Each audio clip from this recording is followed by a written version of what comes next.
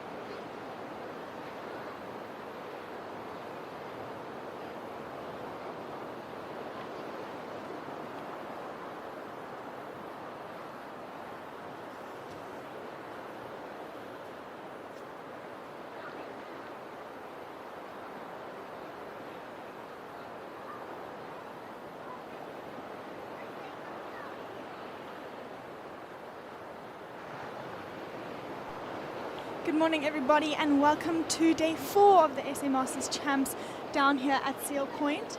The conditions are nice and light offshore, but we are looking at a little bit more waves this morning. I've heard from some of the free surfers that it's definitely selective, but there are definitely some more waves to be surfed. And we are looking forward to an incredible day of surfing, and we hope you enjoy the rest of the day.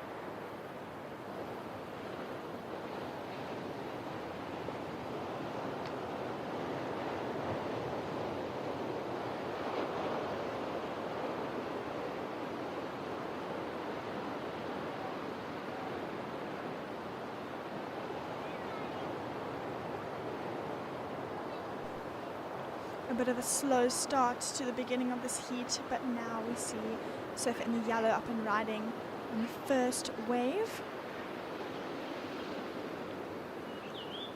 with red right behind him.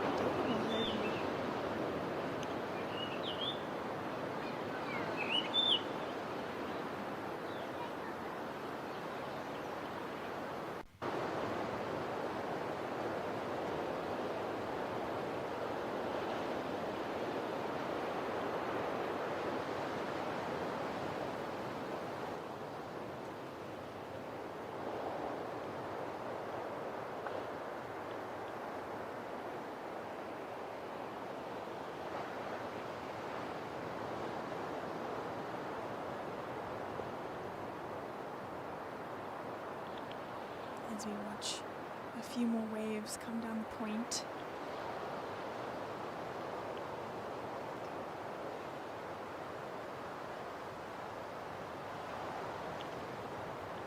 See a paddle here from surfer in the white. A bit of a flatter wave, but he'll see what he can do. This is surfer in the white going off the back of that wave.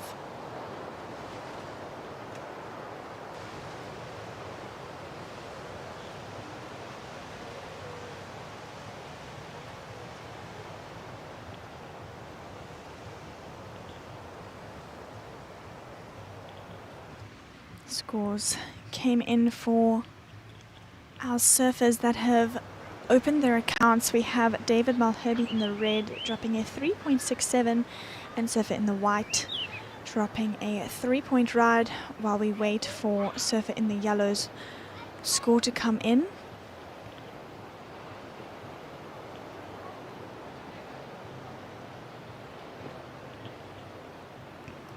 And second wave of surfer in the white comes in at a 4.17.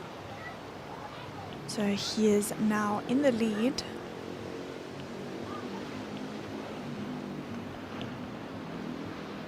He must have caught a wave earlier on in the heat. As we see score come in for yellow, it is a 7.17. He is now in the lead.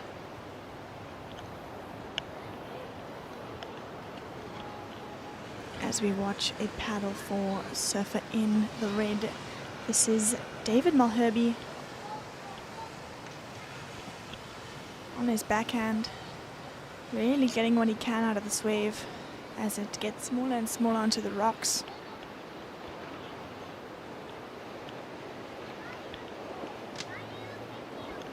Yesterday we experienced some nicer weather compared to the first 2 days of the event, and now we are blessed with a bit of a warmer morning. We see yellow up and riding, nice deep bottom turn. He is trying to keep his way in front of the section, and he'll pull off the back of that wave. As we see another paddle at the back. This is a surfer in the white. Nice carve, and back to the pocket. He'll also let that one go as it gets smaller and crumbles onto the rocks.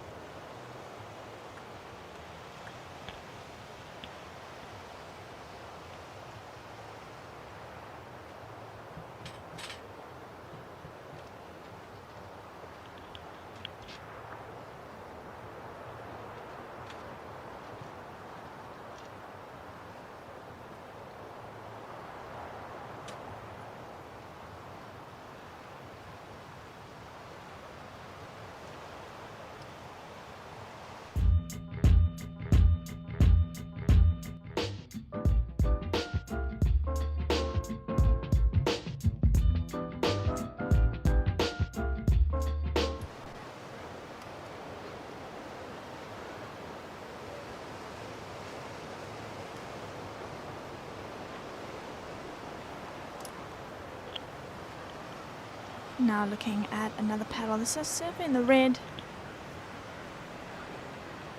Going nice and vertical on that first turn.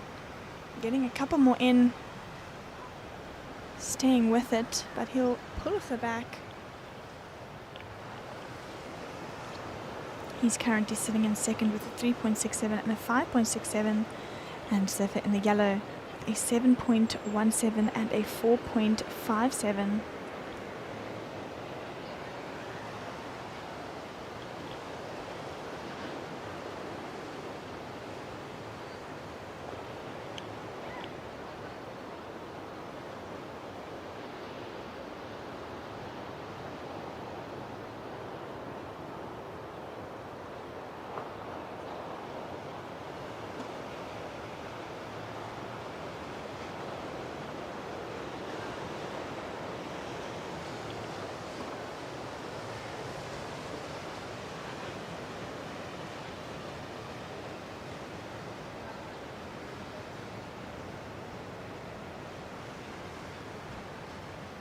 Surfer in the red, his last ride coming in at a 7-point ride, so he is now sitting with a 5.67 and a 7-point ride.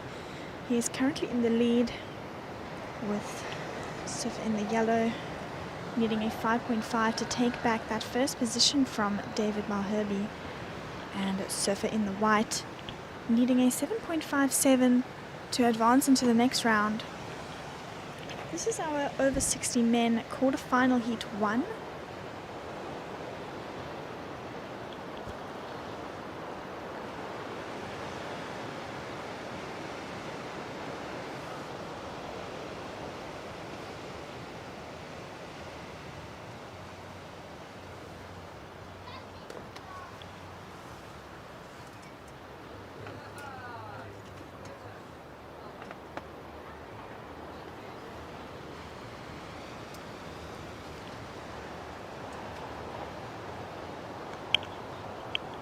We see another paddle, surfer in the yellow.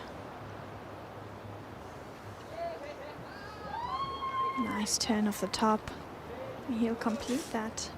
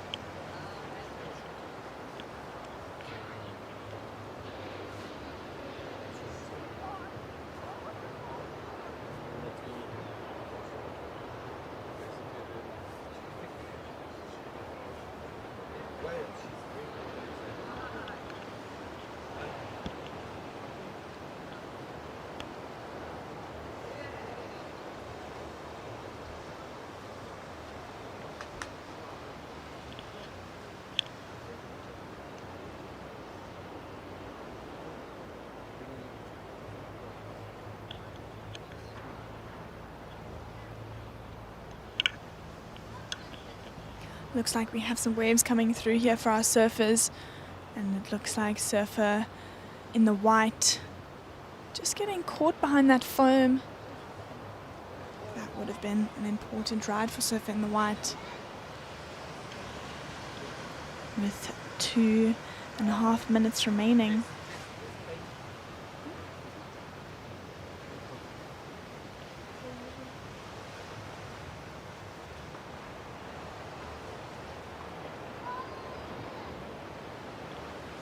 And now David Malherbe holding on to it. Almost getting caught there on the rocks.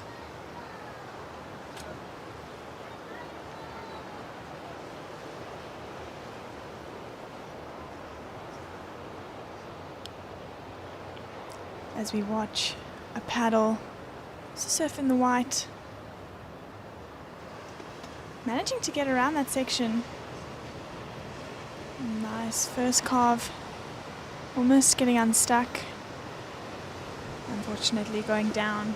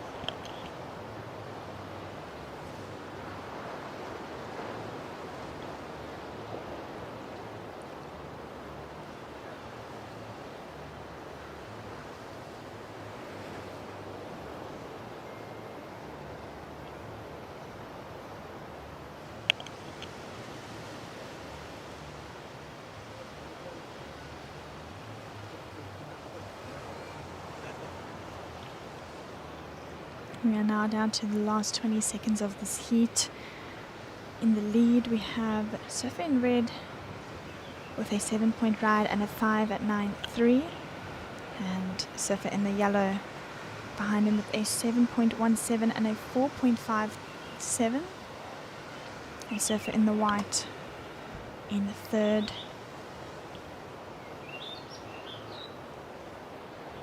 As we come to the end of that heat,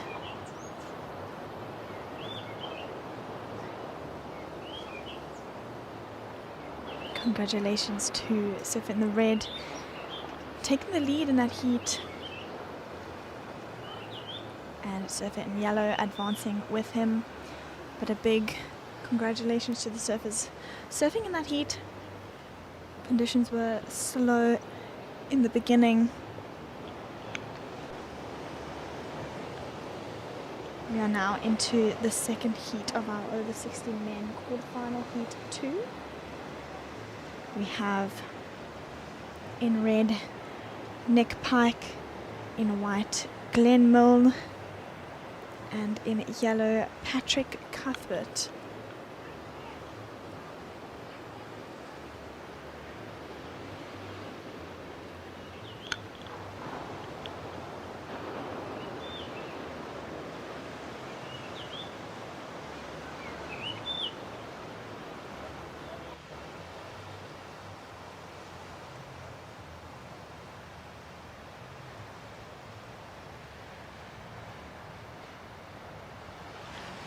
Looks like we have Surfer in the red now up and riding on a small insider. Seeing what he can get. This is Nick Pike getting a nice few turns in on this wave before kicking off the back.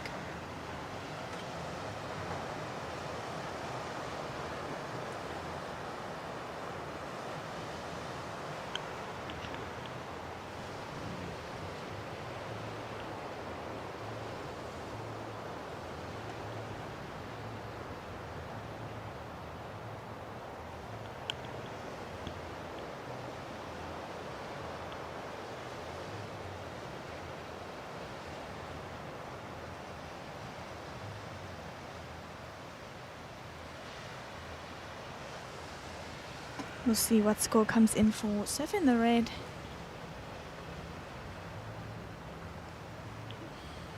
And it comes in, it is a 4.33, our first ridden wave in this heat.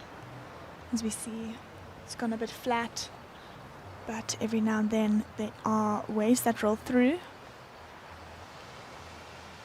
as we saw in the last heat.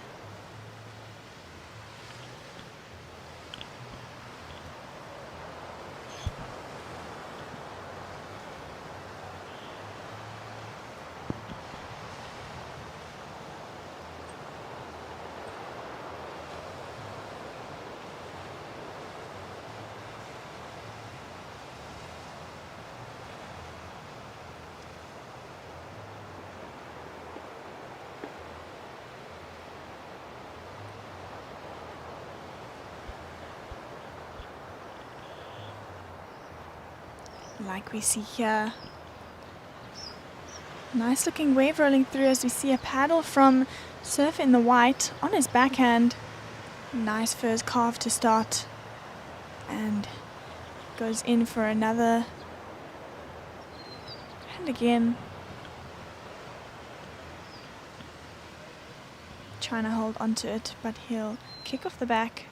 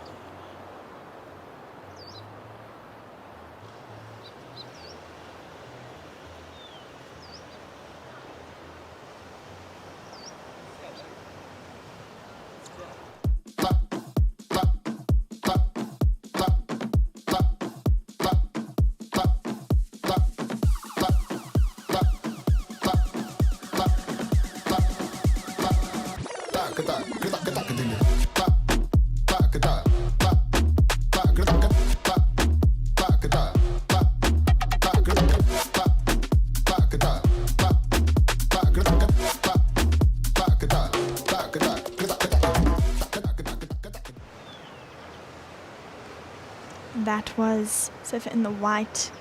His ride coming in at a 4.5, so that is just higher than surfer in the red. So he is currently in first, surfer in the white, and surfer in red right behind him. And surfer in the yellow yet to open his account. 15 minutes left of this heat.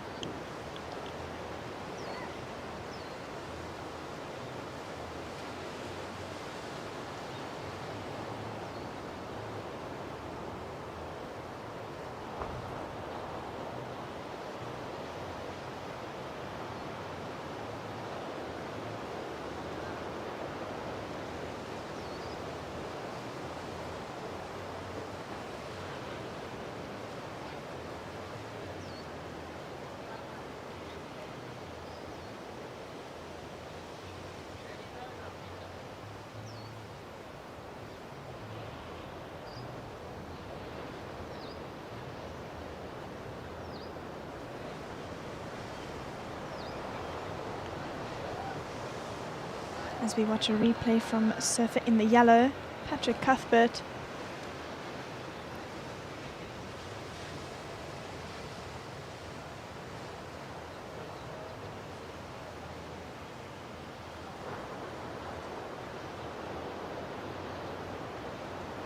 And that wave comes in. It is a 6.17. So Patrick moves into the lead.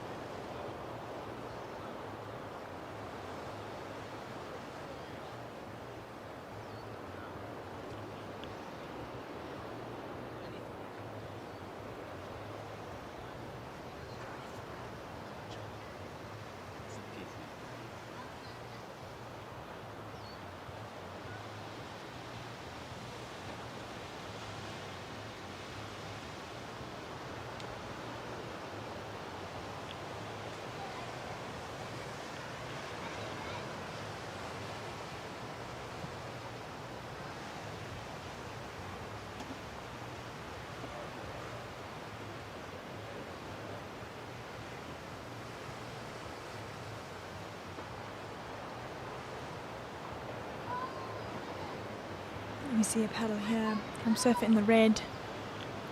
Nice first carve on the top of that wave.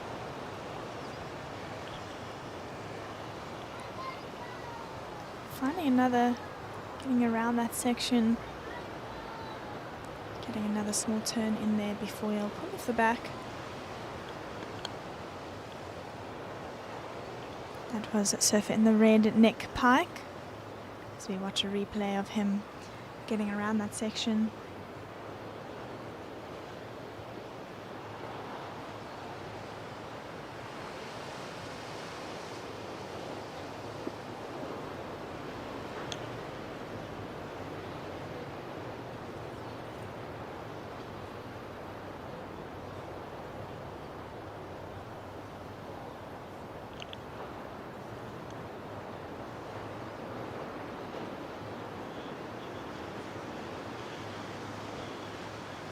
Now 10 minutes remaining of this heat. The current situation is now red in the lead with a 4.33 and a 6.5. Yellow in second with a 6.17 and a 0.83. And Surfer in the white in third with a 4.5.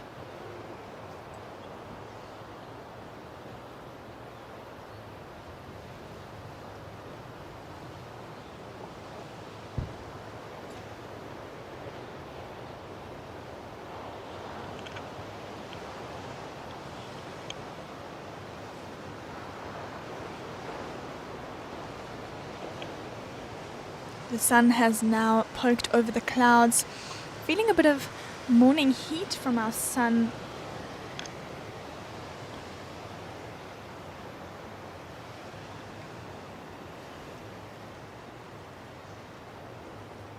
It's looking like it's going to be a beautiful day down here at the beach.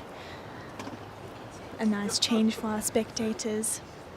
Definitely much more enjoyable than the past few days of this event. So our surfers and spectators are very grateful for that.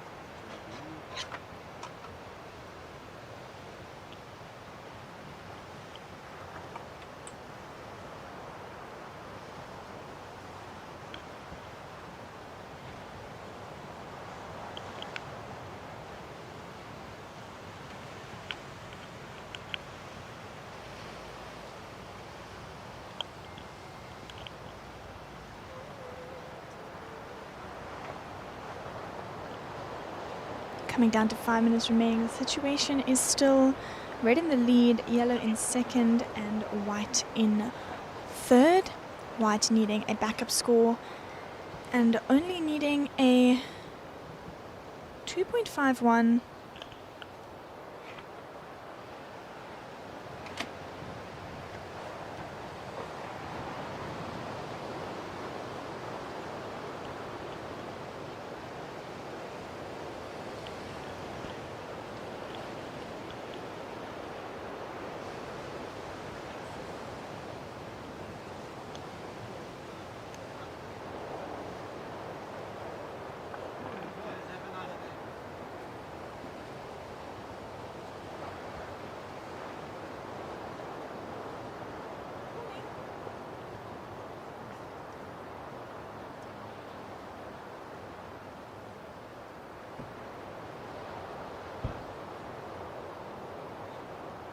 Looks like we have a paddle here from our surfer in yellow. Put a small one. Only needing a small score. We'll see what the judges think of that as we watch the replay. Just a few turns in there for our surfer in the yellow, Patrick Cuthbert.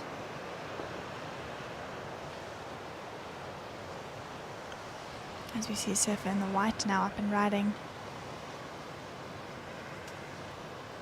Also getting a few turns in on his backhand. Staying in front of that section and completing that ride. My apologies, it was surfer in the white, only needing a small score of a 2.51 to take second place from surfer in yellow. As we watch the replay, this is Glenn Milne.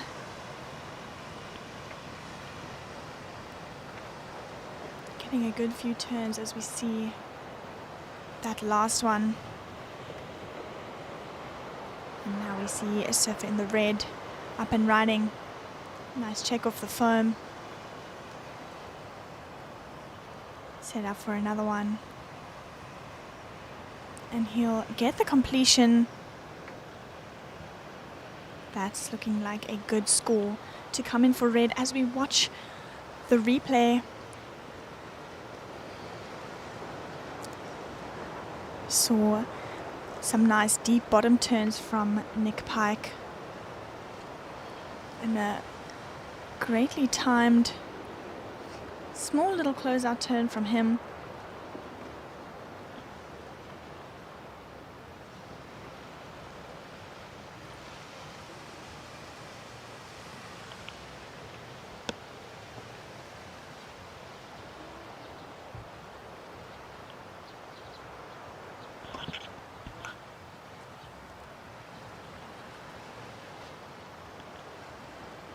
And surfer in the white. His last ride coming in at a 3.97, as well as a wave coming in from surfer in the yellow, coming in at a 3.8. So now yellow is still in second place, with white now needing a 5.48.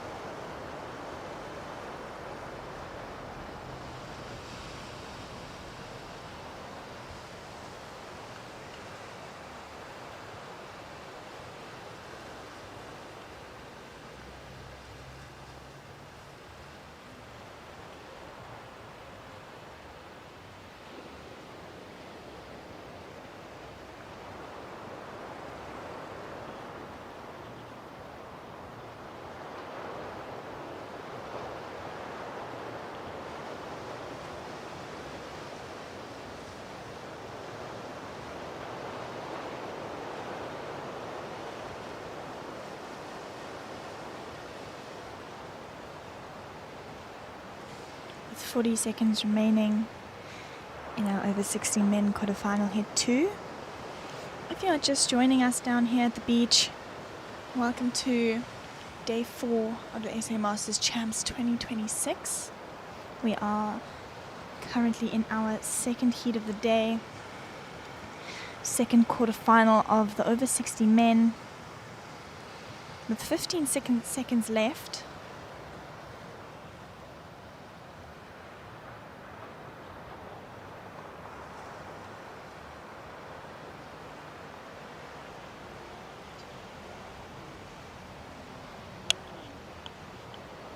And that is the end of that heat. Congratulations to surfer in the red and surfer in the yellow for advancing into the next round. And congratulations to surfer in the white and all the surfers that surfed in that heat. We now have a 20-minute heat with, in red we have Peter King, in white Mike Burness, in yellow we have Marvin Goddard, and in the blue we have Charles Didcott.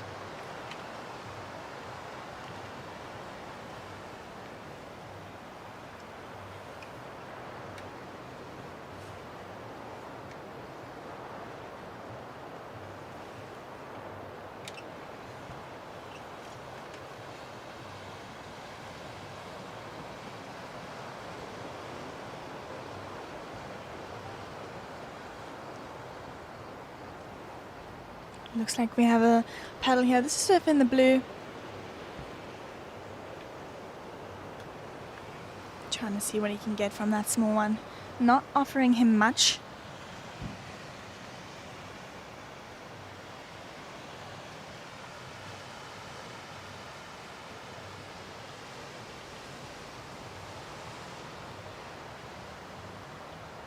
And now we see surf in the white.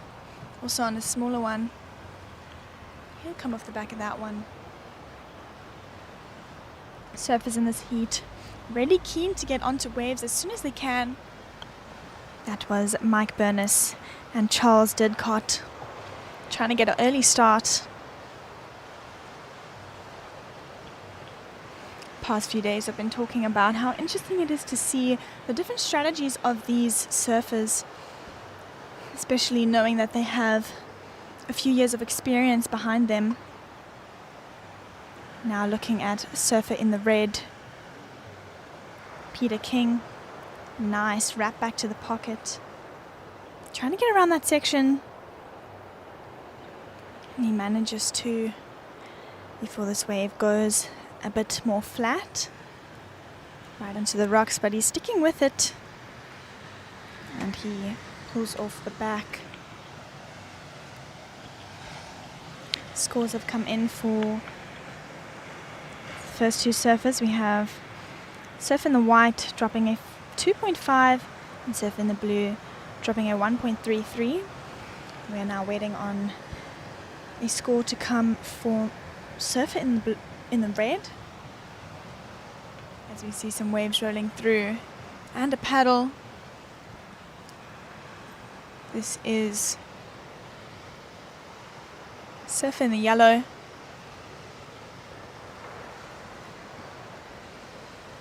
Unfortunately going down, getting a bit stuck there in the white water.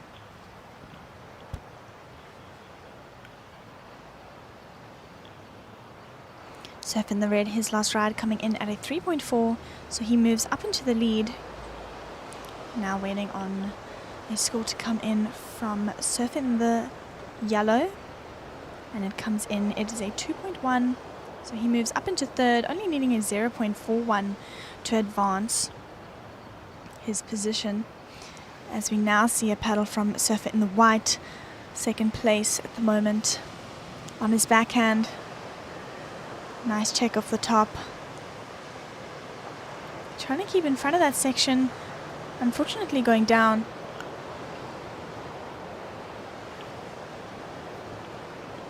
Surfer in the white, needing a 0.91 to take the lead in this heat so far.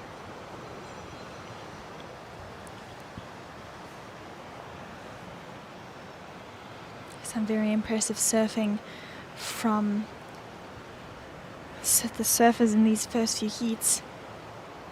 It's our second oldest division that we have here at the Masters Champs. And it's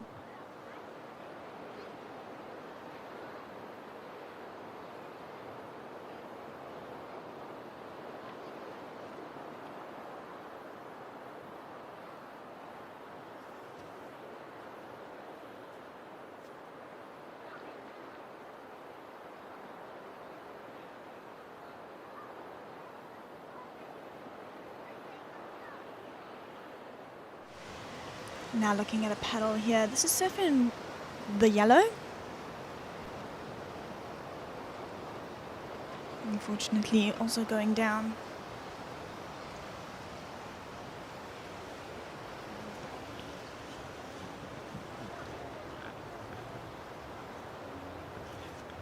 Watching a replay here.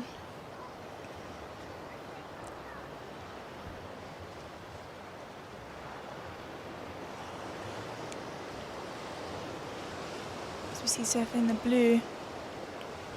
Unfortunately going over the falls.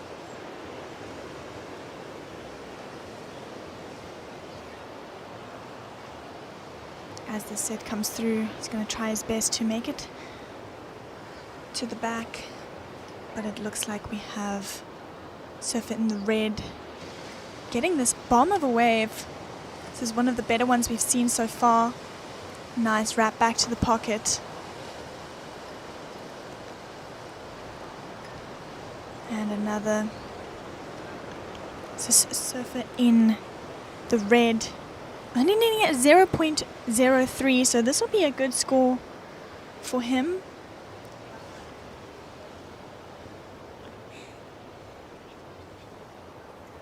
As we watch this replay of the end of Surf in the Red's wave. Some incredible body movement here as he wraps back to the pocket.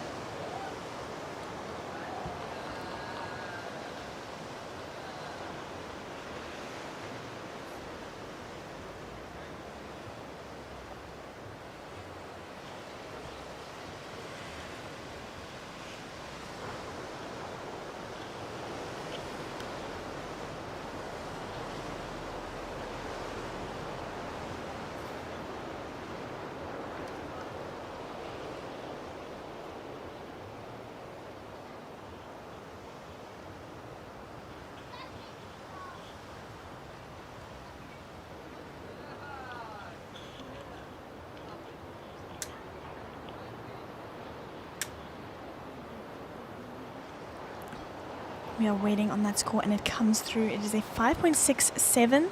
So surfer in the red moving up to first position, and white lowering down to second position, and yellow getting bumped down into third, now needing a 5.57 to advance, and surfer in the blue now needing a 6.34 to advance.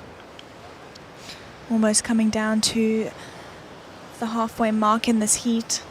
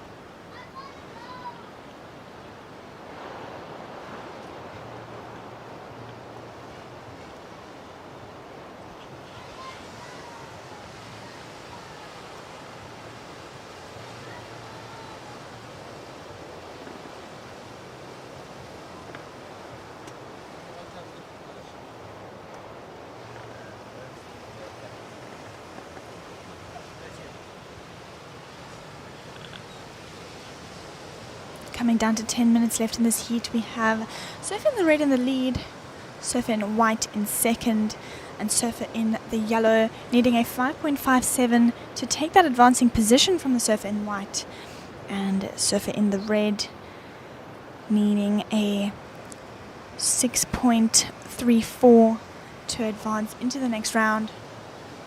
Just under 10 minutes remaining.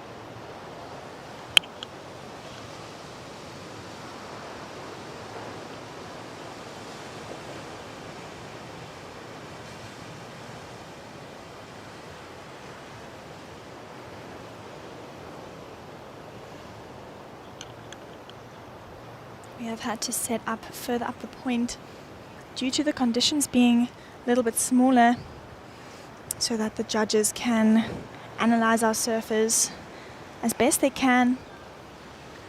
The closer they are, the better.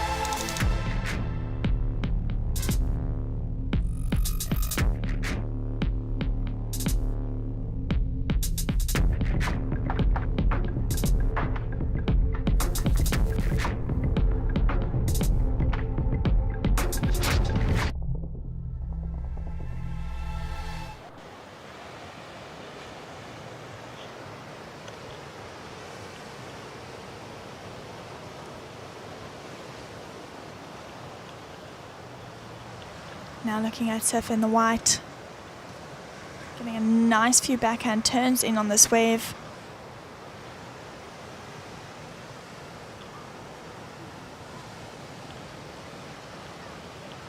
And now surfer in the blue up and riding behind him.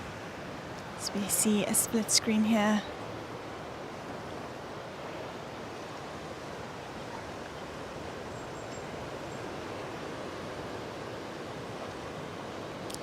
Special feature here for our surfer in the blue, getting double the exposure with that split screen as we watch his replay. Trying to get around that foam.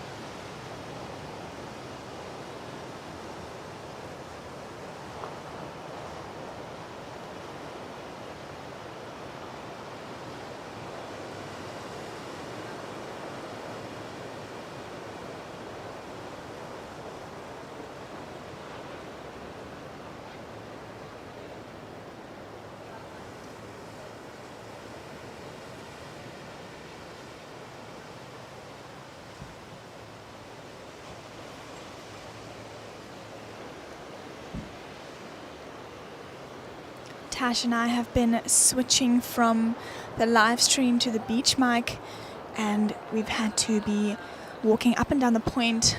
And what's been keeping us sort of energized throughout this week has been the first choice high protein. I know Tash definitely prefers the chocolatino flavored, and yeah, it's just been helping us stay energized throughout this week. It's a lot more work than you think walking up and down here, up Seal Point. I'm watching a replay here.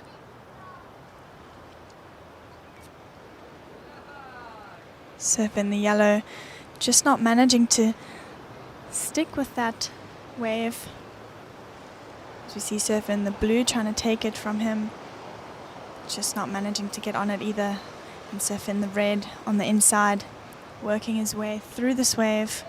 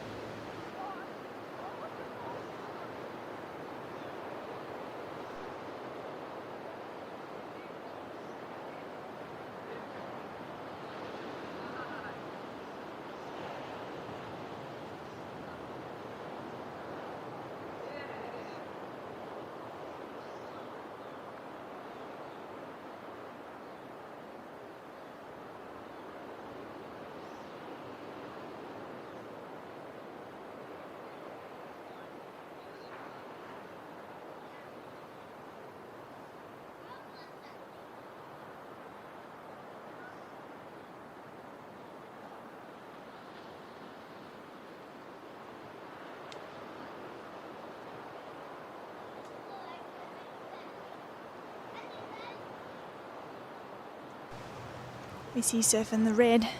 A replay from here.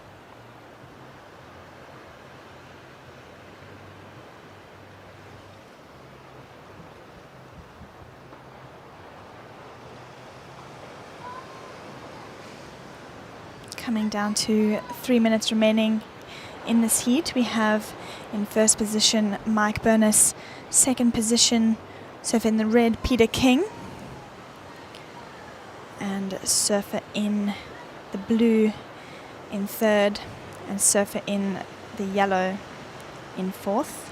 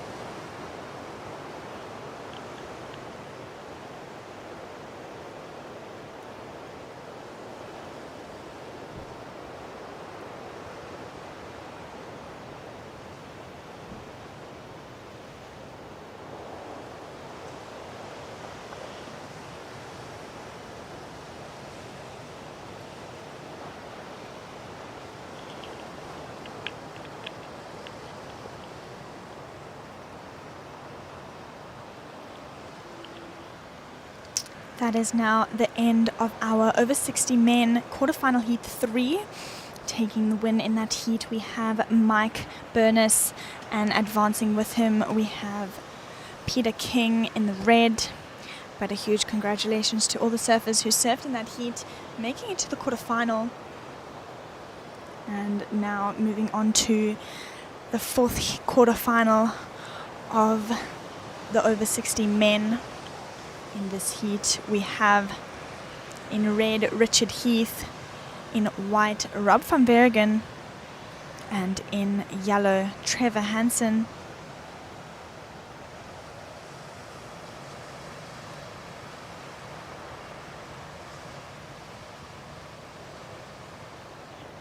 As we saw a quick wave there from surfer in the yellow.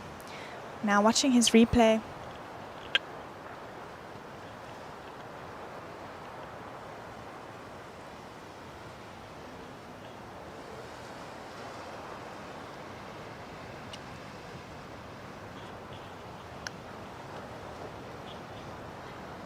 Trevor Hansen, his wave coming in at a 6.17. Surfer in yellow getting a quick start in this heat.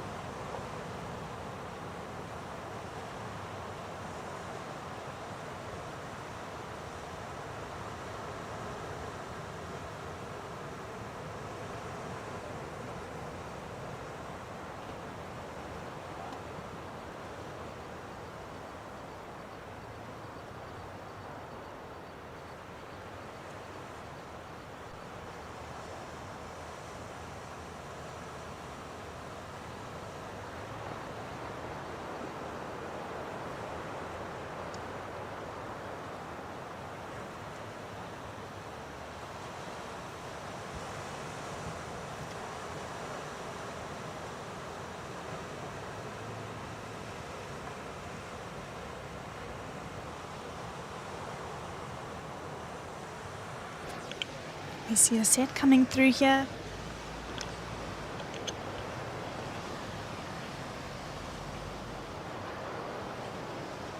And a surf I've been riding. This is surfer in red, Richard Heath. Nice backhand turn. In for another. It's a good looking wave here for our surfer in red. Getting a good couple turns in on this wave. And he'll just fall off the back of that one, as we see now. Yellow riding on his stomach. I think that might be a surfer from the previous heat.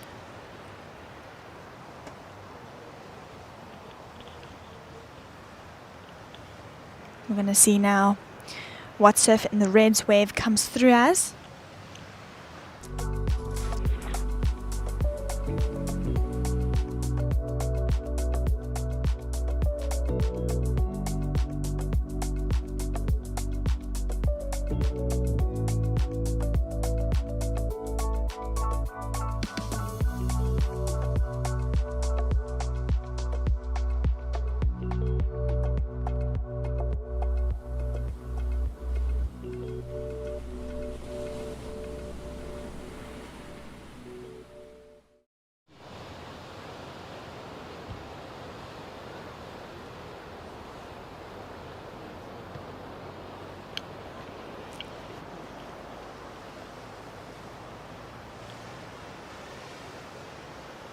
Surf in the reds, score still loading. Just over 15 minutes remaining.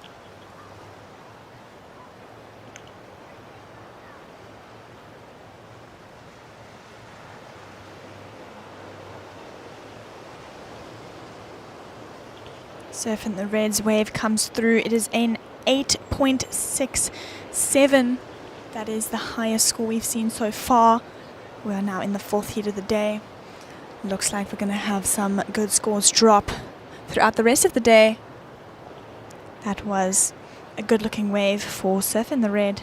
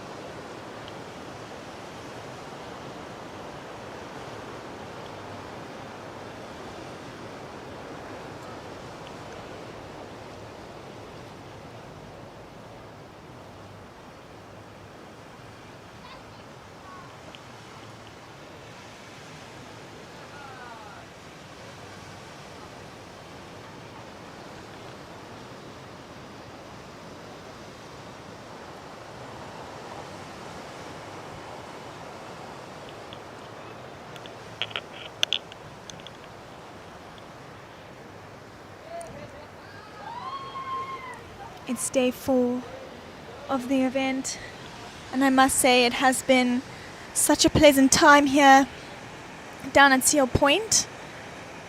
Other than a few years ago, coming for the longboard champs, this is one of my more proper stays down here in St. Francis, and it has been so pleasant. Definitely a big thanks to our sponsors for helping make it so comfortable down here. We've been having great meals provided from the St. Francis Brewery Company. Definitely one of the best meals that I have had on a trip. I've been on a few trips up to J Bay and up Durban side, but none of them have been quite this comfortable and pleasant, having been so spoiled by the amazing food that St. Francis Brewery Company provided for us. I know that the last time I stayed here a few years back, I stayed in the St. Francis Resort, and I'm so happy that I'm able to do that again this year. They've definitely made it so comfortable for us. We're staying in the cutest little cottage, and I've got the upstairs bunker. I love the way that the layout is down there. Definitely a comfortable stay for me and the crew. As well as it being so close to the point, Tash and I have been walking every morning to the contest, so that means you know that it is relatively close to the contest area, as well as a way to walk down to the beach from the resort. Now we see Red up and riding on his backhand. Nice first turn from him, and he goes for another, trying to keep in front of that section, just not managing to hold on to that last turn.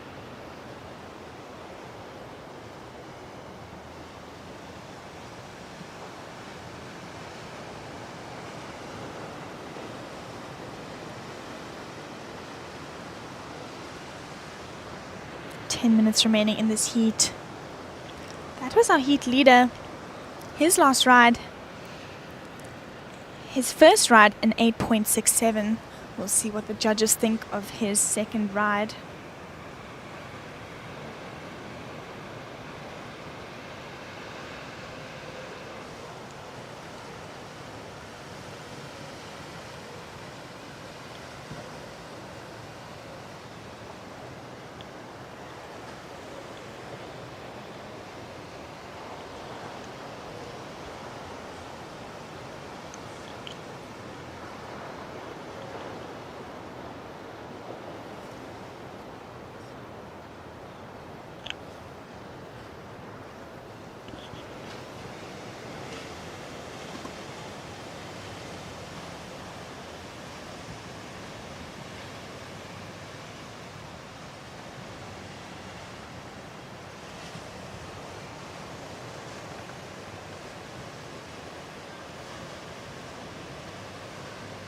Surfing the red.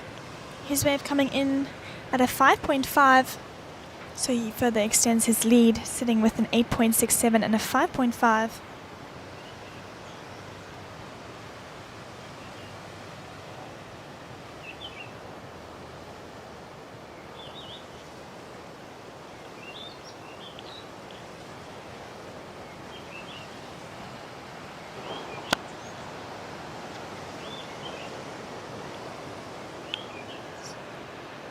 Eight and a half minutes remaining, and surfing the white, Rough and Berrigan playing the waiting game out here, still to open his account.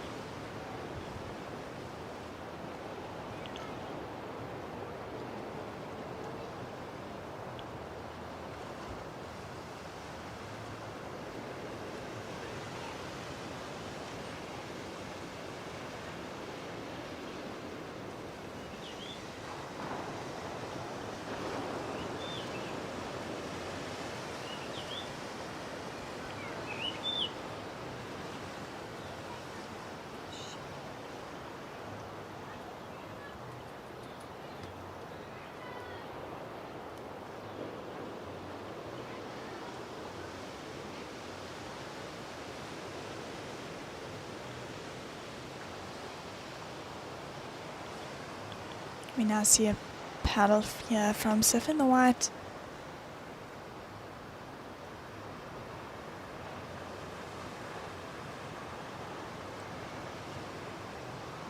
Nice carve back to the pocket. Keeping his way with it. Unfortunately, going down on that turn.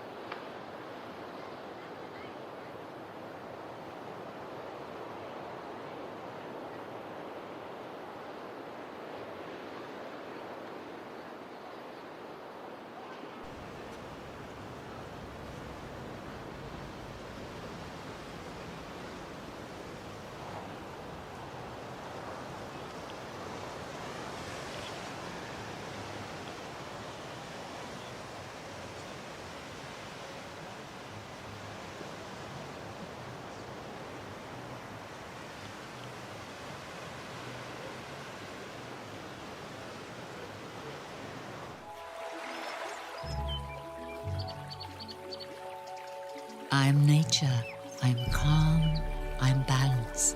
The water I provide is nourishment and life. In the Titicaca Mountains, I filter it naturally as it flows through layers of rock, adding a delicate balance of minerals that makes Titicaca spring water unique. Choose unspoiled purity. Choose Titicaca spring water.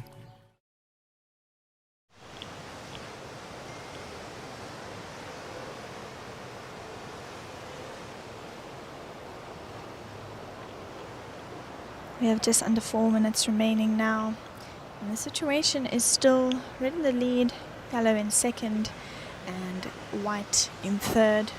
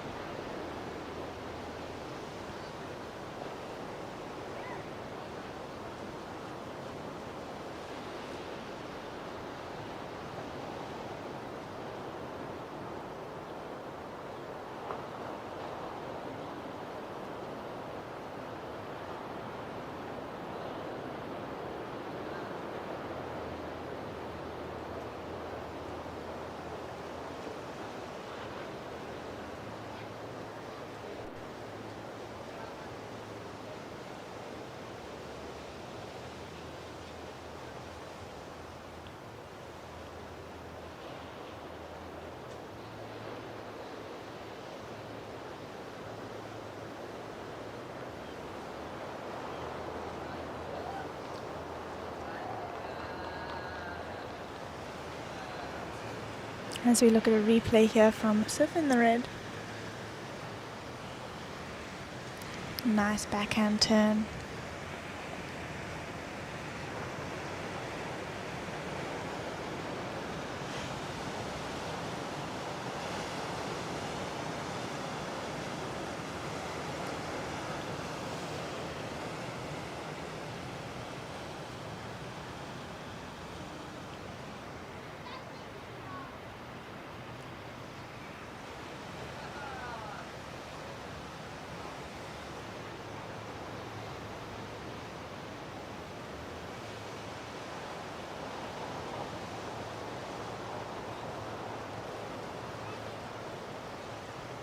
One and a half minutes remaining in this heat from our over 60 men quarterfinal heat 4. This is our last over 60 men, and after this we will be seeing our over 35 women, and I will be joined with Tash going through these first few women's heats.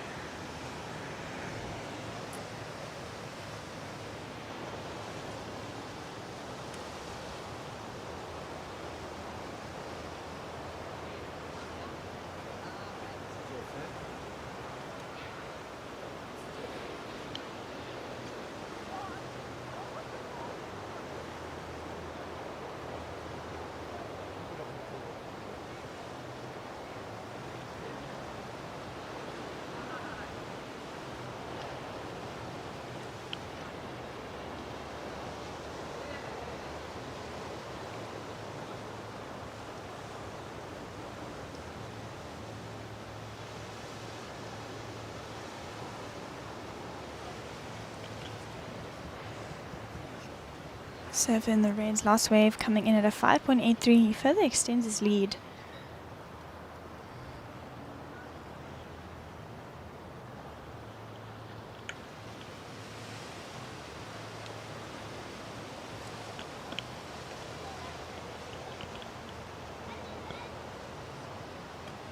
That is now the end of our fourth quarterfinal of the over 60 men.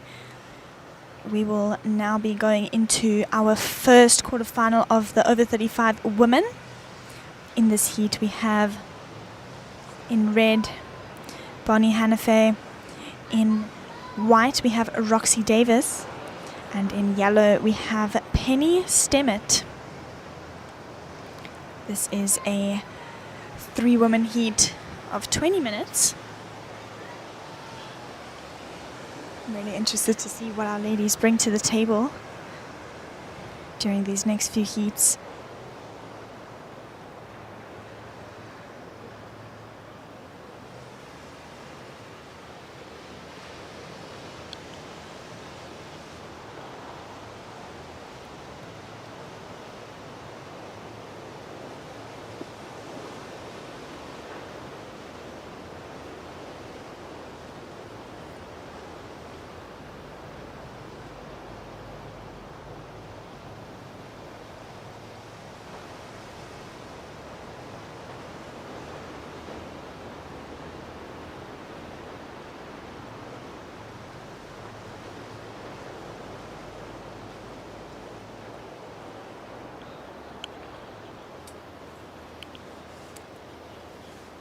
It's starting to warm up here down at Seal Point.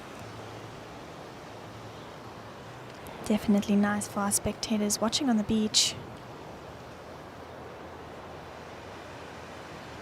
I'm now here in the booth with Tash.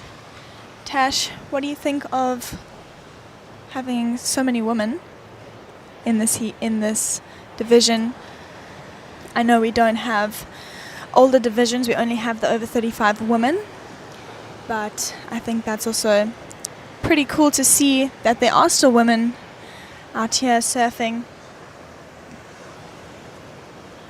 Yeah, thanks Jess. Thanks for having me join you in the booth. Yeah, I mean, it's really great to see these women surfing. You know, a lot of them have accomplished so much in surfing, and like for South Africa as well. I spoke to Heather Clark yesterday, a legend of surfing in South Africa, and represented in the championship tour, as well as winning the Triple Crown in Hawaii. So that was quite an awesome experience for me. Obviously, I know Heather quite a bit from when I was a junior. She was competing in some of the open events that I started taking part in. and try to like learn a little bit from her in the water, see how she was doing her strategies and everything. And yeah, I think we've had a great turnout of women at this event. I'd like to see, you know, a few more divisions start getting added over the years, because we've definitely got like a lot of like influx of women coming through, and even women like starting to surf a little bit later in life, but actually want to enjoy and take part in the surf community, which I think is a big part of this event, is like that passion and surf community for surfing and competing. Yeah, I've noticed that we've had a few women surfers really wanting to get involved in the competition surfing. I know that it can be hard to do that as someone who started later in life, but I think it's so brave of them to come out here and give it their best, especially going against some of the top surfers. I think that's very good for them. It just shows confidence and shows that they're not scared to be out here. And it is overall a great experience for them and for us commentating, and for the spectators on the beach. Definitely is a great thing to have.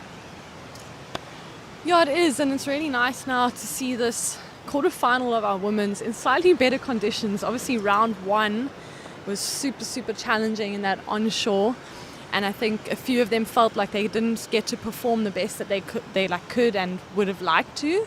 But now I think we're going to see a lot more of that highly competitive drive in the water and getting those more contestable opportunities out there. Yeah, definitely some better conditions compared to the last few days. But yeah, I think that's also a big factor. It can knock your confidence a bit. But yeah, the people who push through those conditions and are able to be in the quarterfinal today definitely have a better chance at performing at their best with the waves that come through. But yeah, looking forward to seeing some great surfing from our women. I think what's really awesome is a lot of the women here, you know, they're moms, they have younger kids that are, some of them starting to compete, some of them just starting to surf. And what is really cool is to see how they're trying to inspire their kids to actually have fun out there, and like that this is an enjoyable activity and it's not meant to be really like pressurized and stressful and full of anxiety. It's actually supposed to be more freeing. And they also want to show their kids that, you know, no matter what, win, lose, they're still enjoying surfing and they're still going to get out tomorrow and go for a surf and have fun. So I think that like is really inspiring, and then we're seeing a bit of that on the championship tour at the moment, which is like a very kind of new thing. Obviously, Lisa Anderson, I think it was back in the day, she had a kid on tour, but now we're seeing Carissa Moore, a mom, traveling with her, you know, like 1.5-year-old baby and competing at the highest level of our sport and actually doing really well. So I think, you know, everyone's starting to see that moms can do it all. I mean, we've always known that, but now it's like, you know, it's like more in our faces now, like, hey, moms can do it all. Yeah, definitely. And it's, I mean, a parent is one of your biggest inspirations, and for them to come out here and compete, it really does set, not a standard, but just like really shows an inspiring thing, especially for a young kid, you know, especially getting introduced to it, you know, if that is something that the parents want their children to eventually be more involved in. Just shows that it's not a scary thing, you know. Yeah, I think that's really special. I've even seen a few younger kids running around here. I know Roxy has her kids here. She's currently in this heat. As we see her up and riding on a little one. She's also a great surfer and a great mom. I know she was helping her youngest daughter learn how to roller skate up at their house. Yeah, she's been really pushing through these 3 heats. I spoke to her early this morning after her free surf, and she said it's definitely quite selective out there, but there are some fun ones. As we watch her replay, some very technical surfing here from Surf in the White. Yeah, you can see Roxy really using her arms on this wave. You see how she's pulling it back into the pocket there, hoping and aiming to get her board more on the rail, as well as throwing a little bit more spray. So you can see like her arm movements are really great, very dramatic, but you can see it really helps her to pull the board around. Some interesting facts, I'm sure you may know a few of these, Jess, but Roxy actually has a PhD in surf therapy, and what an awesome experience if you have ever taken part in a Roxy Davis Foundation event. And it's really, really a special moment to be surfing with adaptive surfers and seeing their passion and energy in the water. And yeah, just a big shout out to Roxy for, working on this and really helping our adaptive surf community get in the water more, improve their surfing. She's gone with them a couple times to adaptive ISA Worlds, and I think she's just a great role model for everyone actually in surfing, that surfing is also about giving back to others in the water. Yeah, something that I've noticed about Roxy is she's got one of the biggest hearts, and she's really put a lot of her energy into helping those surfers live their dreams, A lot of us sort of become consumed in what we want in life, and she's definitely just really, really shown that she's really given back to the community and made an effort to help other people get to where they want to be, as well as her path. I mean, she's currently surfing in this event, she's still finding balance in family, and she's the founder of Ocean Freedom, and she's got a lot of things, and she's really an impressive human being. So yeah, as we see, got red up and riding on her backhand. Also some technical surfing here, and she'll unfortunately fall off the back of that one. So that was Bonnie Hannafay. And for those of you familiar with surfing, that is Gemma Hannafay's mom. Gemma competing in some of our open division now. Shout out to Gemma. I'm sure she's watching at her mom competing at the moment. Bonnie, I really liked this backhand wave of hers. Unfortunately, just on that end section, catching that heel rail, you can see she was just going a little bit down the line. Maybe she pulled a little bit straighter, could have completed that ride, but I did really like the look of her turns on that one. You see Roxy opening up with a 7.5 on her first wave. And that's what I was talking about, that arm movement. And this is Penny Stemmett, so quite a heat out in the water. Penny also having represented South Africa a couple times, as well in SUP as well, stand-up paddle. And Roxy Davis has represented stand-up paddle, longboard, shortboard, you name it. So she's done a lot of representation. And Penny also last year was a team manager team coach for our junior team. So also another great role model for junior surfers in South Africa. And Bonnie getting a 3.5 on that second wave. I can't help but wonder if maybe she just completed that end maneuver, that would have been a higher score for her. Yeah, it's definitely an important factor in these waves is completing your ride. I know even in longboarding you get quite a few extra points for riding out of it. That's something that I need to learn to perfect. But even Taryn King surfing in ISAs, she got a good extra points for completing her ride. So I definitely think that's an important thing and a big thing that the judges are looking for. So yeah, definitely worth risking your fins for. Yeah, one of the things you like to think about, especially in these type of conditions, is that we're at a point break, so it's more than one maneuver. It's connecting the maneuvers together, so like connecting the dots from start to finish. And sometimes when you just don't get that last dot, in like a connect the dots drawing or something, it doesn't quite look like it's supposed to be. Yeah. And I guess that's what we can say in surfing as well, especially in these heats. Like, you just want to end off really well and put a nice full stop for the judges and say, hey, that's what I've done, and give me the score. And we have seen a lot of the surfers risking it on the rocks there. You see white, that's Roxy Davis. Great snap back to the pocket. Another carve. And this is what I'm really liking about Roxy surfing, is the use of her arms and the rail in the water. You can see she's really pushing hard on those fins, pulling it back. She decides, you know what, I think I've done the work, so I'm going to get out, end off. And the one nice thing about surfing is that we don't get minus points for not completing a ride. Yeah, no. I think that is a great thing. I think that would be very tricky if we did get minus points. But yeah, just looking at the replay here, there's a lot of power that goes into Roxy's turns.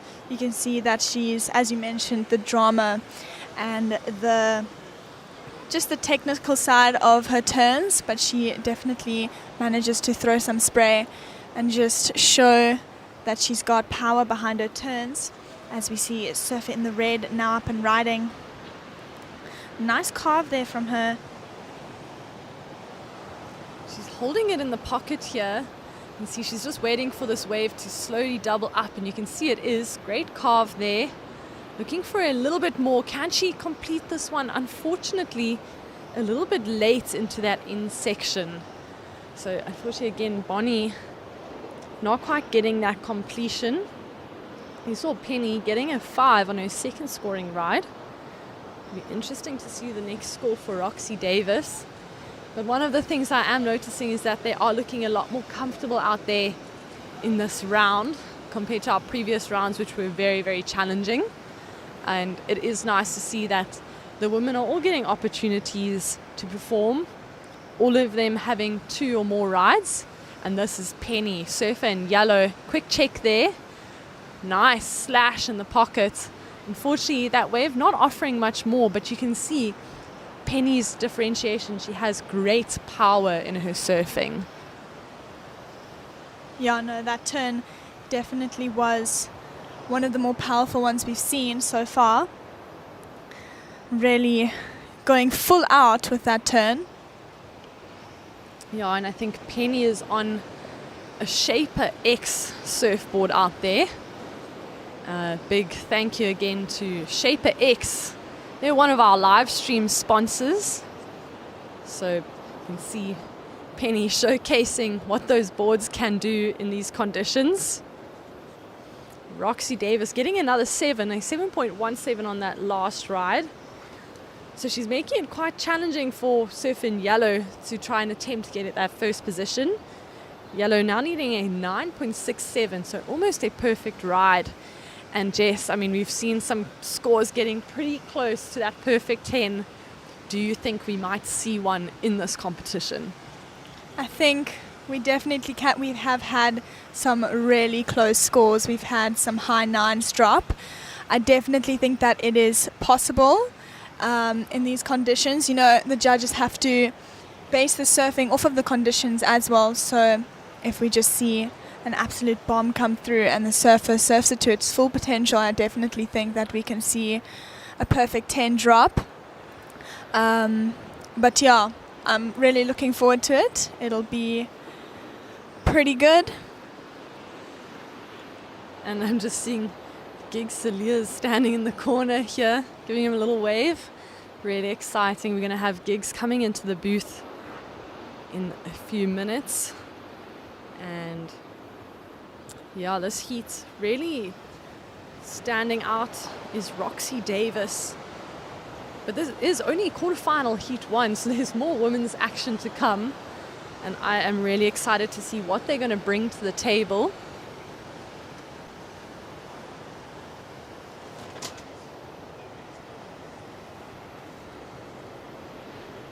See, last of yellow, a 383. So Bonnie Hannafay now needing a 4.91. And I really do think that if she'd completed both of those rides, she'd be sitting in a much stronger position. She's been choosing waves that are running down the line, really opening up for her, but unfortunately just not quite connecting with that end section. Yeah, that would definitely have given her those extra points as we spoke about earlier. I definitely think that it's worth it, especially when you didn't do what you wanted to do on the wave. Like, let's say you had a wave and you feel like you could have surfed it better. That completion can definitely help you get a little bit more scores, like a little bit more points on the board.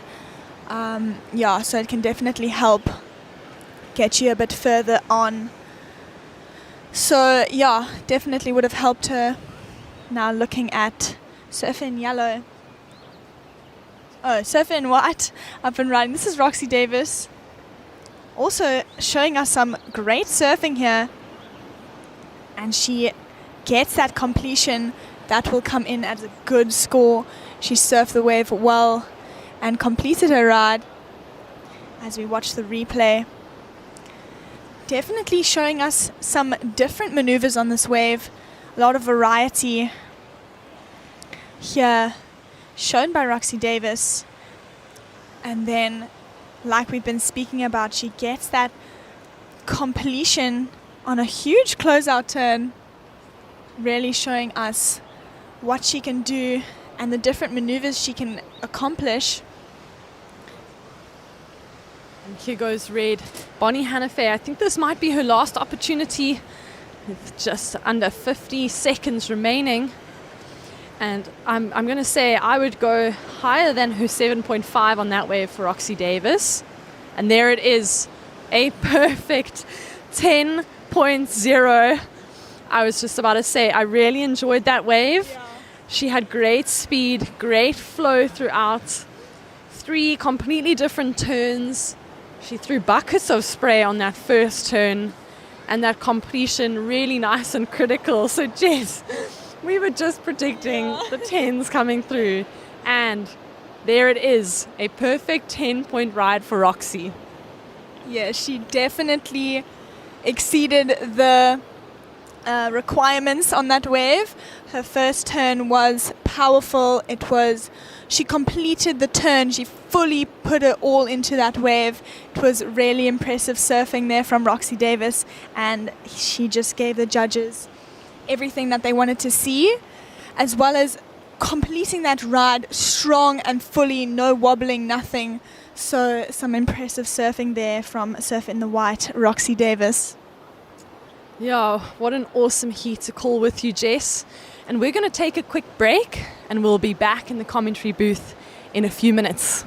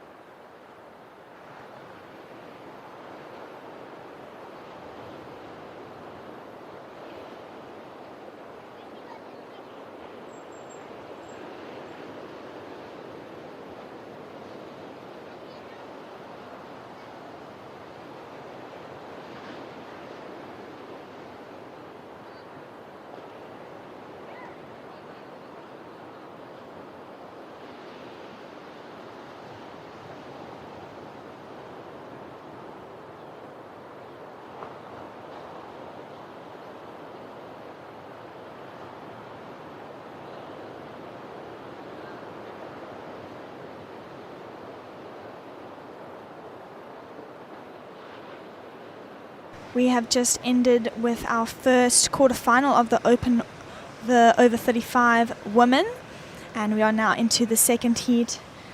I'm here with Gigs, special guest in the booth. So, yeah, I'll hand over to you. Oh, well, we'll bounce the mic backwards and forwards. Morning, Jess. You've been doing a good job. Been thrown under the bus with the commentating role. Never easy. But it's a Saturday morning and it's beautiful here in Cape St. Francis. What do you think? Best conditions so far of the week as we start the fifth day of competition? Yeah, it is definitely the best conditions we've seen. Other than the second day, I think we had some nice, like a period of time where it was like good amount of swell and then the wind had just switched and we had a bit of sun as well. So I think it was around lunchtime. It was some pretty good conditions. Whoever surfed in that heat, those heats were lucky, but yeah. Yeah, I remember that wind switch that just kind of came through. I think mid-afternoon you were still talking about that, how it suddenly just turned the lineup and brought some structure to it. Well, it's offshores here for Saturday morning. For those of you tuning in, good morning. My friend Ernst gave me the shout, please come and jump on with the girls. It's been fun listening to you, Jess, to Toy, and obviously to Tash van Groenen as well. But it's the Masters and there's some competitive stuff to break down and go through. So, so we'll plug in and we'll have some fun with it here. You can, of course, follow all of this on liveheats.com. Have a look under the Surfing South Africa list. A couple of replays from the team as well here as we'll start getting stuck into action here this morning. And, of course, you know who that looks like? That looks like Kay Holt. Is that because it is? Yeah, so Kay, one of the campaigners, she is been a national level surfer her whole life. I mean, we just think of the history of Kay Holt. She's got so much strength in those legs. She's able to drive ball. She surfs some quite funky equipment as well. And just to talk to the conditions, as you see Kay on screen flying away, surf is actually in the 2 to 3 foot range here. Now, I'm a little confused because I left Vic Bay and I just... couple of hours south of us here, and I've just been given heads up by Jordan at the Vic Bay Surf Shop there. It's dead flat, so there must be a little bit of a deep water swell, a little bit of angle coming in here, but certainly, Jess, beautiful conditions, eh? Yeah, definitely some beautiful conditions. Even down here with the sun coming out a bit, we've had a bit of wind and rain, so definitely a reward to have the sun come out for our spectators and even our surfers. I know the water's quite pleasant. I'm from Cape Town, so definitely a nice change in water temperature, but conditions are looking much better. Even yesterday we had some offshore, but it was a little bit smaller. It's slow, but when the right ones come through, they really are good. And as we saw, Roxy able to drop a perfect 10, so there's definitely scoring potential out here. Jess, 100% right. 12 and a half minutes to go in this 20-minute heat. If you're plugging in, scenes here from Seal Point, Cape St. Francis on the second to last day of competition. We're in the pointy end of the draw. Of course, opening rounds a number of days back in challenging conditions in the onshore. But now we're set for a great weekend to wrap up and crown champions. On screen, trying to identify. We're sitting quite far away. Looks like red. That'll be Tamaris de Maruson. Used to call her Cabbage back in the day. That was her nickname. She grew up in Richards Bay in the Alkanstrunt zone. Of course, part of Ilembe these days. And Tamaris, that was on screen. Currently your heat leader as well. A couple of snaps on the face for her. I mean, her technique is always so good, Jess. Yeah, definitely some critical surfing happening from our surfer in the red, as we see in the replay. Now Kay Holt's up and riding on a little one. She's also been showing some powerful surfing. Well, of course, Tamaris in the red. You should be able to see scores top left of screen. We're just talking off the action screen here, but Tamaris de Maruson already a 5.67 and a 6.17 in, and you'd expect that from Tamaris. Of course, Tamaris a multiple national champion through the years. I don't know how long you've known Tamaris for, but she started her journey, like I said, as a junior in the northern coast of KwaZulu-Natal, And you'd expect to be getting numbers like this. It's quite a competitive heat as well. I just want to add Kay Holt, as we mentioned, former national champion as well. And then don't write off Michelle van Kempen. Of course, that's her surname now, Michelle Hill, part of the Hill talent family, right here from the Cape St. Francis region. So, it's fun heats on board. We're in the women's quarterfinals. Trust that you're enjoying the live stream with us. And remarkably, as I said, there is no swell on the coast anywhere. And it's lined up here, 3 foot, shoulder high waves peeling, and we just I'm sort of looking off to the right here. We're commentating from quite far down the point itself. We are way over to the left of the full stop rock. All the surfing's happening way over to the right, so we're quite far from the action at this stage, but certainly with the tide where it is, 9:15 high this morning, it's put the lineup right up in the top corner, and there's some beautiful little runners for the ladies. Yeah, no, definitely. Sitting down here, we see the whole ride.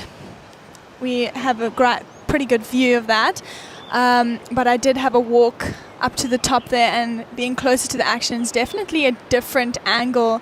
You feel more in it, and the wave just looks very different from how it looks down here. So, yeah, I mean, we are in a great spot seeing all of them down. Judges are way closer to the angle of action, as we'll see potential takeoff on the outside there. That was Kay Holt going down. And of course, as we mentioned, there's a strong pedigree here with all 3 of these surfers as they contest this quarterfinal. Just having a look at the quarterfinal round, you mentioned Roxy Davis getting a high set of numbers in her previous win over Penny Stemmont and Bonnie Hannafay. That was in quarterfinal 1 this morning. Right now, currently 9 minutes left in quarter number 2. Quarter number 3 coming up, Jess. What are we seeing there? Just trying to plug into the live heats. We'll pull that heat up for us shortly. Who have we got? So that is live. And heat 3 coming up next. Lisa Mace, Ingrid Nuss, and Angelique Kutzer. You know those ladies? Okay, so a lot of new names for a lot of us.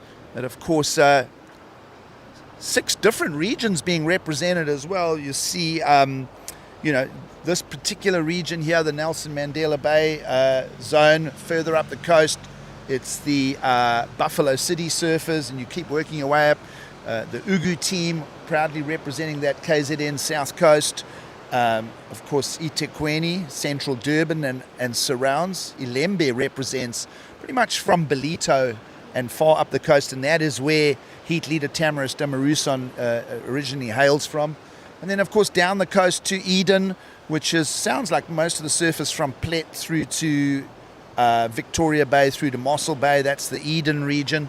And then through to the Cape Winelands. And then, of course, Cape Town Surfing representing the greater Cape Town area.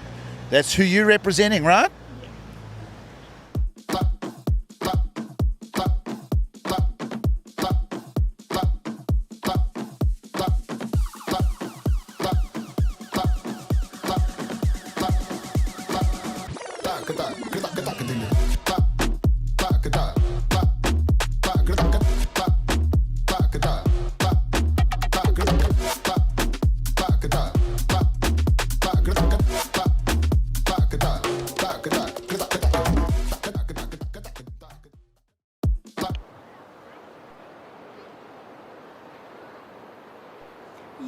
Of course, a very good morning from beautiful Cape St. Francis, and proudly the Grandmasters and the Masters SA Champs underway here. Lots of friendly faces, all the familiar teams back doing their best to not only compete against themselves, but their best bros. Always an incredible vibe and scene around the contest site itself. We spoke about Cape Town Surf Riders. And as I say, where in Cape Town, Jess, are you hailing from? Just so that you can introduce yourself a little bit. We've been listening to you all week, but tell us a little bit about Jess du Toit as we wait for a few more sets to arrive. Yeah, so I'm from the Deep South, and I represent Cape Town Surf Riders. I represent Are you them... Komskom? Yeah, sort of, kind of Scarbarian. Okay. So I'm from Scarborough. I know my brother's good friends with Kai Stubbs, and just from that sort of area. Yep. Scarborough, favourite part of the deep south, the peninsula there. It's amazing. All the people down there, they live in such a gem of a town, but they don't want to talk about it. So it's like, so we'll talk about it, but we won't talk about it. It's sort of the vibe of the deep south. We've got a number of mates that live down that way, and they'll never tell you they had a great surf, but they probably had like some of the best waves available anywhere in the world on an average morning. But certainly the town of Scarborough is so much fun there. I love those visits down there. Of course, Scarborough, home to a world kneeboard champion as well in Tom Gray.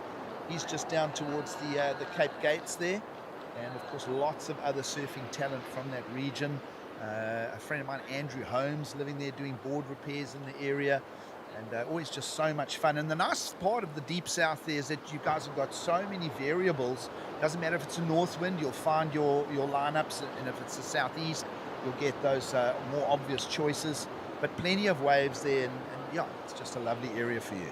Yeah, for sure. I mean, I do a lot of filming for the Groms, but as well as you mentioned, Tom, he gets so barreled at corner, and I've got a few shots of him. And then you mentioned Andrew Holmes. Love him so much. He's definitely one of the main characters there in Scarborough. He does a lot of Is the Camel Rock still there, the restaurant? It is. Yeah. It is definitely still there. We always, like the slap chips there, all of us, we just flock there after a surf. And yeah, it's really like it. It's a nice community down there. It's very, very quiet. Everyone knows everyone, it's really, I love it there so much. I recently moved there maybe like 4 years ago, and I've really settled, and I love it. Yeah. Nice. So good to hear. You've been hearing the voice of Jess DeToy all week long. Good to know a little bit more about it. How old are you, Jess? I'm 17 years old. 17 and doing the commentating. Well done. It's not an easy task. Just talking to the action on screen. Kay Holt, currently up and riding. This is quarterfinal number 2 of the women's over 35. Kay currently holding down second place. She's got a couple of scores, 3.93 and a 3.27. So trying to up her numbers. We'll see Kay as we see the replay there. Meanwhile, someone with the local knowledge up and riding, Michelle van Kempen. A couple of nice snaps from her. It's going to be all 3 surfers involved here. I mentioned head-high waves, sort of chest-high waves, and it's really, Seal Point has come alive. And as I say, almost against the grain of thought, considering how little swell was on the wilderness beaches last night down to the south of us. Almost no swell around Plet. But certainly some fun little waves on offer, and all 3 ladies getting involved there. Tamaris de Maruson, heat leader, we've just seen her. This is a slow-mo of Michelle. Yeah, definitely some action there for the last few waves from our ladies. It's nice to see some waves roll through, especially with a little bit more of a lull. We'll see what the judges think of our ladies' scores. Well, talking of scores, as we mentioned, Tamaris trying to improve on a 5.67. She opened up with her very first wave, the 5.67, so perhaps that last one going to nudge her lead a little ahead. Kay Holt defending that second place position. Pair of 3s, we've seen if her numbers go up. I've got a feeling that the last score of yellow still to land from the judges as we wait to refresh on the live heat system might put some pressure on Kay Holt. We'll look for a situation change there, perhaps, because Michelle van Kempen in yellow got a couple of really nice cracks off the lip if we think back a minute or two. Yeah, definitely. There's definitely a good chance here. As we see the score come in, it's a 5.17, pushing Surfer in White down to 3rd. So yeah, definitely getting rewarded for her few cracks on that wave. All right, so still letting some scores populate here. We mentioned Van Kempen finding her best wave, and as you mentioned there, Jess, a 5.17. Bumped up to 2nd, Kay Holt's down in 3rd. Just wait for the judges' score sheets to refresh. It's the pointy end of the heat, 1 minute 40 to go, so almost down to 90 seconds. And there has been, just to talk to conditions again, we spoke of the offshores. It's we're into the neap tide week. Local time here, 9:30 in the morning. High was about 15 minutes ago. But there are some long lulls, so I don't know if we're going to see another set. And perhaps the numbers that land now from that last exchange are going to determine the heat outcome. Yeah, no, the lulls have been can be quite frustrating for the surfers, but just making sure that when those waves do come through that you surf it to its full potential, definitely important, especially because there's not much waves to go like to be for Yeah, there's always not a lot many on waves offer, for right? the surfers, yeah. But so it's definitely important to just surf it fully and complete your rides as well. Well, that's exactly what Tamaris de Maruson has done here. We're inside the last minute, 45 seconds to go. So your surfer in red. You should be seeing these numbers top left of screen, folks. 617, and she added a 6.1, Jess. So good, convincing set of scores there for Tamaris de Maruson. It's going to steer her into the next round, and she'll be on her way to the semi-finals with 30 seconds to go. Yeah, no, definitely defending her first place there, dropping another good score for her. It's definitely unfortunate in conditions like this when you just those last few seconds and you're just waiting on a wave. I'd say watch the lineup here, because Kay Holt down in third looking for a 4.25. Definitely and you know doable for her, Kay's a scrapper as well. She'll have a go at it as we count this down, waiting for the beach horn to blow. And that was the last roll of the dice for Kay Holt. So that last flurry of waves, all those numbers in. Tamaris de Maruson getting the 6.1. Michelle van Kempen found her best score, the 5.17, bumped her up to second. And Kay Holt is going to fall out of the draw here in the over 35 women's draw. And that, Jess, brings us to the end of quarterfinal number 2. Yeah, that was definitely an interesting heat to watch. A lot of situation change between yellow and white. Looking forward to the next heat coming up. We have Heather Clark in red. So definitely looking forward to see what she can do in this heat. Yeah, quarterfinal number 3 about to hit the lineup. Lisa Mace, Ingrid Nuss, and Angelique Kutzer. And then quarter number 4, you mentioned there, Heather Clark and Zany Kaywood, who's been improving season upon season. And Jeannie Holmes, of course, you recognize the Holmes family name. And, she'll be representing Eden when that comes around. Those will be the ladies up in quarterfinal number 4. Right now, over 35 women's quarter number 3. Shall we take a little break for a couple of seconds and sit back?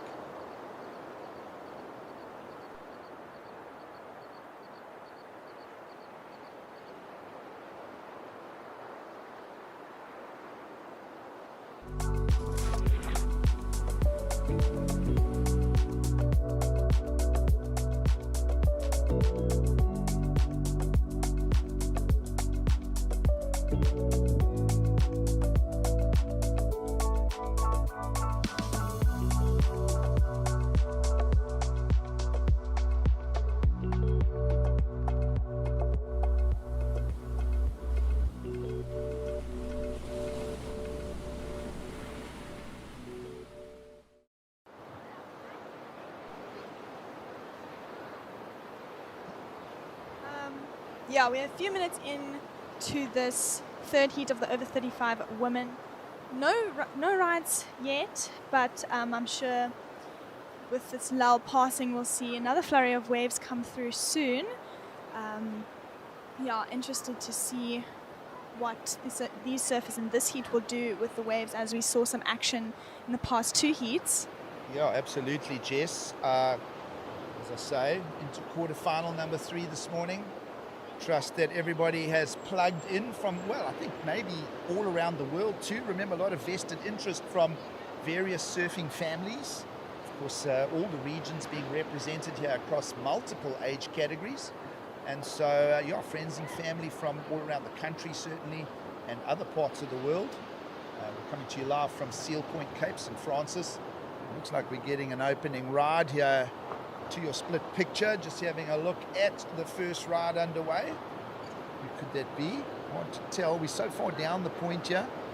But as we mentioned, Lisa Mace, Ingrid Nuss, and Angelique Kutsi looking for progressing into the semi-finals here. So we'll call this heat as it unfolds. 20-minute heats, plenty of waves. As we said, there are those long lulls, but Jess, definitely, if you look at the wave count from the last heat, at least 3 to 4 waves per surfer. So there's enough there for fair competition. Yeah, there's definitely some waves that come through for our surfers. I think that was surfer in yellow that was up and riding previously. But yeah, we saw waves ridden, so there's definitely a few sets that can come through, and our surfers will work hard to catch those waves and surf them to their full potential. So of course it's always about keeping a calm head in competition, not getting flustered. We'll talk a lot about the psychology of surfing today as well. Trust that you're all going to plug in and enjoy the show with us. You mentioned Angelique Kutzer, surfer in yellow, getting her first ride. Picks up a small score to get going there, Jess. Yeah, definitely getting off to a quick start. She was the first person to catch a wave in this heat, so that wave coming in at a 2.33, just setting a nice sort of base for her to work up from. Yeah, but as you mentioned, surfing is a huge mentality, big part that comes in surfing. You have to be mentally prepared for anything that can happen during your heat. And you doing some competing yourself? Yes, I am doing some competing. I did the longboarding a few weeks back, and my mental state was very important. I had to keep a calm head, not put too much pressure on myself. It's definitely staying calm helps me get through my heats, but it's interesting to see what our other surfers do and what their coping mechanism is and heat strategies and all that. Yeah, not easy to just keep it cool and bring, you have a free surf and, everything kind of comes together, and then you go, okay, that's cool, I'm going to enter the event, and if I can just take what I'm doing in a free surf and I can just sort of bring my vibe and my flow, and then suddenly you've got to compress it into a 20-minute heat. It's like, and then you go, geez, I did all that studying for the maths exam, and now I've got 1 hour to write the paper kind of thing. How am I going to fit it all in, So it's always it's definitely always a head case. And, I'd always just tell people is that if you can understand, I tell people watch the timeline. So in other words, the more you watch, we're all surf fans, right? We all watch surfing. We all love the sport. We love the freedom of the expression of it, not only for ourselves, but the enjoyment of watching other people. And, it's this whole interactive journey as we are surf fans. But to then put it into its own bookend, and I always tell people sort of draw a line on a piece of paper and mark off, and then, in your head, literally you've got a piece of paper with the time going by. And if you realize that the goal really is actually only two counting rides, and that gives you 2 10-minute heats, actually. Yeah. As we see, surfing the red now up and riding, getting a good wave, almost completing that ride. That was Lisa Mace. And we see yellow just behind her. Ingrid. Yeah, that was definitely a bit of a flurry after the lull, like we mentioned. And our surfers managing to catch it as it came through. Yep, so everyone in position. As we mentioned, first ride went to yellow Angelique Kutzer, the 233. And then Ingrid Nuss in white, Lisa Mace waiting for scores from the panel. As we mentioned, judges a little bit further off to the right of this camera angle that you're currently seeing. We are positioned, we'd call it to the left of full stop. A lot of the surfing competition on the size of the swell today and the current neap high tide in place. All the competitors are huddled up into what we call the top half of the point. So all the surfing action right now is to the right of full stop, which is not often like that, actually. You think about waves ridden at Seal Point, and you've done a number of trips here over the years. You ride shortboard and longboard? Yeah, I do shortboard, not as often as I longboard, but I definitely starting to get a bit more into it. I did SA Champs, Junior SA Champs last year in September. I did as well as I could. I'm a longboarder, so it is a bit more challenging for me. But yeah, it was a great opportunity to represent Cape Town in the junior surfing. Yeah, wonderful. And as I say, it doesn't matter if you're on a shortboard, on a longboard, whatever, the lineup remains the lineup here, and everybody really enjoys their time at Seal Point. But I've found that, if I think of the decades of visiting Seal Point and the amazing community that is here, I've done most of the surfing sort of from full stop down to the beach. And not often can I recall surfing in the upper half of the point, which is where most of the surf competition is taking place today. But hope that references it for you. Of course, wonderful to be back in Cape St. Francis. I think of all the fond memories here. My friend Eric Stedman and his beautiful wife Cheryl bought a holiday house out here in the 80s. They were based in Port Elizabeth itself. And of course, you know, that's the whole legacy of the Stedmans. Of course, Eric, a shaper in the area, now a proud grandfather. You know, as you say, Jade, daughter, came into the world, and that whole family, and many other families. I think of the Fish family. I think of the Palmans that relocated from Cape Town. There's just so many families that have done the move to Cape St. Francis as a full-time setup, and I don't know, who knows, one day I might join them. I know there's some very efficient property agents in the thing. Of course, shout out to Lauren Jarvis and her team. I know they're doing a great job of promoting and really closing sales in a beautiful part of the world.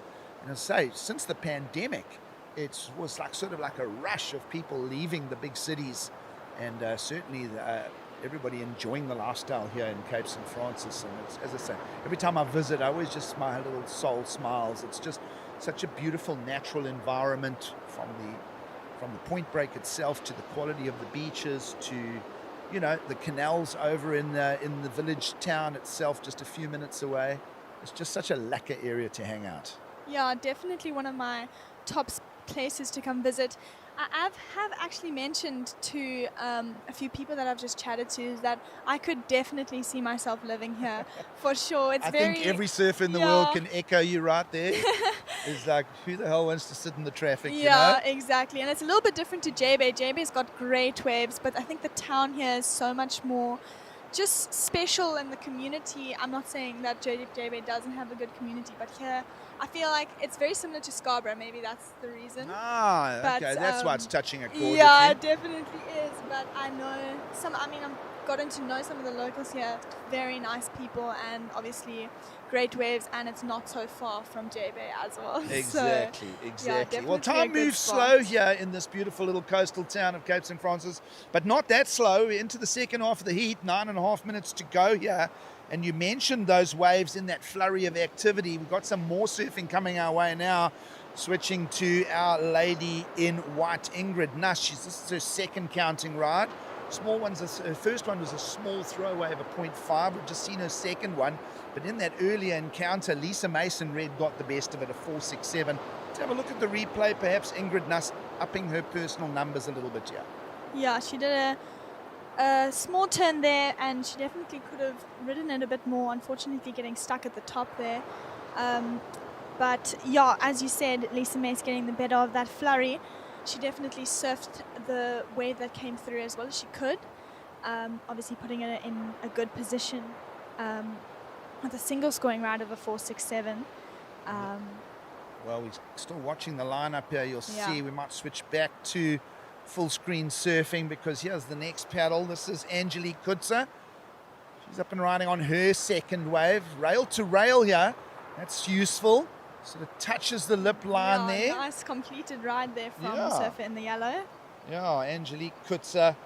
2.33 and a 2.27 already in her scoreline. Let's have a look at rail work here. What do you see, Jess? I see some good rail work and staying in front of the section there. I know it's quite fast out here, and then definitely that completion definitely help her get a few more points on the board. Yeah, a little touch floater there from her. Probably set her best number, and it does. 3.33 in for last of yellow, Angelique Kutzer. She jumps up into the lead. You spoke of the strength of the opening ride of Lisa Mace, a 4.67, so she's dropped to second. She's only going to need a single point to go back to first. So we'll assume also that Red has the priority in the lineup. Of course, judges using the full-on updated live heats scoring system, and of course priority judges that play as well. So we'll expect Lisa Mace to change the shape of the heat when she takes off on her next wave. Yeah, all she needs is a small backup score, and based off her first score, she can definitely lock in a good second score. So whether that flurry comes through in time or not is obviously a big factor, but as we said, there have been a few waves that come through, so it's definitely possible for her, especially in the position she is with first priority. And 7 minutes still to go. Yeah, Jess, still a good amount of time, yeah. See a bit of movement out in the deep water behind the break here. We'll just lock onto this image. As I say, the blinder is off to the right. And sets finding their way over those outer reefs and onto the lineup here at Seal Point this morning. It's a beautiful Saturday morning from wherever you're watching in the world. And yep, it's beautiful Cape St. Francis. This is Seal Point, of course, just a short drive away, the village of St. Francis. And then, of course, that's the location of Bruce's Beauties and the other breaks. Of course, I always love the visit to Hewlett's and to the coffee shop down there. Thinking of the coffee shop, how can I not send a shout out to Graham Hines? What a legend.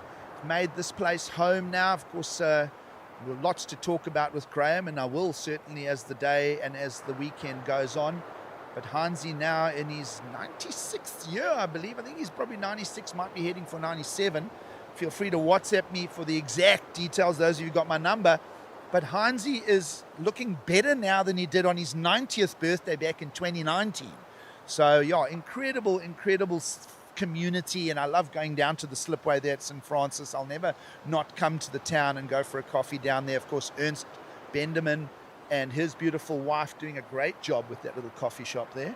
But Graham Hines, do you know Graham Hines at all? I don't. I'm learning a lot of new names, but I do know the coffee shop. You need to do a little bit of homework. Yeah. And I would like to personally tell the village of St. Francis, let's put a statue of Heinzie up one day when he's not there anymore. But I'd still expect him around for another decade or two.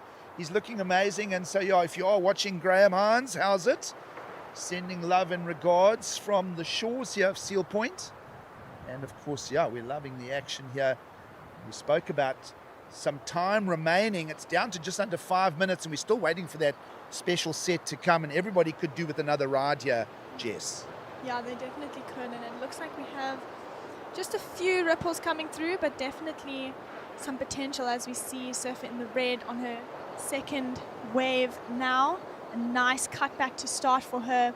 This is a good looking wave for Surfer in the Red, using her priority, getting a good few turns in and going all the way back to the pocket, as well as providing some variety, a few different turns here. We'll see. She'll pull off the back of that ride. What do you think? Best wave of the heat so far? I think so. I think if she had completed it, it would have been a few extra points there for her, but definitely some good variety here as we see that snap. But that'll definitely improve her score. Well, remember, she only needed a .99. Her first ride, the 4.67. We're speculating as this wave unfolds on the slow-mo that this is perhaps the best wave of the heat. So she'll go into the lead again, and judges are 100% on it. 6.67, Jess, for Lisa Mace, and she is back in the lead. And now it's a serious set of numbers for Angelique Kutzer down in second to chase. She'll need an 8.01, and Ingrid Nuss, her two rides, she finds herself down in third. So a little battle now between Angelique and Ingrid for that second place position. Yeah, Lisa definitely securing her place in first, making it much harder for the other surfers. As we see Yellow now up and riding, trying to secure her place in second, unfortunately just falling off the back of that wave. But yeah, as I was saying, Lisa definitely locking in her first position. Yep, we have did a great job now, on that. White now up and riding. She needs a 4.16. Seeing what she can do on this wave. Going right down the line. And she'll come off the back. Little zigzagging down the line for Ingrid Nuss. I think that'll improve her backup score for sure. A little bit of a point split between Angelique in yellow and Ingrid in white. 4.16 required by our surfer in white. And then remember, of course, we're working on a score for Angelique Kutzer as well. No change to the numbers for Angelique. Her score remains a 5.66. And Ingrid Nuss now starting to gather in a little bit, reduce the requirement. She now only needs a 3.46. Her last score in at a 2.2. So Ingrid Nuss getting her best ride so far. Yeah, definitely helping her get a little bit closer there. Obviously with 2 minutes remaining, she can only hope that another flurry of waves come through for her. But Lisa Mace as well, first priority, definitely in the best position in this heat, with Surfer in the yellow in second with second priority. If I was Surfer in the yellow, I would have a little bit of heat strategy here and sit on Surfer in the white. What do you think? about I that. think you're 100% right. There's no shame in blocking if you're a higher priority. Down to 1 minute 40 on the clock, so nearly down to 90 seconds.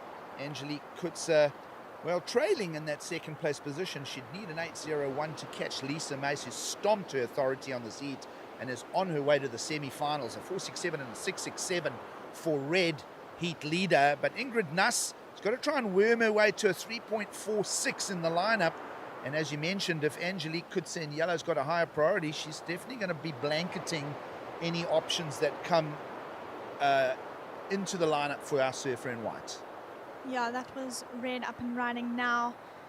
Just on another wave, as we saw that first cutback, completely using her rail, coming back to the foam.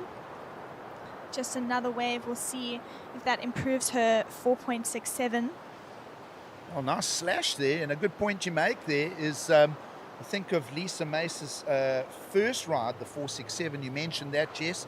Do we thinking that this one could up her numbers even more?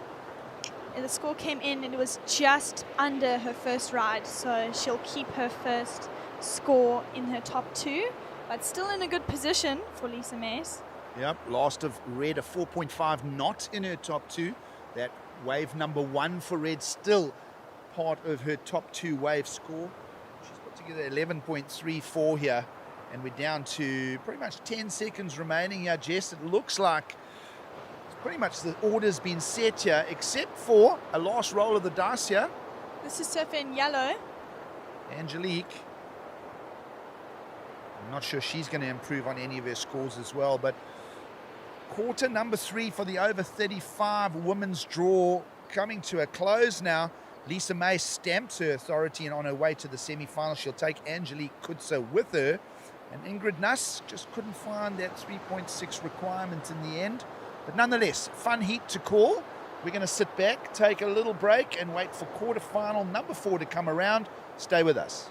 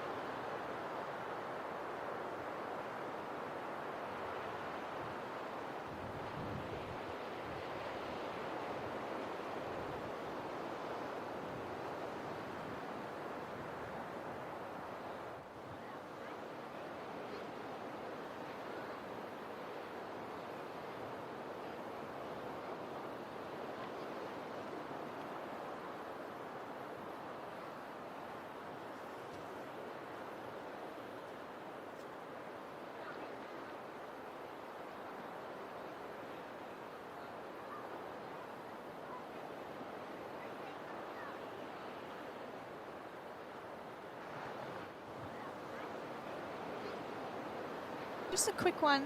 Unfortunately getting stuck behind the foam there. Morning, Jess. Morning. Morning, everyone. Quarterfinal number 4. The production team was saying hello to us. They don't need to say hello to us. We're saying hello to everybody at home. Of course, if you just tuned in, you had a late sleep in on a Saturday, we'll forgive you. It's the South African Masters Surfing Champs coming to you on a Saturday morning from Cape St. Francis, Seal Point. Jess Toy, myself, Gig Steliers, having some fun with it. Had to pop in and see all the friends and familiar faces of the surf scene in South Africa as we're into women's quarterfinal number 4 in the over 35 category. One day you'll be there. Not now, though. It's probably 2 decades' time. But Jess, you know what? At 17 years of age, to get thrown under the bus and commentate, not easy.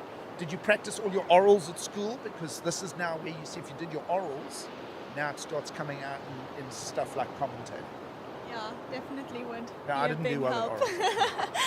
Yeah, I mean, I homeschooled for most of my life, and then I think I did 2 years at school, at a small private school, so I didn't actually get as much oral practice as I should have. But yeah, I'm now homeschooling again. I'll tell you now that grade 7 was the best 3 years of my high school life. I had a great time. No, I'm just kidding. Guys, quarterfinal number 4. A couple of names to talk about here. Zaoni Kaywood is in white. She's already had a wave. You'll see it top left of screen if we are getting those numbers on the broadcast screen for you. Heather Clark needs no introduction. Multiple winner of many, many titles. And as we say that, we'll almost cue her into action here. Of course, her nickname's Fergie. I don't know if she still goes by that. We used to call her that in the 90s. Of course, Heather Clark can put together scores. It's what she does. Surfing for the Ugu team.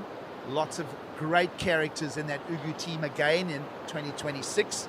And Heather will set the tone for the heat here. And she's up against Jeannie Holmes, who's also been improving for the Eden district. But have a look at Heather and her tight, snappy turns. Yeah, Jess.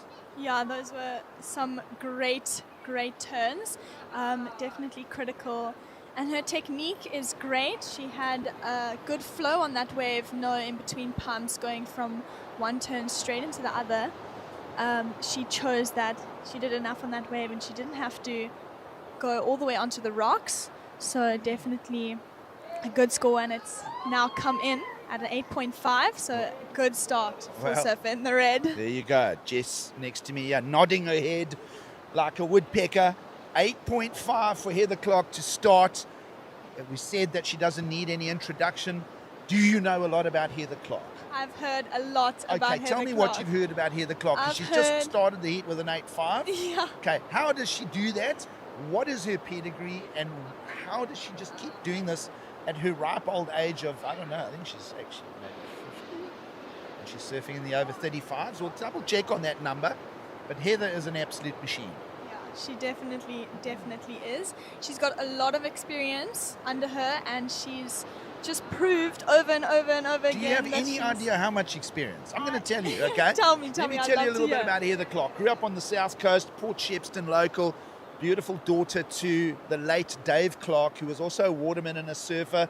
And of course, such a good chap. And of course, Heather was just thrown into just a pool of talent on that Natal South Coast. Think of the Ferreira boys, you think of the Brodoviches and everybody else from St. Michael's on Sea. And so that's where Heather cut her teeth in that area. But Heather would represent the country in 1992 for the first time officially, and at the first world titles that South Africa was ever re-invited back to. There was 14 years of exclusion in the sport, and Heather Clark represented and went well in the international draw. And by that stage, she was cutting her teeth as far as competitiveness goes. And Heather went all the way to the professional tour. She did multiple years on the CT. She got great results. And her biggest accolade, I always think back to her track record, she won the Triple Crown in Hawaii in the year 2000. And when I tell you, go back and do all that homework yourselves, folks. There was a fierce field. You think of all of the names back then. And Heather was amongst the world's best for quite a few seasons. Yes, I'm very much informed of her win in Hawaii. I know that she did an interview yesterday here with Tash, and they spoke a lot about her successes and everything. I think I heard her say that she's won she's been on the tour like 6 times. I don't know, correct me if I'm wrong. But a lot more that I need to learn about her, and I'm very intrigued to learn more about her. Yeah, Heather's an absolute star. And she set the pace, as I say. You'd expect her to go all the way to the finals. It's just who Heather Clark is in the South African surf scene, especially when you get to the Masters events like this. Thanks very much for the coffees. Of course, who we're thanking for all of the catering. Of course, Brownie for the coffees, and of course, I believe St. Francis Brewery are doing us burritos. Of course, huge shout out to Linky and her team over there. Of course, think very fondly and just always pay respects to the thoughts of Lance and the Kabat family, and just sending love to all of them. And a huge thanks again to Cape St. Francis, the whole community. So many people to thank, and we'll go through them as the day goes on. But huge thanks to the catering side here at Seal Point. Of course, the local board riders stitching this all together. And a great team of guys there, Simon Fish and the crew. Think of all the years of the Seal Point board riders. They had a recent clash with the J-Bay board riders. They did an event over at Tubes and J-Bay won, but I'm not going to talk too much about that. We'll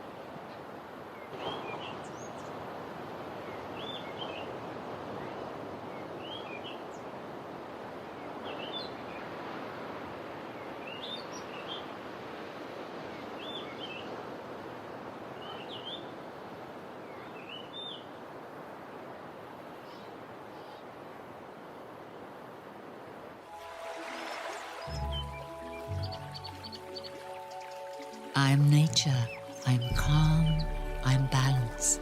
The water I provide is nourishment and life.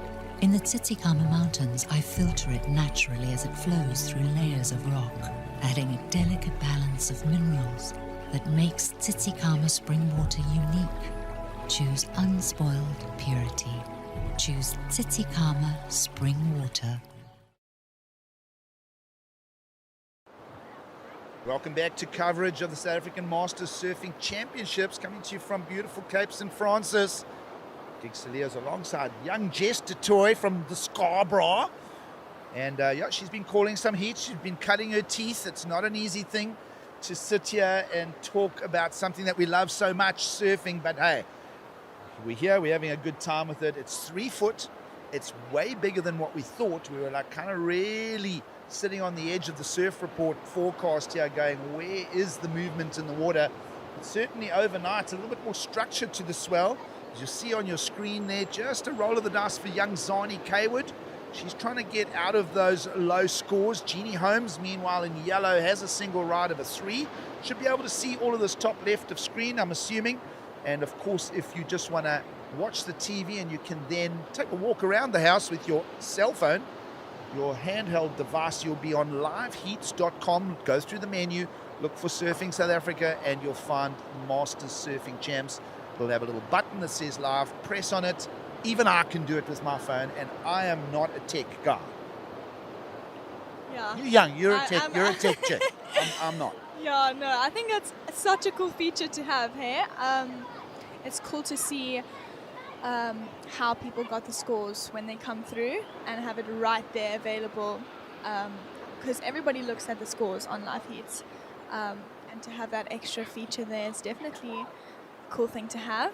But yeah, I think that was yellow that just had a wave. Yes, and it came in at a 1-point ride, so she'll just have a small backup there. Yep, numbers in, as we mentioned. That strong starter from Heather Clark, the 8.5. Got people starting to message in. Please inundate us with messages. You've got my personal WhatsApp, full permission to pepper me with all sorts of stuff, because this is a community affair. It's a family affair. That's what surfing really is. Of course, shout out to Kai Linda up there in the Ilembe area. He might even be shuffling a little bit of metal this morning, pushing Toyota for car sales on a Saturday morning. How's it, Kai? Wish you were here. Yep, I remember that. We used to play front row for the commentating team. I was prop. No, actually, I might have been hooker. But anyway, Kai was definitely prop. And, well, good shout out to him. Of course, a big shout out to Ant Brodovich and everybody at Surf Action down in the new location in Ramsgate. Trust that they are heavily invested in Team Ugu and following heat by heat here. Of course, Ant's asking why I'm wearing glasses. Listen, Ant, I'm old now. You can tell Carl Coates he's welcome now to do the interview with me. I know he's been doing those online interviews, so Carl Coates can get hold of me. I'm now prepared because I'm 60 and I can wear glasses. It's called brille and pille, and that is what I'm doing now with my old age. But still loving surfing and still loving the call. Going to jump on for the Bolito Pro again. Got some calls from the folks at O'Neill, and that's always so much fun to be involved with a massive surf calendar for July coming up. Meanwhile, I'll talk to you of massive. Here's Heather Clark again. She opened with the 8.5. This is just her wave number 2. This one's slightly smaller wave, Jess, but she's still clobbering it. Yeah, she's definitely showing what she can do, even on a smaller wave. She used everything that wave could have offered for her. As we see, White just getting caught behind the foam there as well. But yeah, Heather, that's her second scoring ride. We'll see what the judges come through with it. Well, we'll see where the judges land the score. We kind of, what are you thinking? Put your surf judge hat on, Jess. Are you thinking it's as high as her 8.5? Perhaps not, but still, some good work from Heather. We'll wait for that score to land.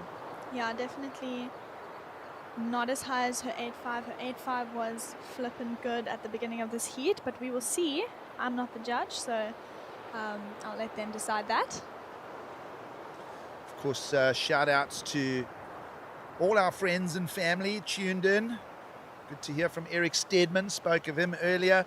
Of course, granddad to the Dace boys.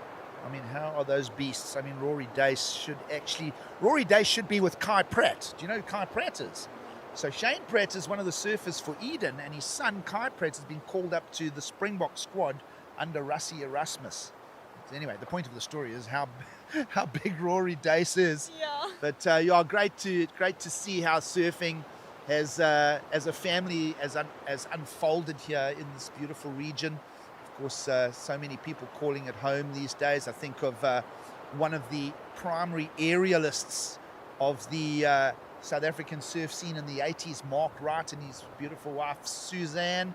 Sue, they've moved down here permanently. They were based in Durban for years, just always opened their home to me when I would pop in. And of course, Mark and Sue Wright, just great people who've now also called this region of the world home. I think of all the people that did do the move down. Of course, you know, as we reflect on all of this, we'll also catch up on some scores, but I just wanted to make a special shout out as I thought of Mark Wright and Sue. I just thought of the late Drew MacDonald, who passed away around Christmas a couple of years ago, sadly falling on Full Stop Rock. And we always just think of that as we come to Seal Point as well. So yeah, just all the history, all the people that make up the stories of surfing. And we trust that you'll enjoy the show with us here, as we're pretty much in quarterfinal stage of competition through all of the categories. Remember, there's quite a few categories unfolding here for finals weekend. And I think we're going to have some really competitive surf as well, all the way through to crowning champions tomorrow, Jess.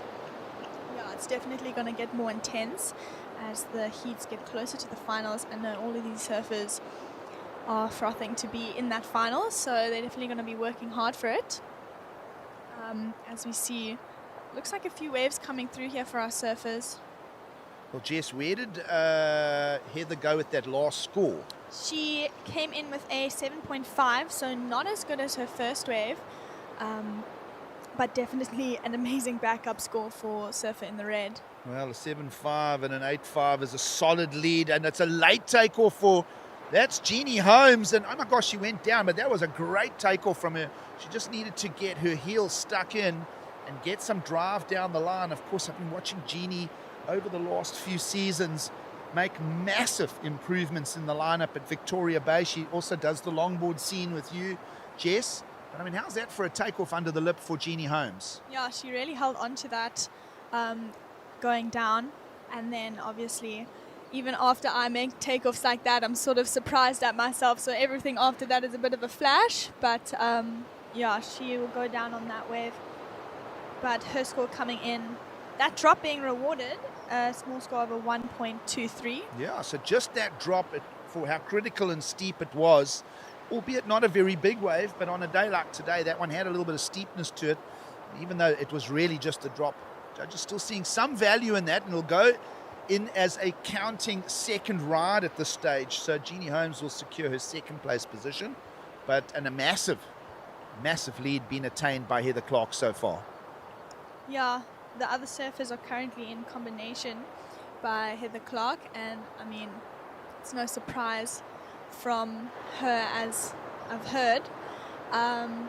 But yeah, she's really been performing in this heat, and I'm so looking forward to see what else she has to bring, as this is only the quarterfinal. Obviously, as it gets closer to the finals, they'll start pushing a lot more. But yeah. Well, Heather's not intimidated by the contest scene, as we mentioned. Just one of those campaigning pros on the then ASP World Tour. When Rabbit Bartholomew was present, I think she would have qualified around 98 or 99, somewhere there. I must actually pull up the names of, I remember names like Melanie Redmond Carr, of course, 7 world titles for Lane Beachley in that season. And that was all just before Steph Gilmore came on the scene in 2005. So Heather is no stranger to the competitive scene. And as I say, still very actively involved in and around St. Michael's-on-Sea, running surf lessons, always involved with the community. Because her and her partner always having so much fun at the events as well. She's got one of the best backups on the beach, does Heather, in her partner. Always providing the snacks and the food and the encouragement. And meanwhile, a couple more waves unfolding for us here, Jess. There's Heather again. Yeah, we saw Zany also catch a wave, but here's Heather. Just another one. I don't think that'll go into her top 2, but definitely taking advantage of the few little waves that came through. Surf in white, having a few cracks as well. But now we're watching the replay of Surf in the red, Heather Clark. This heat has whizzed by, almost on the countdown here. If the clock is accurate, it's telling us around 10 seconds to go. So pretty much this flurry of activity. Let's see if we get a last wave involved here. A little paddle there and a look from, it looked like Jeannie Holmes. As you mentioned, Jeannie and Zani comboed heavily by Heather Clark in this. And that's going to bring quarterfinal number 4 to a close in the women's over 35. The Heather Clark and Jeannie Holmes will get the advance through to the semi-finals. And if you look at the schedule and the draw, we'll transition to men's over 40. Quarterfinals coming up. We'll take a quick break and then we'll be back for more.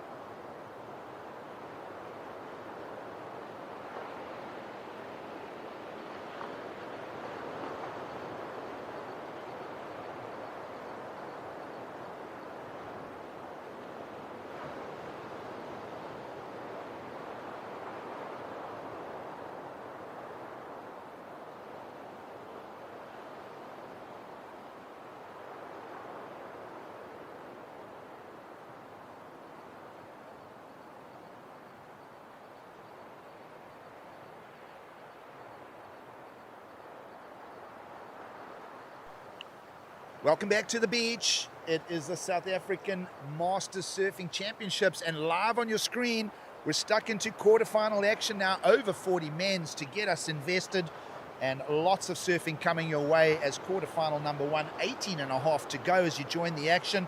Watch for surfing from Tyrell Johnson in the red, Mikhail Thompson in the white. John Micheletti, all the way from Nigeria, has made the trip down. Love it. And of course, the Ribbink family, represented this time by Carl Ribbink. He'll be proudly leaving the bluff, and I'm not sure he'll be representing. I'll double check on the team sheets, but these are 4 surfers that know how to hit the lip. Gigsalier's alongside Jess DeToy for the call. Young Jessie out of Scarborough, thrown under the bus with the commentating role. How are you feeling, Jess? Are you getting a little bit more into it now? Yeah, definitely gotten more into a flow. The first 2 days were definitely nerve-wracking, but I think gotten used to it. Yeah, but as we saw, there was a quick start there for our over 40 men. Some great surfing, great complete rides there. Definitely was sort of wake up. Yeah, we saw Surfer in Red and Surfer in White up on the waves, I believe, as we see another paddle here from Surfer in the Red. That'll be Tyrell Johnson. He'll just pull through the back there. Conditions just beautiful. Tide starting to drop here, 10:15 in the morning. We're an hour off the high tide now. And as I say, neap conditions, so not a huge shift in the ocean level, probably about 3 feet or so, but it will change the lineup as we go. Let's have a look at the slow-mo replays. Well done to the team. Open Windows bringing us the production here. Of course, they're based in Plettenberg Bay. Not a lot there to talk about with that quick second ride of Tyrell. But watch for the Johnsons, you know, those surfers from the Buffalo City. They are always feisty and up for the fight. Look like one of our surfers quite far back there. But jumping on the shoulder, this will be Tyrell, who's going to jump on the opportunity down the line here, Jess. Nice hacking turn. That was beautiful. Strong rails, good combination. He'll go down in the effort, but definitely getting a little bit of rail work down there. And 16 and a half to go, so plenty of time ahead. Look at the power from Tyrell. Yeah, that was definitely a powerful turn. Going fully rotation on that wave. As you can see, the body movement. Oh, judges eat that stuff up. You can get big power carves underway, get 2 or 3 combos. Interesting to see how the judges set the scale. Yeah, that last turn incomplete, just not holding it underfoot. Of course, you think of all the Johnsons. They're like Marvel Comics characters. I always like, you get like that all muscly, like, Batman and Superman, all these little. You could launch Johnson plastic action figures and they would sell, I'm telling you. Have a look at this. Smooth surfing from Carl Ribbink. Of course, Carl Ribbink, he'll be on a Channel Islands surfboard as he flows down the line here. He'll be riding boards around 6'3", 6'4". He's quite a tall guy. And a little bit of flow and down the line from Carl Ribbink, one of the surfers that gets most of his surfing done at Anstey's and at Cave Rock these days. But lovely clean lines from Carl. Yeah, it's definitely quite a loose surfer. A lot of flow down the line. That was one of the smaller waves that have come through, but based off of the other heats, there's definitely some waves to come through for this heat in between lulls. Got a feeling he's on like a Happy Traveller or one of those models from Channel Islands. Of course, so many board choices to talk about these days. And do a little bit of homework as to what he's riding. Meanwhile, a couple of sets approaching the lineup here. You'll see a little crest and a fold as another wave starts to peel. Are we going to get somebody with priority rotation onto it? We are. Surfer in White, nice and zippy and quick off the second turn already for Mikhail Thompson. So Mikhail from the Strand, he does a lot of surfing alongside Aidan Masonkamp and all the other talented Strand surfers. And Mikhail definitely been getting a lot of surfing done in the last month. There's been a ton of swell in the Overberg region there. I've seen him on some of those big reefs, seen him going left and right on some real heavy water waves. And Mikhail Thompson, again, no stranger to competition. He's one of those successful surfers and also a great surf coach as well. Yeah, that was definitely a powerful closeout turn there from Surfer in the White. His score has come through. It's a 7.57. The judge is definitely rewarding his surfing there. He really used that wave to its full potential, going full out.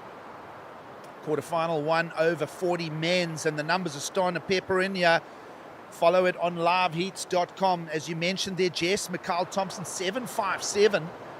Earlier score of a 6.67 puts him into the heat lead. Our surfer in White, Tyrell Johnson, we spoke of his power. Very close set of numbers between Thompson and Johnson right now.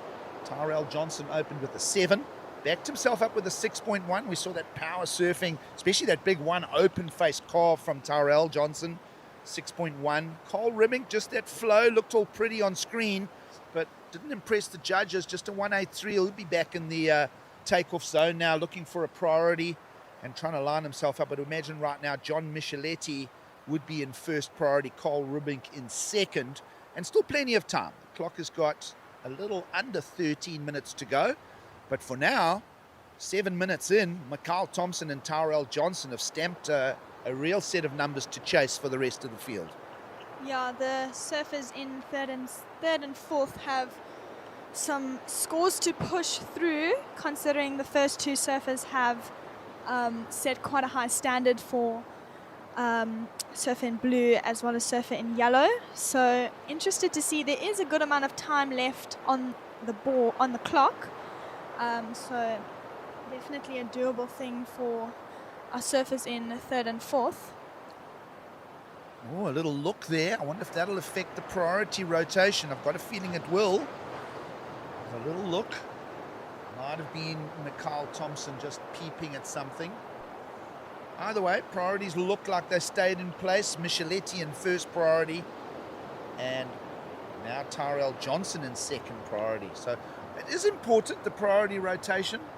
We spoke about the long lulls. I haven't quite measured it, but I would say that there are 4 groups of sets every heat, roughly. So I'd say every 5 minutes or so, you're getting a 3-wave flurry of action. And yeah, as I say, as the heat moves on, see how important that priority play becomes. Outgoing tide here, but I'm seeing a bit of consistency to the ocean as well, with a couple more waves approaching the lineup here, Jess. Yeah, definitely a few more. It's getting more consistent than it was this morning. Yeah, like you mentioned, sets of 4 coming through in a heat. And so it's a good chance for each surfer to at least get 1 set wave.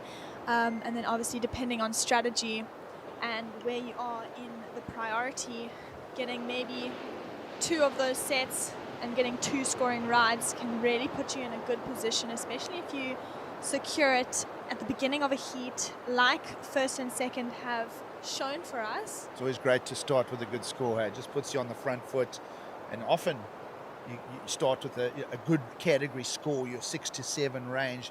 You find yourself backing it up quite quickly as well, and that's exactly what surfers in the next quarterfinal will be eyeing out. Jono Bruton, Dominic Fry, Graham Swart and Bruce Barrett will be coming up next in quarter number 2. Of course, quarterfinal stage of competition. Shannon Ainsley will hit the lineup in heat number 3 of this round. He'll be against Lloyd Goldstone, Josh Enslin and Brent Bardenhorst. Good to see all those names in the draw. And then, of course, the final quarterfinal of this round, men's over 40, Warren Seymour, Simon Fish, Travis Nordia, Robert Jacobs. So lots of good surfing coming your way. Build your day around it, light the fires. Not sure where you're watching from. I think down in the Cape, it's probably a little bit sort of cloudy again, so an excuse to have an indoor bra and put the big screen on. Of course, maybe over in KZN. I'm not sure how the weather is there today. I didn't have a look. I'm missing it too much. But certainly everybody plugging in from all around. Thanks for the messages, everybody. Hi, Suzanne Wright. Always good to hear from you and your loving family. How's your son doing? I'm sure he's traveling the world somewhere. Isn't he running one of the surf resorts, perhaps in Lakey Peak or somewhere?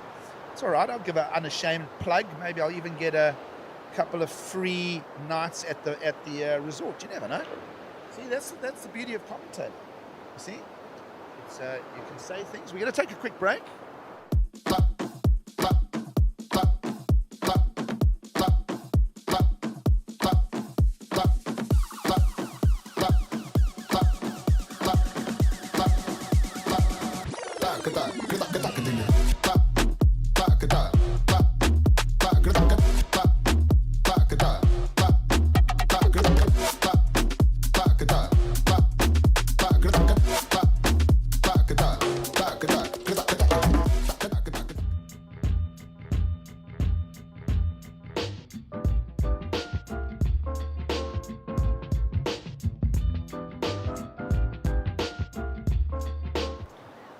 Welcome back to the beautiful lineup of Cape St. Francis. This is the break of Seal Point, and it is home to the Masters South African Surfing Championships. And someone that's a master of the game is this man on screen, Tyrell Johnson. He's in a furious duel with Mikhail Thompson for the heat lead here, and he is absolutely clobbering away. This guy is just an absolute machine. All the Johnson surfers are. Having said that, the team border, always a strong team with names like Emsley amongst it and many others which we'll talk about.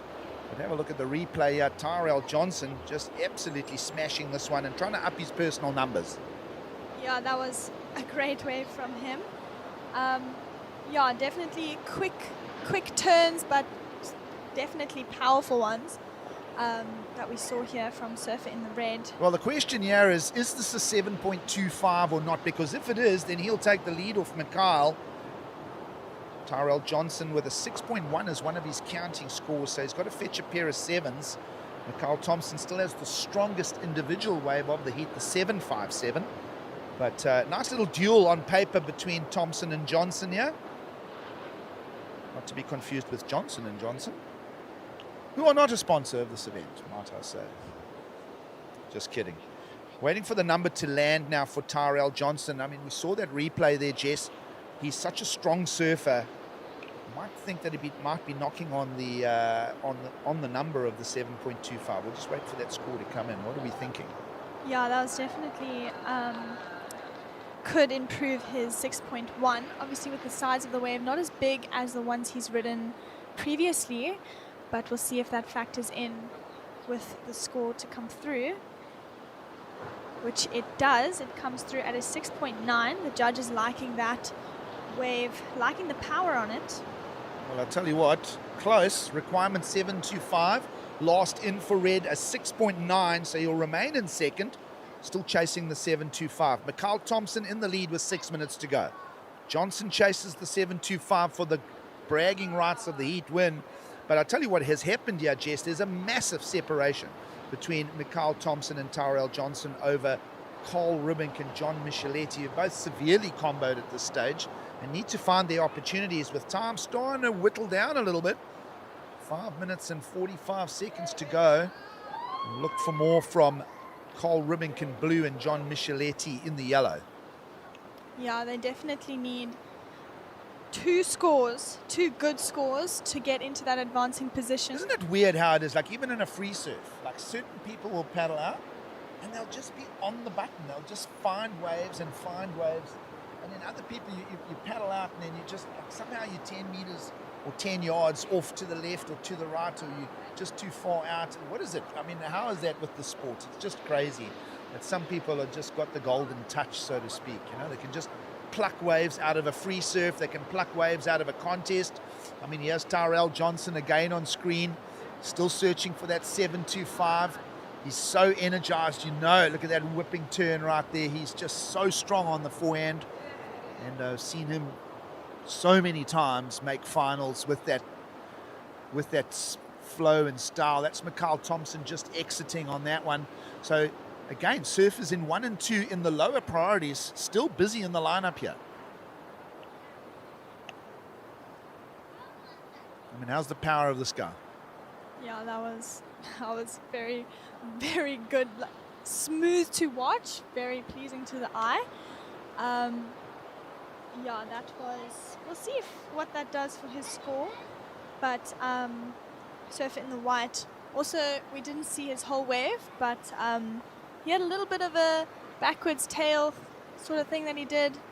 Yeah, there wasn't a replay, but we'll see when his score comes through what he may have done. Well, still waiting for scores from that last exchange. Mikhail Thompson, wave 3, being puzzled on by the judges, and all of that under the priority, like I said, of Rubink and Micheletti. And of course, Tyrell Johnson really trying to squeeze the scorecard for the heat win here. Either way, as we mentioned, Thompson and Johnson way out front, and it's going to be a situation change. Last of red is going to come. I'm hearing the beach announcer down the thing there, Tash van Groenen on the beach mark, throwing out a 7.43, so he hunted that 7.25 down, and a bit of change to spare. He's now the new heat leader.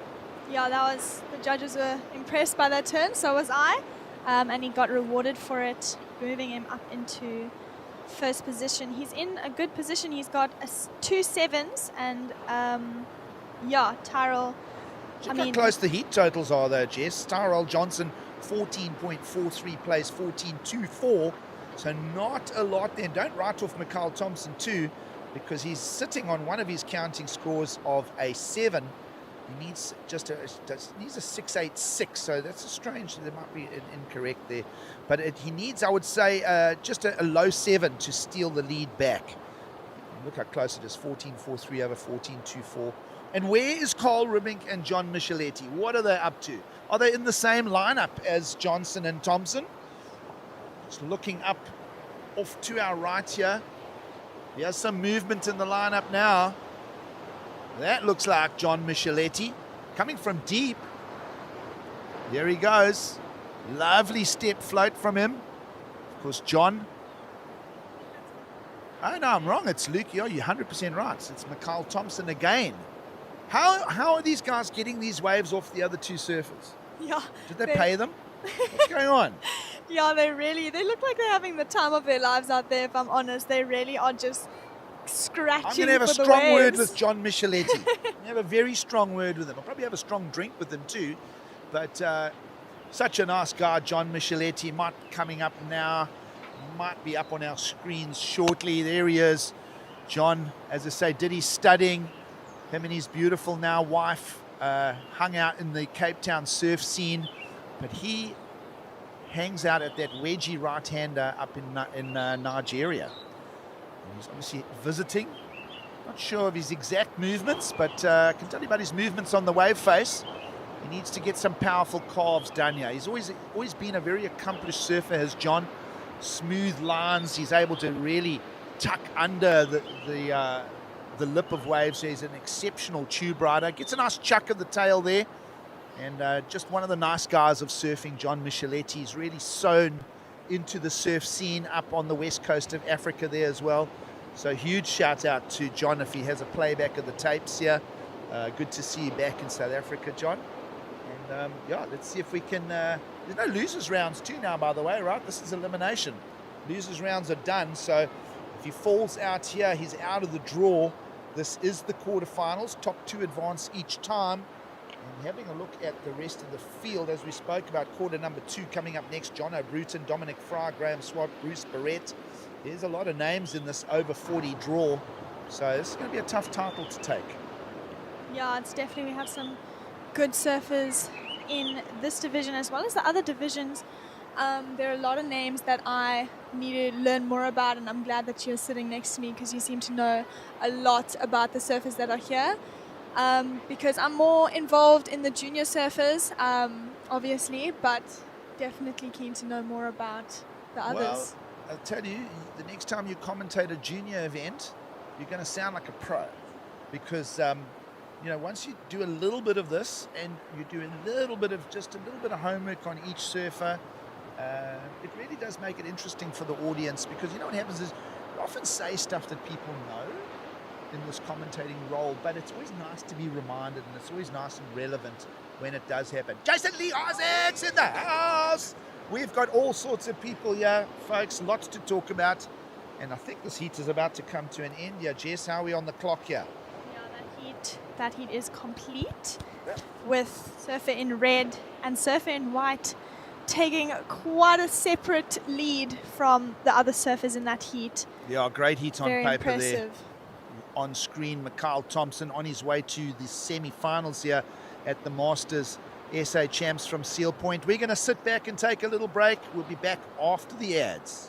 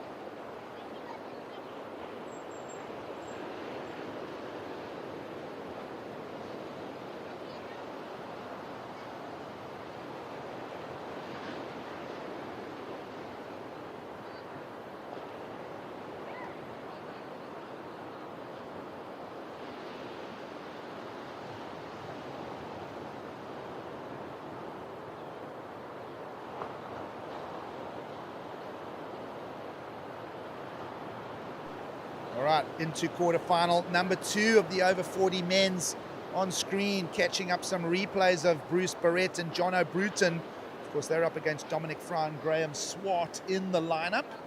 And, well, it's a good morning. Around 10:30 here, if you've tuned in from outside of the country, it's a Saturday morning, just after 10:30. We're an hour and a little bit after the high tide. We're in the neap tide week here, coming to you from Cape St. Francis. Pixeliers and Jess du Toit having some fun as we get stuck into another quarterfinal in the over 40 men's, Jess. Yeah, after the previous heat, I'm very, very looking forward to what else these surfers can bring, because that was a very entertaining heat. We had more of a competition between the first 2 surfers, the surfer in red and white. They were having a lot of fun. The situation changed a few times through that heat. Throughout we had a few more flurries of waves. I mean, they found waves even without the sets. I want to know where John Micheletti and Cole Rimmink were sitting, because they were in the wrong place.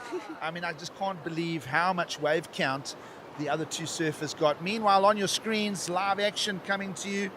This is Graham Swart on the backhand, getting a nice opening wave for himself here in quarterfinal number 2 of the men's over 40.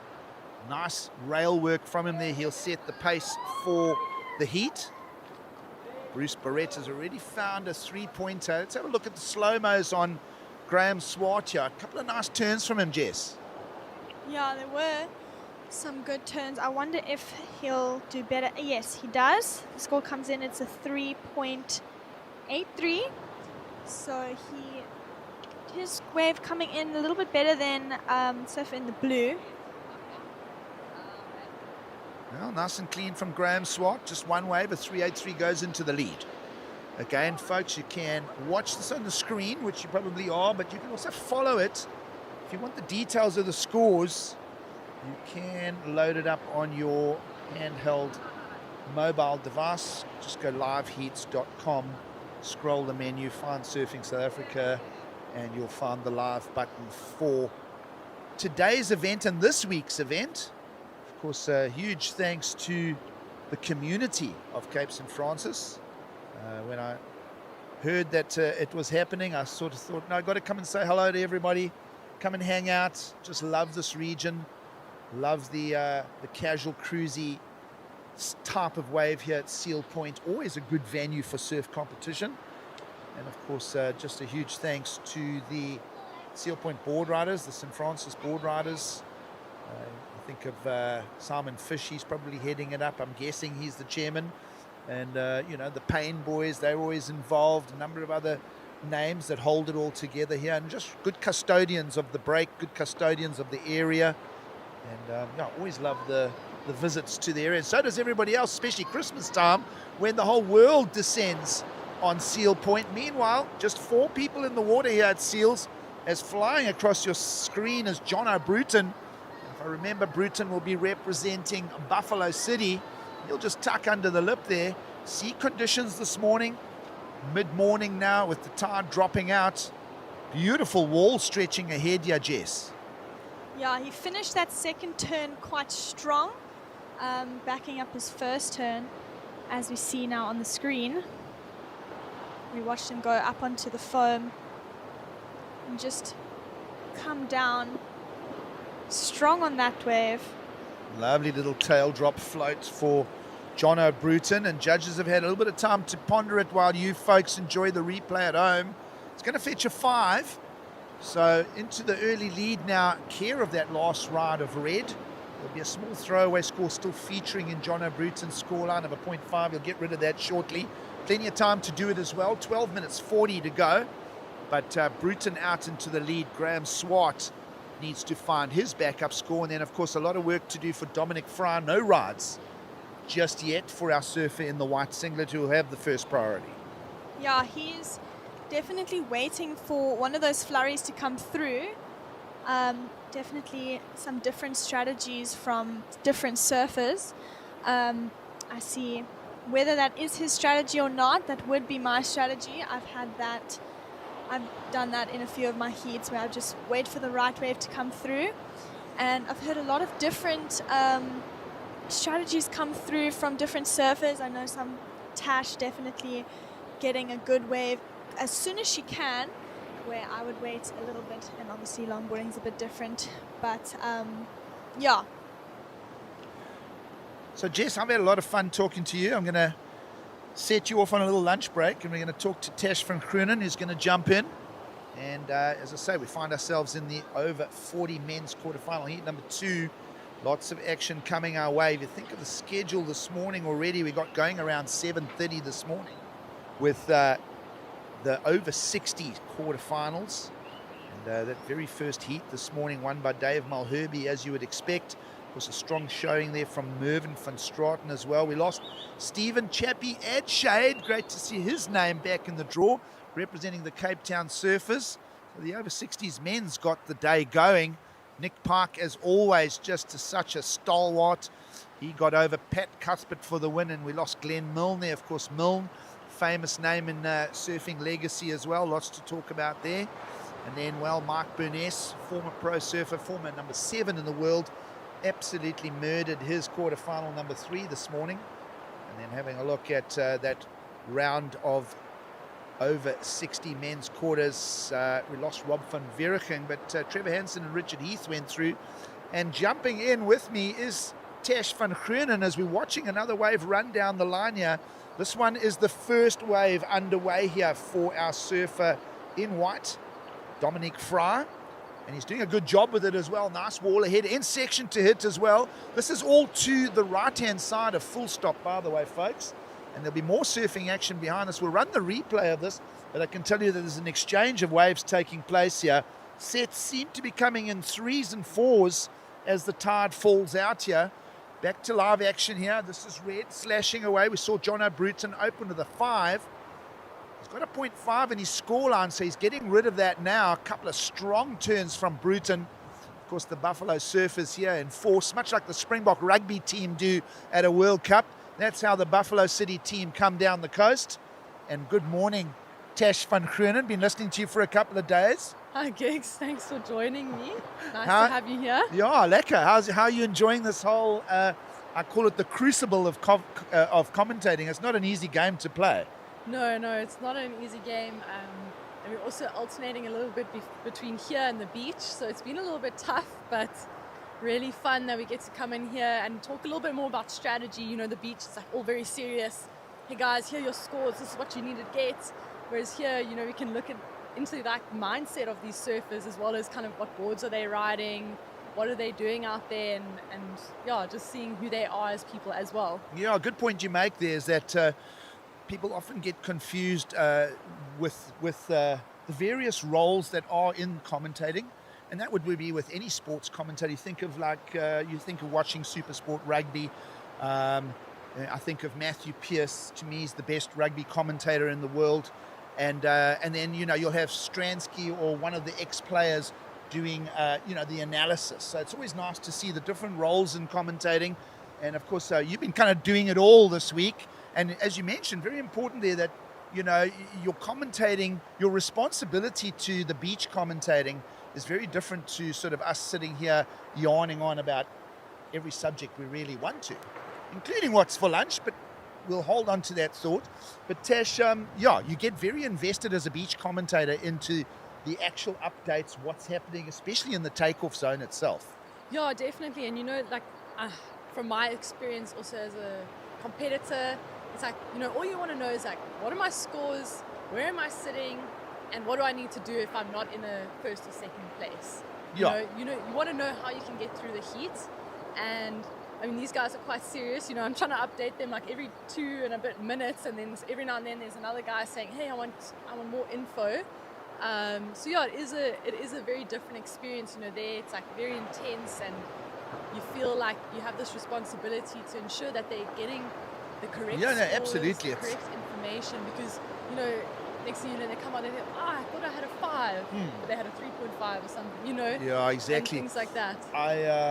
I might run a coaching clinic one day for commentators. I don't know if I will or not, but either way, I've been very lucky to do all the roles of commentating, and I've always found out, because you're in the competitive role, you've still got a surf career going, I've had my time in the contest singlets over the years, and there were just certain commentators that I could clearly hear what the guy was saying, and then there are other, and you go, what? Sorry, what was that again?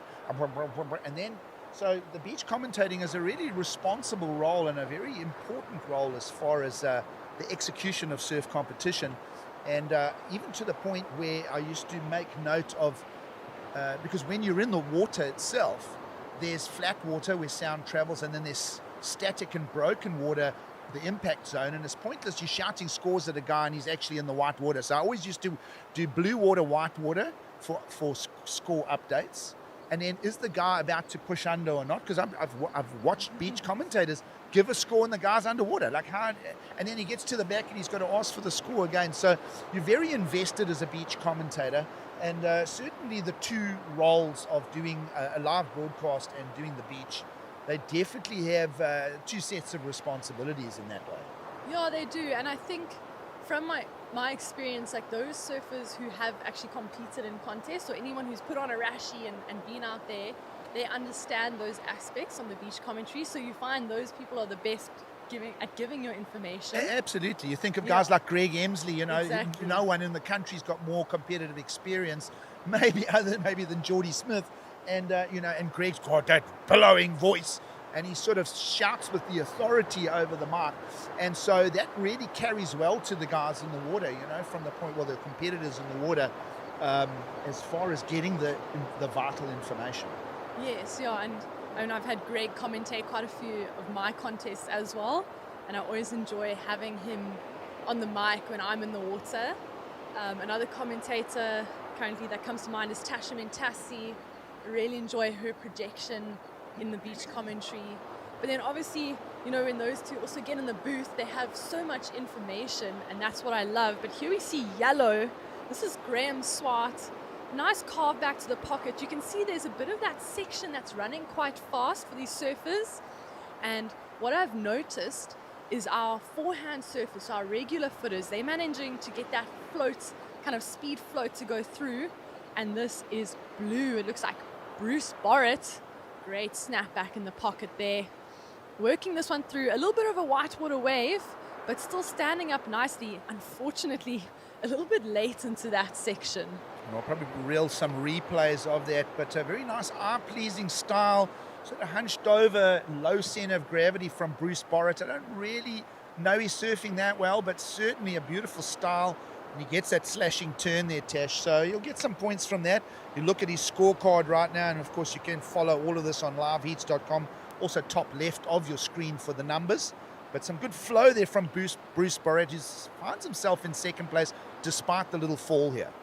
Yeah, that last section, you could see he was a little bit late to it, and he tried to lift up with that front foot, unfortunately disconnecting with his board. I hope he didn't get hit by the rail there. A little bit intense section, we often get into contact with our surfboards. The board can flip, right? Yes, yeah. So a couple of times, I've actually had it before, you go a little bit late thinking you can get that section, and the board just flips underneath you, and you're either getting hit by the rail or hit by the fins, one or the other. Yeah, none of them are fun. So, Tash, we'll talk a lot about a lot of subjects. Right now, let's narrow it down, because the clock's just like that is down to 3 minutes remaining in the heat. This one's flown by. John O'Bruton out front, your surfer in red. You'll see him top of the set of numbers there with an 11.67. He's made that up with a 6.67 and a 5. So he's only caught 3 waves in the heat. Of course, as I mentioned, it's quite lucky to follow the stuff on liveheats.com. And Bruce Borrett, we saw his flow and his style there. He's securing that second place position there, Tash. Graham Swart and Dominic Fry chasing some numbers here with a little over 2.5 minutes to go. So this one's pretty down to the wire. Dominic Fry, still only 1 ride, but holding first priority. So surely we should see a score from our surfer in white shortly. And he's sitting with a really good score, that 5.23, second highest of the heat. So, he doesn't need much, a 3.6. Even a in-between wave, if he doesn't have enough time, he can get that 3.6 as long as he rides it through to completion. Now, Tash, what do you do in a situation like that? You've been starved out, you're needing that wave, you've got the priority. do you push yourself up the point? Do you sort of come down the point a little bit? Because remember, you got the prio, so somebody else is up and running, you can jump on board. They've got to give way. What do you do in a situation like this? So you just drop anchor where you are. What is your thinking? So, you know what, I wouldn't move too deep up the point if I was him. We've seen a lot of the waves, they are running quite fast. And then in this previous heat, I actually saw Tyrell Johnson getting those wide ones underneath everyone, and that's where he built up his score line. So maybe you should just shift down a little bit, right? So shift down a little bit, let everyone else sit a bit deeper. Right. And then you can get an idea of how this wave is going to come through. It looks like there's a little something, but we'll see. He does have 90 seconds remaining. Well, you've worn that contest vest many times, Tash. You know that last 90 seconds, you're sort of like hyper fine-tuning and hyper combing every water droplet that's moving. You're like, your radar's out, you're sensing it all. And then it's amazing how fast 90 seconds can go by if there's no waves on the way. Yeah, and definitely we've noticed in these conditions as well, there have been lulls. So that's the challenge, is it going to be a 90 seconds with maybe one in between? But what I'm seeing in the ocean right now, I'm not seeing any lines coming through. And to me, that's not a good sign for surfer in white, Dominic Fry. Sort of been sitting, calling a few heats now through the morning with the outgoing tide as that clock's down to 30 seconds. And it's sort of been about 3 sets per heat. So you sort of work that out, you divide it. Every 6 to 7 minutes there's a flurry of waves. That's about the pattern this morning here, and it's what you could call as a bit of a lazy swell, considering we're in the early winter, the late autumn here in South Africa on the east coast. You'd expect a little bit more energy in the water.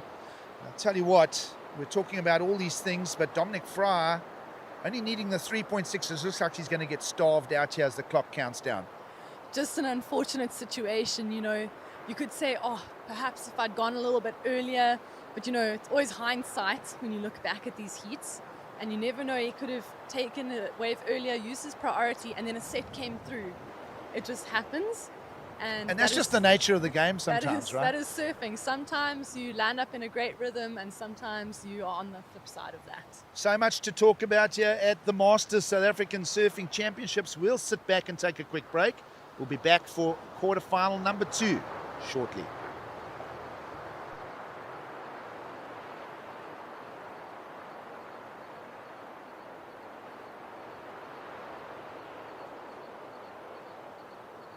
Bugger the ad breaks. We're pressing on here.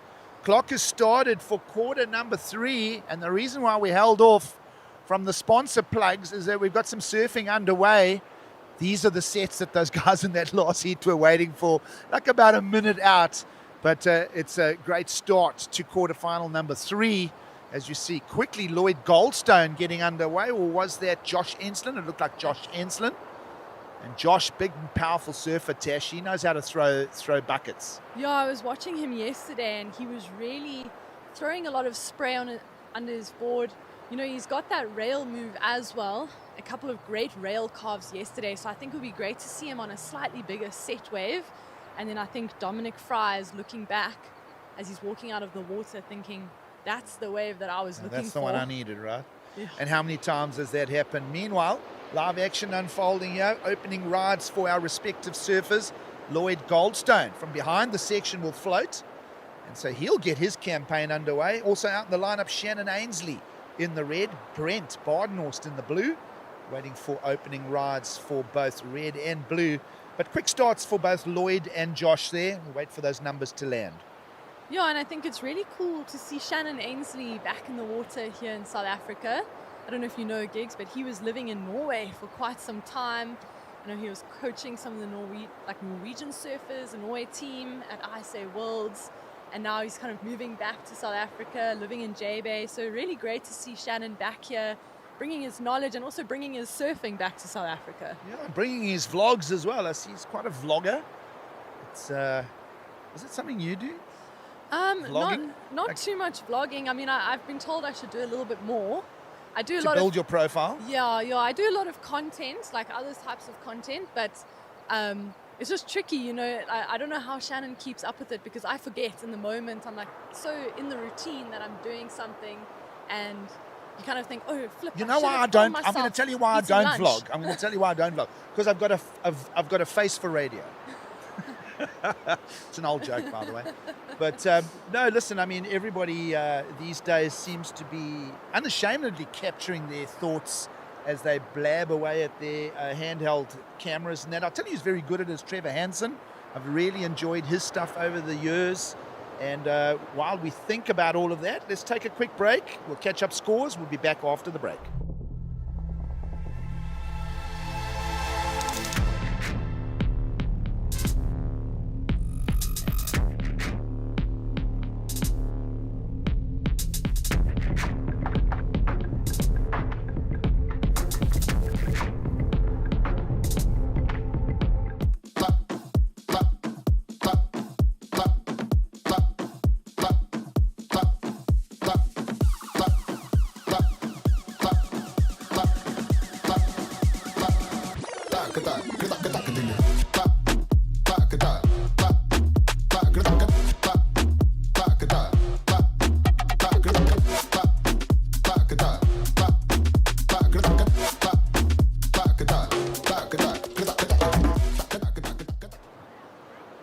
Welcome back to the South African Masters Surfing Championships, ages 35 through to over 60s, both men's and women's. Lots of surfing to unpack here on finals weekend, close to 11 o'clock in the morning here in beautiful Seal Point, Capes in France and South Africa.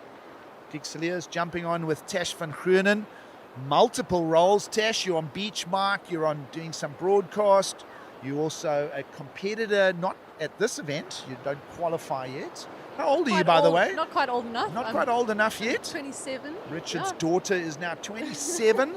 And you've He'll got be watching at home. Of course he will. Big shout out to Dad. Is he still surfing? Is Richard surfing much? Yeah, he's surfing a lot. Okay. Especially when I'm away, he tends to go a little bit more. Right. I'm not sure if that's because we sometimes, when we get in the water, every now and then I'll have a little giggle, or I'll make him laugh catching a wave. So I think he gets a bit frustrated with me sometimes because I keep talking or I get on frustrated our own with you mission. too. I'm watching you at some of the Challenger Series events. I'm punching the screen, getting mad. But I mean, you know, it's a journey, right? I mean, how hard is the level at the QS and the Challenger Series these days? You've been cutting your teeth in that. It's just like remarkable how high the standard has become globally now. Yeah, there's so many surfers at such a high level, and it's minuscule points getting through. I mean, earlier this year, I lost 2 heats, 2 separate events, 0.16. 0.1. Which events were those? I was in Morocco, so I competed at the QS 4000 in Morocco, and then again in Port Alfred in my quarterfinal heat, and that was just a little bit heartbreaking, to be honest, to come out of that and be like, whoa, I've been working so hard, my surfing is there, I feel it, but maybe it's just that little something that last year I felt I had, and this year is maybe not quite there. Well, you look at the surfers in the water, they will be able to go back now and watch this on YouTube next week whenever they pull out a cup of tea and they go, all right, okay, well, that's what I did right, that's what I did wrong. In this case, yeah, our surfer in red just absolutely smashing away and setting up another score. So Shannon Ainsley will be able to go back and analyze his own surfing. Do you go back and look at the heats and kind of like you can self-coach yourself to a certain aspect, especially when you know your error, but then you see how it played out. So going back and reviewing your errors, that always helps, right? Yeah, no, it definitely helps. You can rethink a strategy, maybe think, okay, next time I can use something else.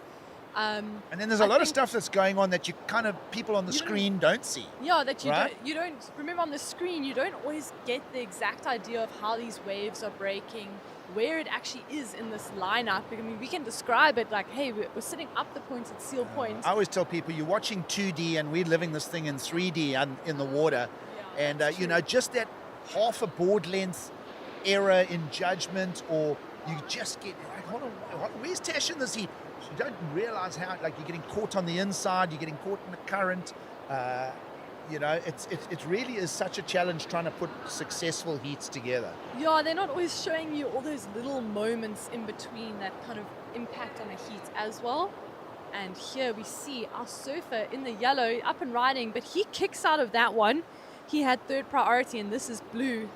holding that first priority. So he could had unconditional right of way there. He could go on any wave he would have liked, and that's Brent Badenhorst. I quite liked his second carve, a great snap there, and he decides, you know what, I'm not going to finish off on these rocks. Wave's feeling good. Well, Tish, 12 minutes in, first wave for blue. So wait for that number to land, and then, well, until everybody's on 2 counting rides, it's kind of hard to tell the order of the heat. Best single score right now, the 5.67 from Shannon Ainsley. But Josh Enslin in the lead, just care of the fact that he's got more than one ride. Yeah, and of course, we always remember that it's 2 counting rides. And here we see white, Lloyd Goldstone. Great carve back there. This wave looks like it's tapering out a bit. He does have some great rail surfing on this board. You can see as it gets closer to that inside section, it's just slowly, surely disappearing on him. Yeah, he squeezed a second score here, Tash. Might pull back the tapes for a re-look at it, but a couple of strong turns, especially that first carving turn at the beginning for Lloyd. His first wave of 4, so he set up a second score. This is where the heat will start changing shape now as the surfers look for their second counting rides. Yeah, as we see like more scores coming in, you see Lloyd now jumping to first with that 3.43 as a second ride, Yellow down to second. But those 2 surfers have 2 rides to their name right now. And Brent Badenhorst, his first ride, a 3.17. So he's sitting in 4th and Shannon Ainsley in 3rd. But both of them just 1 wave to their name. So I think we're going to see a change up as some more sets come through, more waves ridden. Yep, 100%. Ainsley down in 3rd, needs just a 0.06. So literally he could stand up and nosedive and he'd probably like jump up a slot or so. Brent Badenhorst, as you mentioned, his name there, just looking for the 2.57, sitting on a 3.17. So no breakout scores in this heat just yet. For now, Lloyd Goldstone leads with a 4 and a 3.43. So you think that anyone that gets perhaps the best set of the heat is going to have a big impact on this particular heat. Yeah, we've definitely seen that those guys who are getting the set waves, definitely getting maybe a point or 2 higher than those inside waves that tend to fade out. You know, they're getting 3 bigger turns, completing their rides, and that's what the judges are liking to see today. And it's interesting, Gigs, just thinking back to heats and that, you know, surfers, we're quite hard on ourselves sometimes. I know, as we were talking about me going back and looking at replays of my surfing and my heats, and you know, sometimes you'll watch a heat about 5-6 times and it's absolutely crazy. So very fun conditions and very fun strategy that we find in surfing. Always looking for more opportunities. Where can we be better? And obviously we have to remember that we are looking back, so we can't make the changes, but we can just hope for improvement. And this is our surfer in the red. That is Shannon Ainsley. We're saying he's looking for a second backup ride, and that's some great surfing from him. Great looking snap. He's really working this inside section. That board looking quite fluid and sparky underneath his feet. You have 8 minutes and 40 seconds remaining. And I think, you know, we'll see Shannon Ainsley jumping up into that first position with that last ride. I think we're getting into the business end of our competition. It's day 4. Tomorrow is finals day. You see, today we are jam-packed with quarterfinals for all our divisions. And at the end of the day, we'll see our over 65 men semi-finals. So really exciting heats coming up. The next heat we'll see in red, Warren Seymour. In the white, Simon Fish. In yellow, Travis Nordia. And in the blue, Robert Jacobs. And last of red, a 6.83. That is the highest scoring ride of the heat. Shannon Ainsley jumping into that first place. I think he would be feeling really comfortable out there right now. Sitting with a 5.67 and a 6.83. Second place, they want to take that first position, an 8.5. what's quite interesting is, surfers will look at the progression. So which heat will you land up in if you come first or second, and who your potential competitors could be. So I know Kelly Slater was quite famous for choosing to come second in a heat, or rather surfing through a round 2 as a strategy to improve his chances going into the next round. But it is a little bit risky to surf like that. You can never control the ocean and the other surfers. All you can control out there is yourself, your wave selection, and your own surfing and emotions in the water. I think you'll see surf in the yellow only needing a 2.1, so he'll be feeling a little bit of pressure knowing that in the last heat the surfer with priority didn't manage to get a backup ride and getting knocked out of competition. That was Dominic Fry. A little bit of an upset there for him. And here goes yellow. This is Josh Enslin. He's decided to use his priority on this wave. He's not going to wait around too long. 2 quick snaps there. He's hoping to get around. Unfortunately, you see that wave running off quite quickly along the rocks there. But he will definitely be improving on that backup score of 0.4. And that is what is part of our strategy. Not only catching waves and surfing them to the best we can, but ensuring that each wave we go on, we're actually improving on our next. The idea to get higher wave scores. And speaking of those excellent scoring rides, we did see Roxy Davis earlier on in the open over 35 women quarterfinals getting a 10.0. Meanwhile, here goes white. That is Lloyd Goldstone. Quite like that layback carve of his, something different to what we've been seeing, and decides to kick out of that one. Unfortunately, that wave only offering him the first section. And blue, Brent Badenhorst, quick snap in the lip. Unfortunately, coming unstuck.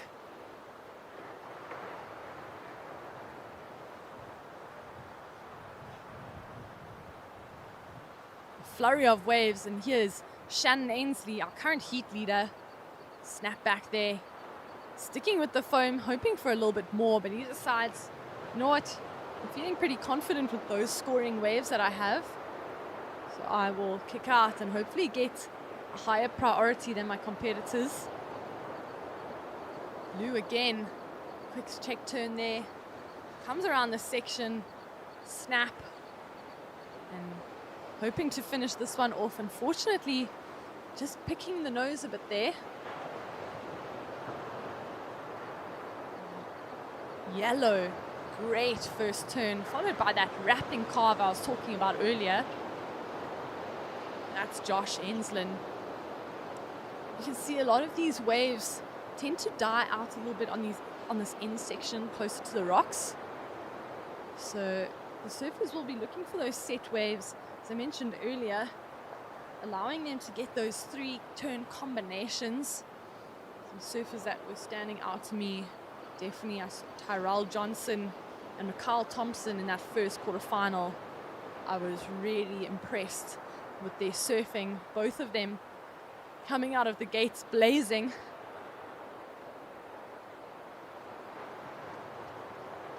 We have just under 3 minutes and 30 seconds remaining in this heat.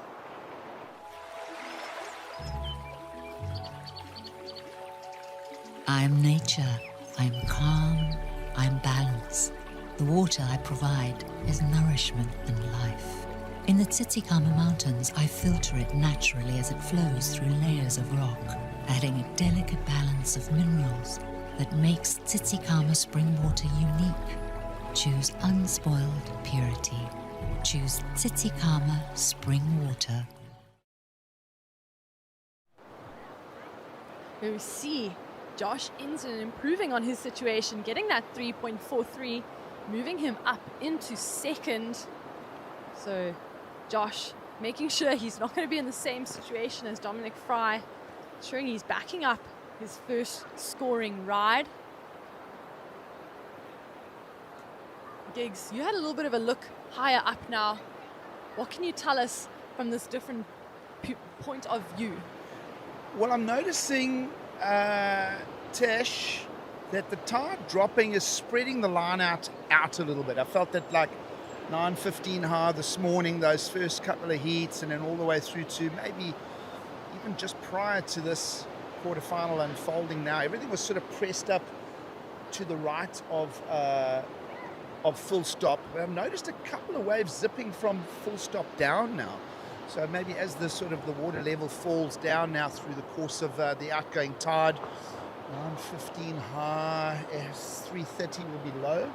So yeah, it's going to be interesting to see. I think it's just going to spread the takeoff zone out a little bit. Not that it's been too much thrashing around. You know, you've got the priorities in place and that. You mentioned a couple of the surfers sitting, I think Jess was mentioning, maybe you were mentioning, just to sit a little bit further down and pick up some walls. I've seen one or two walls zipping down the thing, and have a look at this one here. This is Shannon Eezi, surfer in red. He's currently leading this heat 5.67 and a 6.83. So he'll be looking to replace that 5.67. Though compared to his other rides, you see this wave really slowing down on this inside section. I think Shannon just enjoying being out there now. Yeah, you can see he's surfing with a little bit of freedom there, Tash. I mean, that little, especially one of those two last turns, he sort of like drove the rail to putting the board flat to a little bit of sort of glide and slide. You know, that's always a sign that he's feeling comfortable, that he's, he's enjoying the moment. I mean, you can surf heats and not enjoy the process. And yeah, that felt like a good ride. That would have felt like a free surfing ride to me, just watching how Shannon sort of rolled those last couple of turns out. So I know our team do bring us replays from time to time. If we do pull that one up, we can talk about it. But either way, time remaining. We have just over 15 seconds.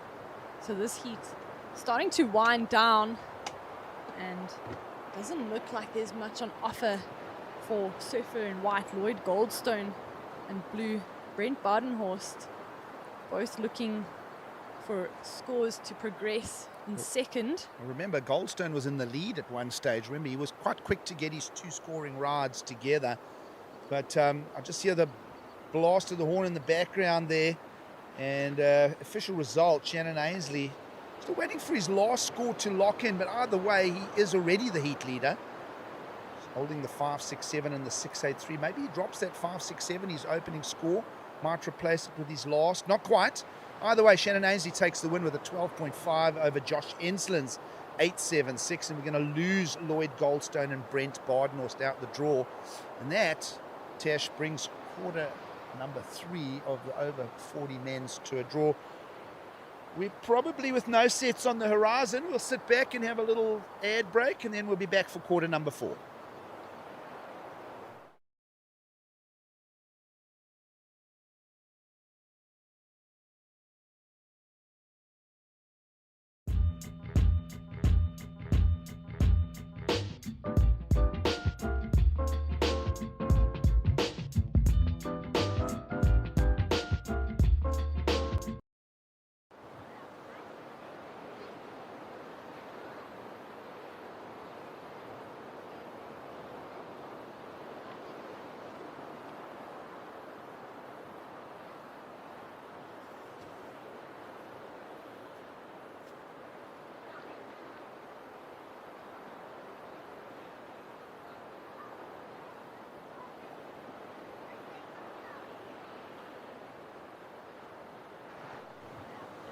Welcome back to the penultimate day of competition here. It is the South African Masters Surfing Championships, all ages from 35 through to over 60s and beyond. Lots of surfing to break down here. We're in quarterfinal stage of competition. Morning, Gigselier is alongside Tash van Groenen, Challenger Series campaigner, QS campaigner, and all-round now surfing talent, now a commentator as well. Tash, how are you enjoying the morning so far? Oh yeah, I really enjoy it. I mean, I'm a surf fan, not just a surfer, I'm a surf fan. I love watching heats and I love analyzing and I love learning from other surfers. And you know, a few of my favorites are up here. Greg Emsley, he's my coach, but also one of my favorite surfers. Getting to watch as well, like Paul Canning yesterday, really great, excellent heat surfed by him, getting a 9.87 in that heat. Tell you, he's one of my favourite surfers. Simon Fish, who's up in this heat, 20-minute heat, 17:45 on the clock to go, and scores waiting to come our way from the men in the lineup, including Warren Seymour in red, Simon Fish in white, Travis Nordia in the yellow, and Robert Jacobs is in the blue. So conditions pretty good out there, Tash. I mean, as we mentioned just before the break, tides falling out, sort of feels like there's a little bit more consistency to the lineup now. Yeah, very contestable conditions. You know, there's opportunities for all surfers to get at least 2 good scoring rides in their line. Just a matter of which waves they are choosing, you know, that's up to them. But we are seeing waves slowly coming a little bit further down the point. You know, when I arrived here this morning, you're kind of like, oh, where are the waves? And then you looked higher up and you saw them. And this looks like our surfer in the red. That's Warren Seymour. Great carve there. Threw buckets of spray on that one. I really like the way Warren uses his rail. I've been watching him the past few days, and he's definitely a great rail surfer. You can see him really digging into that heel rail on his calves. Yeah, highly energized surfing there from Warren Seymour to get his scorecard moving. And of course, 2 rides per surfer, no real maximum. Sort of seeing 4 or 5 waves is about the high number of waves selected in the lineup. Remember, everyone always wants their 2 best ones to count. And as you see, just the overview of the lineup here, surf fans. 2 to 3 foot, we're calling it. Fairly consistent. And light offshores for now. Wind looks a little variable. I'm looking at the cloud structure out on the horizon. You feel that maybe the wind might go into a touch of onshore, just looking at that sort of the shape of that cloud bank there. I mean, there's experts that are able to read these things. I mean, I think of no one better at surf forecasting in the area than Eric Stedman. He always consults to the WSL when the J-Bay Open gets to town, and he'll be able to tell us, you know, what wind is on the horizon. Of course, yes, we do have Windy, and we have Wind Guru, and we have Surfline, and we have all this stuff. But there's just those little subtleties that locals will identify even before they show up on the charts. And you were telling us how much you love Warren Seymour surfing. Here's another wave from Tash. Yeah, unfortunately, getting a little bit stuck behind that one. But what you couldn't see on your camera, well, before I get into that, that is blue on his backhand. Getting a few quick snaps there. That was Robert Jacobs. But Warren Seymour, you couldn't see it on your camera, but he was actually quite a bit wider than his fellow competitors. He was paddling back out and he saw an opportunity. And that's what I like to see when the surfers are a little bit more active, you know, looking for those wider sections.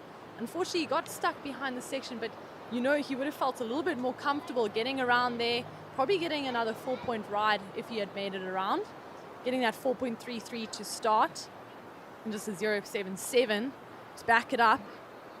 Travis Nordia starting with that 2.5. So Tash, you were talking about Morocco. Of course, a lot of us followed that QS 4000 level event. Bit of like sort of broken concrete that you guys were sitting at there. But I mean, the town itself, the landscape behind looked beautiful. And wow, didn't Beric de Vries and Aiden Masonkamp just blaze through the field there? Yeah, I mean, it was obviously incredible to watch Beric and Aiden. You know, we're all like really stoked when we start seeing the South Africans like pushing forward, and you can see like they were actually in their element. But we were surfing the backup location. So when we were there, we were supposed to surf Anchor Point, which is a right-hand point break in Tagazoot. But we actually landed up surfing Anza Beach Break, which is about a 20-minute drive away from Tagazoot. So more like on the wild side, so to speak. A little bit. Yeah. I mean, it's More exposed. Yes, more exposed. It picks up the swell a bit better. And before I get into details on that, we can see this is your favorite surfer, Simon Fish. Great backhand snap there. And really combines those turns together with great flow. Yeah, just such a talented surfer, Simon. Of course, you think of the Fish family and their involvement in this whole region. You know, think of the days in and around the East London area. I think they might still have a family cottage on the Wild Coast. I'm not quite sure about that. I can double check on those details. But Simon these days still a master shaper of his own. You think of the quality of his fish sticks. A lot of people, it's amazing how the surfboard thing works. Is people will get a following and then they'll really just stay faithful to that particular shaper. And I mean, certainly respect due for Simon Fish. He's got his followers, and he gets to test the equipment himself. And you can't fault that. He is a core surfer at heart, and just one of those eye-pleasing styles as well. Yeah, definitely. And I think that loyalty to shapers, it just comes from, you start working so intensely with these shapers to get your boards right. You're showing them videos, you're saying, hey, look, I want to do this, I want to do that, and they become invested in your surfing as well. And I think that's where you see that loyalty between board shapers and their surfers. Yeah, absolutely. I want to go back to Beric de Vries and how well he went in Morocco. You were on the beach there watching.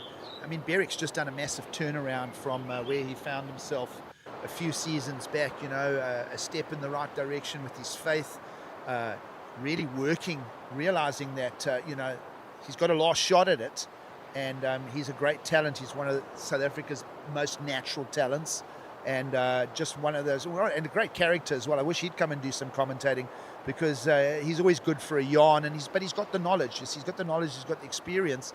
But Beric sort of with a new head on his shoulders, and a new quiver of boards too. We were talking about shapers. Elton Fursman from Built Surfboards getting a couple of great boards underfoot of Beric. Really went far in the field there. I mean, there was some great surfing. He was getting a higher score per round a number of times through that event. Yeah, and I had to laugh at him a couple of times. He comes out from his heat, he says, promise myself I wasn't going to claim in this heat. And I said to him, Beric, you have to claim when you do it so well. When you're feeling good, that's just a natural expression from a surfer. So you have to do it. And you're speaking about Beric also, would be great to commentate. And I actually did an interview with him during a junior contest earlier this year. And he just shared a little bit about his story, where he's at, and really inspiring. And this is Simon Fish looking for a quick backup, and he decides to get out of that one. But back to Beric, he has a really inspiring story to tell, and he's actually really mentoring kids, especially in that South Coast area, showing them, hey, this is how you can surf, this is the process you should follow, and these are the results you're going to get. And here it is our surfer in the yellow. That is Travis Nordia. Great second speed check there, and he goes for that fins free closeout turn.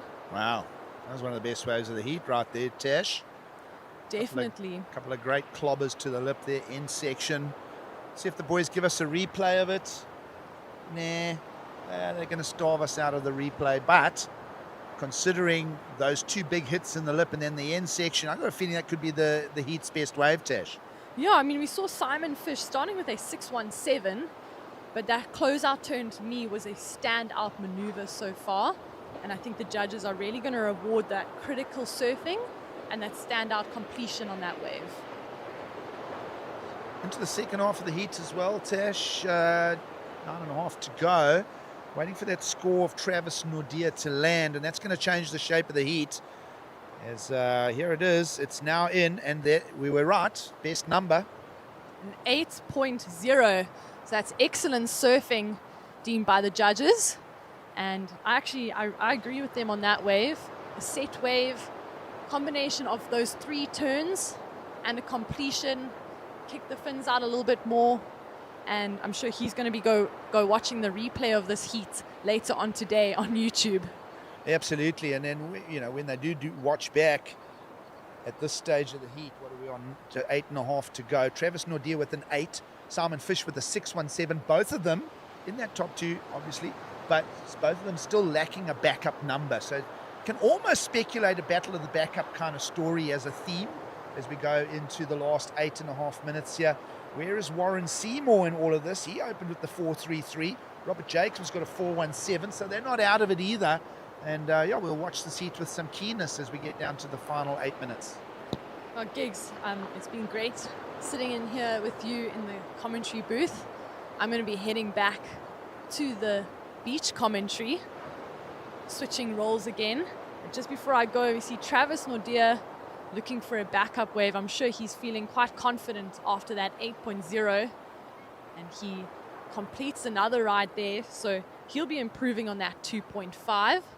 And I'm going to go watch some live action down at the beach just now, but I'm going to wait to see what Travis gets here, because I'm sure he's going to put on more of a show later in this heat. 7 minutes and 30 seconds remaining, and I think it's quite interesting to see different styles of surfing. Simon Fish, a little bit more of a flow. There's Travis Nordia really pushing out the fins and working harder on that set wave that he rode. We have a little bit of a lull here, and interesting to see. You can see surfer in yellow from our point of view. He's a little bit wider than the current surfers.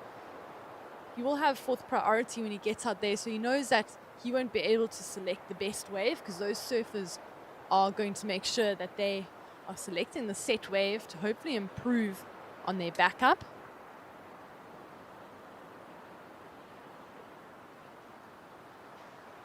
And in these lulls, I'm sure the surfers are starting to think, okay, when is that next set coming? What is my plan? Robert Jacobs with that first priority. He'll know that he needs to make the right decision in choosing his wave. And it's a lovely day down here in Cape St. Francis. The sun is out, really light winds.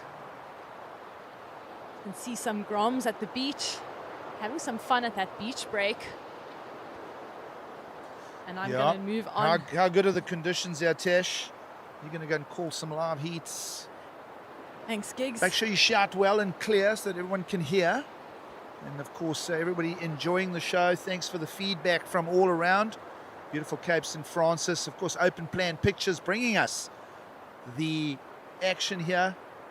Ernst Olof and Jess and a bunch of other guys just running in the scenes behind us here. It's not a big budget, we won't lie to you, and we're doing it on, basically we're in a couple of canvas tents and some camping tables, but we're having a great time with it, and hope you're producing some good pictures for you, the surfing audience.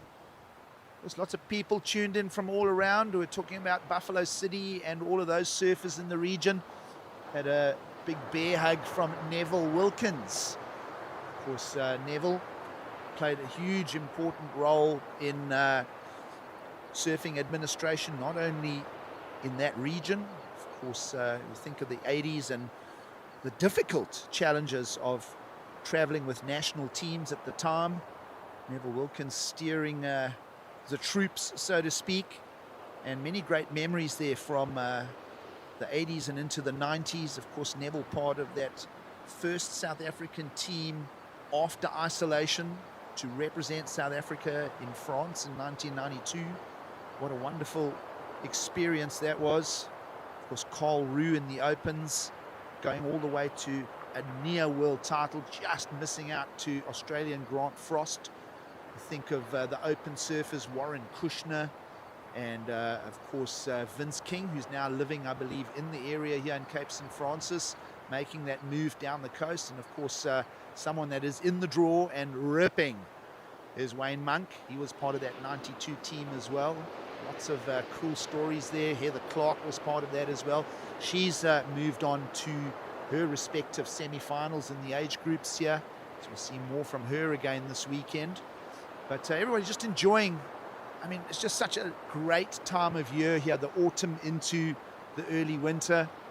And as I said to you, there's almost like a little hand of favour on Seal Point here today, because chatting to Jordan at the Vic Bay Surf Shop, he says it's dead flat, which is kind of weird that there's no swell down there, and we've got 2 to 3 foot runners here. I put that down to a couple of things. One is that we're on the most southeastern part of the country, so we're sticking out into the deeper water movement, I would say, is one of the reasons. The other is that it's very deep water just off here. If you think of how fast the continental shelf falls out just beyond the break here, This is the, they call it the calamari capital. I love the marketing that St. Francis has given that accolade to. Of course, the working harbour of Cape St. Francis and the chocker industry, a very important economic hub. And as I say, no one pulls better chocker than the team in this area. It's good to hear all the stories from them all. No one reads the ocean better than the chocker fishermen. Love listening to the stories from guys like Trevor Hansen, who carved his way to a good living, and just getting the glory years of that industry. Also want to pass condolences to now the late Marky Parman, losing him just a short while back. Our hearts are so sore with the various losses that happen, but we think fondly of Marky Parman and his fight, and just such a spirited surfer all the way to the very end of his journey. What an amazing man. And of course, big shout out to Johnny and Linda and the rest of the Parman family. And lots to talk about. I'm jumping from subject to subject. Kind of got called in as a lastminute.com to just come and share some thoughts here and catch up with friends at the Masters Champs. Coming to you from Seal Point. Down to 90 seconds to go here. A couple of clean little waves. We spoke of the tide dropping out. I'm watching some waves just reel and almost reeling past and over full stop. So the lineup's starting to change a little bit. Most of the surfing you've seen on your screens thus far today has all been in the upper part of the point over to the right-hand side, sort of where the dust car park is. And not a lot of rides coming past full stop here on the particular conditions on hand. Talking of on hand, 1 minute to go is what the time remaining is, and Travis Nordia is that surfer that's out front. He's got the bragging rights over Simon Fish, backed it up with a 5.33. Simon Fish found a 4.9. So really close between Nordia in yellow, Fish in white. Simon Fish needs a 7.17 to steal the lead from Travis Nordia. As we go down to 40 seconds, Warren Seymour still in it. If he can find himself a 6.74 with first priority, he could be part of the story moving into the semi-finals. And then, of course, Robert Jacobs still trying to build some momentum, sitting on one of those softer scores of a 0.57. He's finding himself down in fourth, and the clock's starting to march towards 20 seconds. This one looks like just having a peep out over the Indian Ocean here. 10 seconds to go. Don't think we're going to see any more rides on your screen, surf fans. We'll start listening for the beach commentators' countdown. Might be a last roll of the dice here from anyone, someone. The answer's no, and the heat will count down. So an official result: Travis Nordia will get the win, Simon Fish will get second, Warren Seymour third, Robert Jacobs fourth, and that will bring men's over 40 quarterfinals to a close. And we'll segue to the next set of heats on the schedule, over 45 men's. We'll take a quick ad break, and then we'll come back for more action from the fresh round.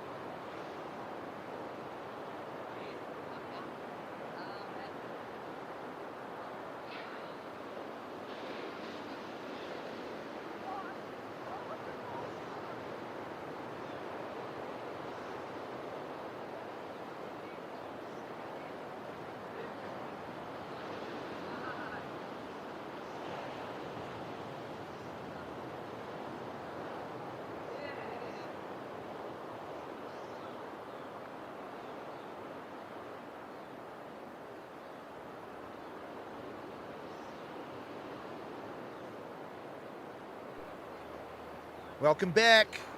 Action continues here at the South African Masters Surfing Championships. Welcome back, young Jess du Toit. As we continue, we're in the men's over 45s now, and a couple of big names out in the lineup. One of them is Greg Emsley. Looking forward to seeing what he brings to the show. How's it, everybody? I see it's a Saturday, and lots of my mates are online enjoying. And, well, have a look at Emsley, just kind of caught behind the section there as Jess and I get stuck into this heat. And what I must say is that it's a well-packed one, because in the lineup as well is Mike Frew. And there he is, Mike Frew he'll be representing Ilembe, the diminutive short stature of the Frew Brew. So everybody from O'Neill and all the folks at SISSTR Apparel will be rooting for Mike. Jess, what do you like about Mike's surfing? I like everything about it. Yeah, it's very stylish from what I've seen so far. A lot of flow, a lot of connection between turns, like we've seen on this wave. Yeah, obviously, I don't know much of them personally, so I'm sort of getting a first impression here on the surfing, and I must say it's very impressive. Nice clean style from Mark Frew. He'll set up his opening score. Judges working on that. 13 to go. Of course, talented surfing family that Mike Frew gets to be the father of. Think of both of his sons and their skills. Of course, Tristan always involved with the Belito Pro production and broadcast. Really just very talented at that.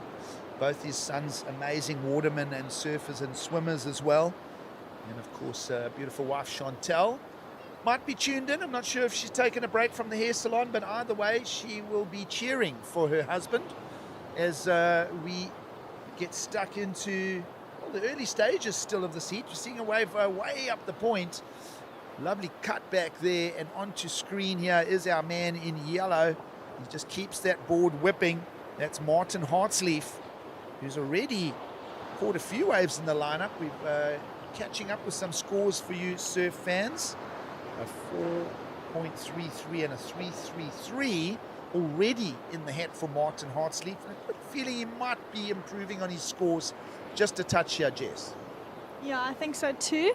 He could potentially back up his 4.33 with a better score based off the surfing we've seen on that wave.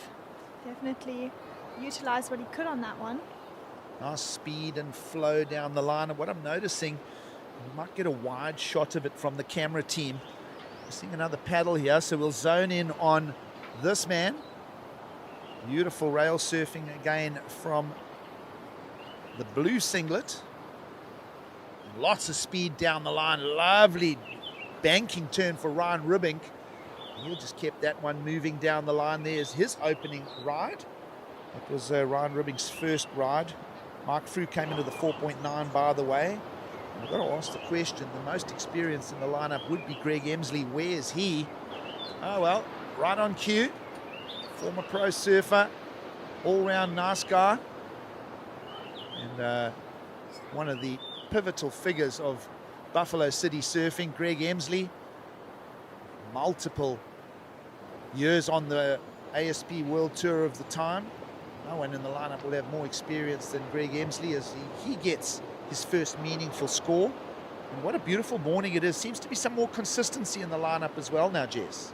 Yeah, definitely a lot more waves have been ridden throughout the heats that have been not on the live. But yeah, after seeing Greg on that wave, that's probably the first time I've seen him surf. I have met him a few times. Love him. He's such a great guy. But yeah, definitely a good first impression from him. That was some great rail surfing.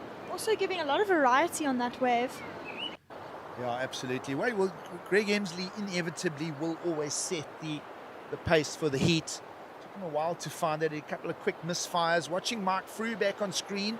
Remember, he opened to the 4.9, did Mark Frew. Now just trying to find a backup score early. They know that Emsley's already posted a good ride, waiting for the judge's opinion on that. And I can tell you now, Jess, Greg Emsley did, I think it was 10 full years on the CT. Okay, and we're talking in an era where Oki was world champ, Sonny Garcia was world champ, Andy Irons got his 3 in a row, and those were the years before Mick Fanning's first world title. That was around the time when Greg Emsley really was flying the flag. Once or twice a few other South Africans would join him, but no one did more back-to-back years on the CT back then than Greg Emsley. Just amazing journeyman for him. Lots to talk about. I've got lots of info on Greg when we get there. He's going to be part of surfing tomorrow as well. And then, well, there we go. Jess, you said you were impressed with Greg. How impressed are you now? Very impressed. His score comes in at a 9.17, so the judge is definitely rewarding him, and like you said, he's definitely sets the tone for the heat. He waited a little while to catch that, but definitely proved that he was able to put a score like that on the board. Well, it took him a little while to find it. We're into the second half of the heat. 8.5 minutes to go. Of course, you might hear Greg Emsley commentating when it comes around to the Challenger Series in Belito in July. I'm almost sure that Greg will be part of that again. Love his insights. Remember that he was coach to an Olympic gold medal, care of Bianca Buitendach. So all those experienced years on the CT, and he's still fit and very active as a surfer, almost surfing daily. And here he goes for his second ride, 917 in the hat, and now he's stretching this one down the line. Little tail step floater. Kind of been caught behind a few times, and I just want to make note of the fact that the tide has dropped, and there are quite a few walls just peeling down towards and almost past Full Stop Rock now. But a little slow-mo of Greg. Nonetheless, this is going to become a counting score for him. Meanwhile, live action. Let's have a look at this. Looks like Ribbink back at it. Nice little zap to the lip for Ryan Ribbink. Of course, Ryan loves his trips to Mozambique, and no stranger to the point breaks. You'll get a lot of surfing done in and around the Durban area. Of course, the south side of Durban, the Bluff. Somebody else that loves a visit to the Bluff is this man here, Mike Frew. Ryan and Mike will constantly be in touch with the crew at Cave Rock, and always jumping on every south swell that comes to those beaches. Meanwhile, how's this replay? Loving it. Yeah, that was Ryan Ribbink's second ride of this heat. He'll definitely back up his 5.83, but we'll see once the judges lock that score in. So judges busy with a couple of numbers here. We'll just let them play catch up. Emsley's brought a 2.6 to add to his 917, and now Emsley in the lead. You might expect that. Martin Hartsleaf currently sitting in second, but waiting for scores for Frew and Ribbink in white and blue respectively. So we'll just let all the numbers land here. Still plenty of time, 6 minutes and 22 seconds to go as we sit with a beautiful view across the bay. We look watching our surfers over to the right here. Of course, right across the bay, I can see the little sort of roof sticking out of the bottom part of St. Francis Bay, and then over to the harbour. Of course, off to our right here as well, the lighthouse. Of course, that restaurant, Nevermind. Is it worth a visit? And I'll tell you where I'm going to be visiting. I'm going to be visiting the St. Francis Brewery, because they're the ones that are providing us lunch and doing the catering. Huge thanks to Olinka and her team. Meanwhile, slashing on your screen, lovely whippy turn from Ryan Ribbink. And he just exits that one. And just wait for the numbers to land. What are you thinking so far, Jess? Well, Ryan Ribbink's previous wave came in at a 6.5, so he is now sitting with a 5.83 and a 6.5, so he's taken the lead from Greg Emsley. But definitely, Greg is definitely able to take that lead back, providing that the wave comes through for him. Why do you say that? Based off of the first wave that I saw, it's definitely possible for him. And he only needs a 316, right? Yeah. So, of course, you can follow all of this on liveheats.com. You can have all these scores in the palm of your hand. Go to liveheats.com if you need to take a break from your TV screen. But great to be bringing you the live coverage. Of course, challenging days for you guys at the beginning there, Jess. A lot of onshore, small sort of wind swell. But really, Mother Nature saving the best till last year as we get to finals weekend. Yeah, definitely grateful for the conditions changing in these last 2 days of the event. I think it's looking like some good waves tomorrow as well. Yeah, you're right. The conditions were tricky the first few days, but our surfers managed to pull through, also getting some good scores on the board. I know that we had 2 surfers in the same heat drop near to perfect rides, a few 9-point rides drop in the same heat. So that was... you think about the discussion of excellence. I think of Heather Clark this morning finding an 8.5 in the lineup. I think Tamaris might have got some good numbers of her own on the women's side of things. Yeah, no doubt the surfing talent here that's going to find us. Didn't we have a 10-point ride earlier today? Roxy Davis? Yeah, we had. Yeah, of course, Roxy and her family. Of course, big greetings to all of them. And the Ocean Freedom Sunblock. Just got to give that a punt. Of course, lots of sponsors to talk about. We'll rattle them off as the day goes on. But yeah, Roxy Davis finding a perfect score earlier in the lineup today. And of course, looking at the entire list for the day as well, go to liveheats.com and I'll have a little look with you, surf fans. Right now we are in the first of over 45 men's quarterfinals. You look at that, that'll take us through to lunchtime. Over 50 men's will set the pace from about 1 p.m. So if you've got family or friends surfing in men's over 50 from about 1 o'clock, that'll take place. And then at 14:20 we'll transition to over 55 men's. And then 2:45, 4 this afternoon, over 65 men's. Those will be the first of the semi-finals. So lots of surfing coming your way. A full day's action here. Keep us going. Is there any rugby on? I'm wondering.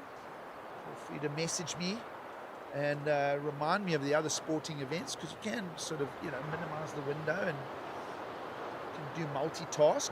Does everybody want more information than just one feed these days? I mean, everybody multitasks, right? Even the traffic officers, they're just sitting on their phones. That's another story altogether. Meanwhile, out the back, that looks like Heartsleaf in yellow.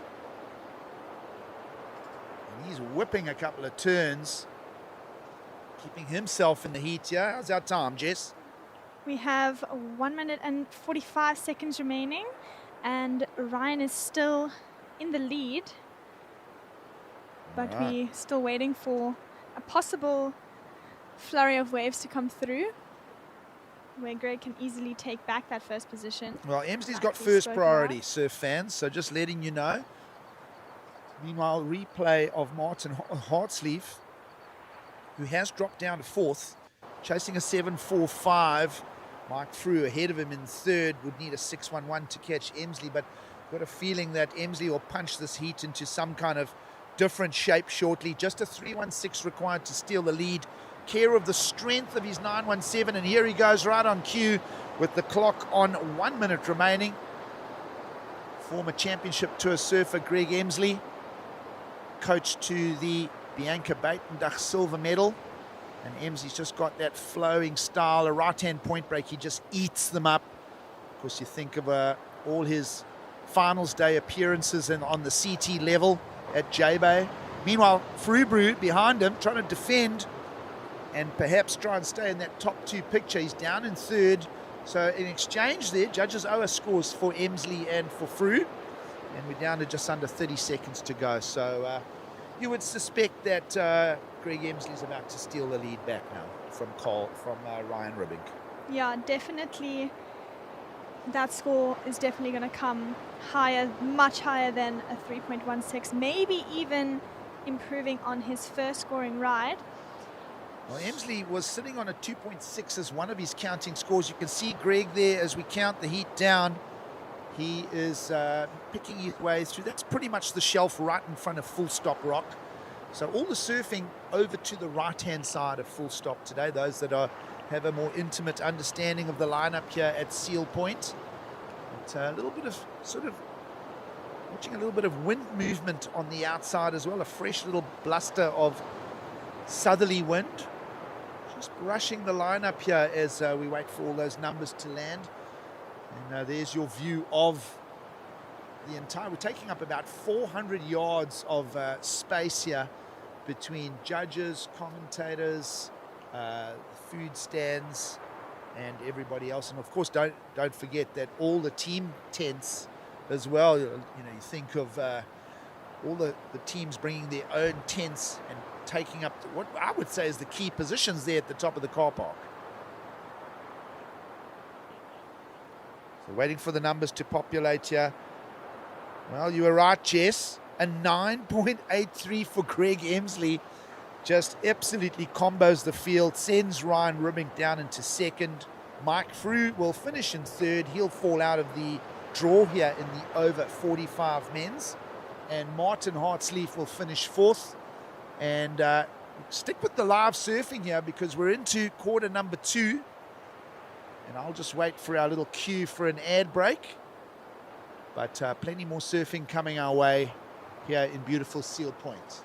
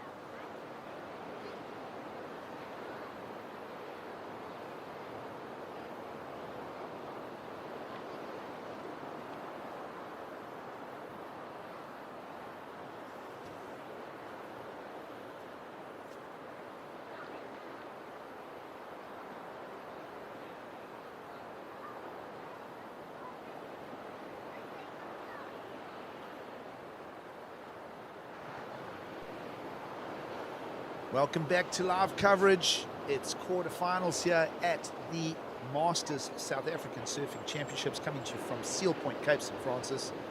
So there's alongside young Jessie DeToy from Scarborough. And we're having a lot of fun with it. Of course, conditions here as you join us for coverage. As we're actually on midday already, Jess, almost 12 o'clock. And definitely tide dropping out, I think, is bringing a little bit more consistency to the lineup. Yeah, there's definitely been a lot more waves coming through the past few heats. We saw in the previous heat, surfer in the red, Greg Emsley, really using those waves that came through and surfing them to the absolute full potential, almost dropping a perfect ride. He came in with 2 huge scores, one a 9.17 and a backup score of a 9.83. I was thinking what we could do is we could hit Greg Emsley on the foot with a hammer before his heat, and then like there's a little bit of a sort of penalty. A 9.83 and a 9.17 for Emsley sees him through to the semi-finals now of the over 45s. You're with us for over 45 quarterfinal number 3. Paul Allen in red takes on Dave Momsen in white for the Cape Town Surfers. Andrew Langer will be with Ugu. He is in the yellow, and Brendan Reid in blue. So lots of fun to be had here. I've noticed the surfers have pushed quite far up the point. I'm not convinced that that's the right thing to do, Jess. I've seen a lot of waves peeling down the point here. Having a look at the big backhand turns here of Andrew Langer. So Andrew Langer might not be with the... have I got the right heat? No. I've got the wrong one. How did I do that? Sorry, guys. Thank you, Same Jess. mistake I Can made you tell us earlier. who's in the lineup? I got that one wrong. So we have, in white, we have Mark Jardine. He already dropped a small score of a 3.67. And then in red, Tristan Johnson. And in yellow, who we just saw on a wave, Shane Pratt. I mentioned Shane Pratt earlier. We'll talk more about that in a bit. And then surf in blue, Ryan Balfour. Okay, all right. So my era there, Shane Pratt representing Eden. Now Shane Pratt, we'll talk more about that, because meanwhile, let's have a look at this opening ride of Tristan Johnson. One of those Johnsons. Spoke of the superhuman action figures of the Johnson. All three of them just rippers for Buffalo City. And here he goes down the line. These guys know how to wrestle scores out of lineups, particularly right-hand breaking waves. All of them groomed on those walls at Nahoon Reef and Nahoon Corner and the other breaks in the area. What do we like about this man in Red's backhand repertoire? That was very powerful, very critical. I think he'll drop a good score, probably higher than the ones that have already been dropped. I know the wave we saw from Yellow. Oh, big man hack from Ryan Balfour. Did you see that? I A big did. slash and another one. This is Balfour ringing the bell for his opening score. Oh my gosh, that's going to challenge Emsley. I'm telling you, watch this here on the replay, Jess. Raw. How about that? Massive slashing turn. The turn before that one as well, folks, was giant. I'll tell you what, there's still a bit of dew falling from that previous turn. Watch for this. Ryan Balfour turn again. He's absolutely clubbed this. Judges are going to lap this up. We love it. You can almost speculate that that's going to go excellent as far as the scorecard goes. You mentioned Shane Pratt in yellow there, Jess, a 3.93. Mark Jardine opened at the 3.63. Unbelievably talented surfer is Mark Jardine, perhaps the best surfer out of the Hermanus area. And have a look at Pratt again up and riding. You want to call this one? Yeah, that was a nice first turn. I think a better looking wave from his first one. Ooh, so Shane Pratt picking up a second ride early on. I wanted to brag about Shane Pratt again and his surfing. He's always been a great waterman. Just spent a lot of time in the Strand. His life went through some changes and God redirected it all, and ended up in Stillby and raising his son Kai, which means wave in Hawaii, right? We all know that. So a lot of rugby fans won't know that, but in the lineup under Rassie Erasmus, there's a whole bunch of new Springbok rugby talent, and Kai Pratt is one of them. No So ways. huge bragging rights for Stillby, for Shane Pratt, and for surfing. And looking forward to seeing how the inbound rugby tours go this year. Of course, All Blacks will be with us for their inbound tour, and a lot of games on the schedule for the Springboks as we talk about the Pratt family. Meanwhile, lovely hammer there, tackling. Oh, did you like the way I did that with the words? Tackling that oncoming lineup is our man in blue, and this looks like Jardine in white out the back. This is second wave for Mark. We're just watching a replay here. We'll just quickly cut back to the action. Mark Jardine, a second wave in for him. He's talking about Mark Jardine and his involvement in the Whale Coast Wave Riders. Of course, he's part of the Cape Winelands team. And Mark Jardine just, I tell you what, he might be in the over 45s, but he still does full-on punt grab airs. He does slobs, he does double hand grabs. I've seen him bust the tail. He's an exceptionally talented surfer. And the other thing is, and I guess a lot of the surfers in the lineup here this weekend are the same, they're just absolute surf groms still.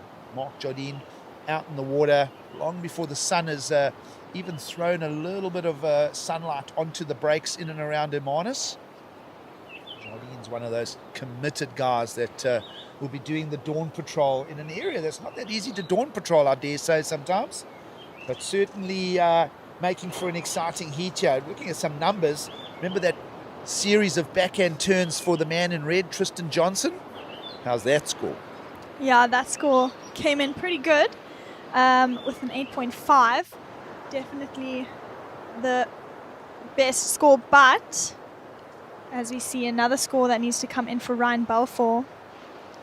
And he now has 2 scores, but he does move up into first position. Well, I love that big man hack of his. Judges went, 6.33, opened with a 6. So Balfour out in the lead.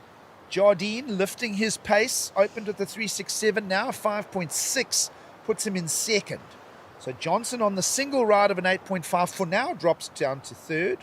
And have a look at the small requirement for Tristan Johnson. Just a little decimal score will get him back up into second at Mark Jardine's expense. And Shane Pratt down in fourth. His pair of scores right now has him in fourth, looking for a 5-1-8. So it's lots of surfing still to come as we go into the second half here. It's not like rugby. You don't take a break half time. The heat just keeps going. Yeah. Tristan Johnson, just a 0.77 requirement. So best individual wave of the heat, 8.5 for Tristan Johnson, currently sitting down in third. See the priorities allocated to each of the surfers. First priority is with red. So the next set that rolls through, you see all surfers in the same part of the lineup here. We mentioned the tide falling out. I do feel that there are some sort of waves that are peeling a little bit wide of where our surfers are currently sitting, but you see the pack all grouped together. First priority with red, second priority with yellow. So opportunities for our third and fourth place surfers to get some more numbers moving, and plenty of time, just under 9 minutes to go. Yeah, I feel like Surfer in the Red is in a very good position now. Obviously, it depends on the waves that have come through, which has been proved by the previous heats that there are waves that come through. So he definitely does have that pretty high chance of getting a good backup score with plenty of time left on the clock. Yep, plenty of time. 8:20 to go. Beautiful conditions here for as we move into the afternoon here in Cape St. Francis. People from all around tuned in. A message from my mate Garth Price over in the heart of the Transkei coastline, just north of Mdumbi there. He's got his little setup next to Swell Eco Lodge there. Of course, my old friend Cheryl, I think still involved with the Swell Eco Lodge. If you don't know that part of the coastline, take a trip there. Reach out to Garth Price. He's got a cool little setup. He'll make you the best pizza you've ever tasted. Might have a few ingredients on there that you're not used to, but that's okay. He's and he knows every single break in that area. He knows the sand movement, and just so many waves on this east coast of South Africa. Of course, we here at Cape St. Francis, the most southeast point on the coastline. Did you know that where we're sitting right now is considerably further south than Cape Town? Wow, that's quite... You need to do your geography. Yes, Jess. I do pull need out to a do map, my geography. have a look for yourself. I promise you, as far as the latitudes go, we are further south than Cape Town. Hard to believe.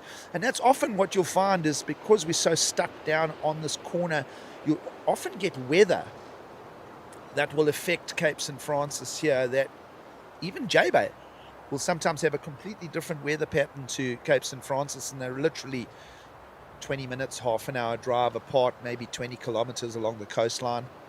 So, yeah, really stuck out in the depth of the Indian Ocean is this beautiful region. I mentioned the chokka fishing earlier. Of course, the chokka capital of the country. Worth a visit here. Great restaurants in and around Cape St. Francis, the village itself. Of course, huge shout out to the Super Spa there as well. I know the boys are always supporting anything that's community driven.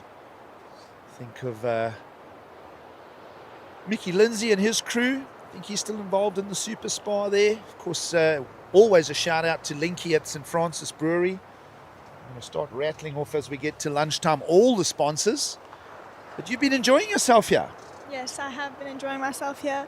Like we mentioned earlier, it's an amazing place.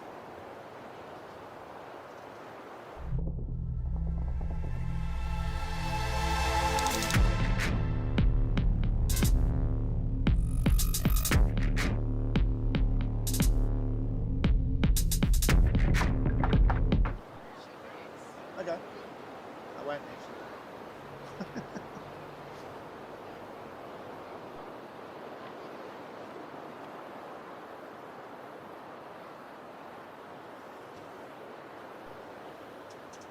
All right, back to coverage. Just the last part of Tyrell Johnson on your screen.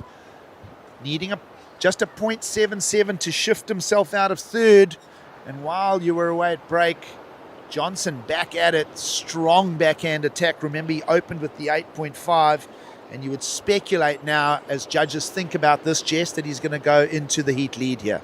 Yeah, definitely, based off the wave that he just caught, definitely a good score to come in for him, and he can easily take both our surfers in first and second over. Come on, put your judge's hat on. How much for that wave? Do it. Just do it. 8.5 for his first one. 6.77. Okay, the judges beat me Yeah, to that it. answered the question for you. Yeah. Meanwhile, smooth surfing on your screen from Mark Jardine. Thought he was almost going to go to the air there. I mentioned that he's very adept in the lip and in the air. And meanwhile, what's happened here is Jardine is down in third, looking for a 6.73, because with Johnson's last ride, the 6.77, he's now the new heat leader. So red leads, blue second. Ryan Balfour, pair of sixes, drops down to second. Still a little bit of a separation. 12.33 for Ryan Balfour. Mark Jardine with a 9.27. Judges working on a score for him. But Jardine's got to find a 6.73 in the lineup if he wants to stay in the draw here in the over 45s. I definitely think that he could have gotten the requirement if he had completed that wave, but we'll see if the judges give it to him or not. Well, let's have a look at Either Shane way- Pratt here. Sorry, Jess, just okay. picking up on the live action here. What do you think of Shane? He's a big, solid guy. He knows how to hit the lip. Yeah, for sure. He's been doing some good backhand surfing. Just falling short on that last wave, on that last turn. Pratty goes down with the time on 3 minutes. But these are big, solid turns. Shane Pratt can throw some meat around. Let's go of a proper turn there. Thinking of Pratt's scores, his best one a 4.1 prior to this. So we're thinking, has he improved on his personal numbers? And did he go anywhere? He's got a requirement of an 8.23, so it's a steep challenge for Shane, but did he improve any of his scores? You can answer no, because it's a 3.73. I thought that he was actually, it looked so good on the slow-mo, but he didn't replace the score. So his last number in at a 3.73 remains in fourth. No change to the situation.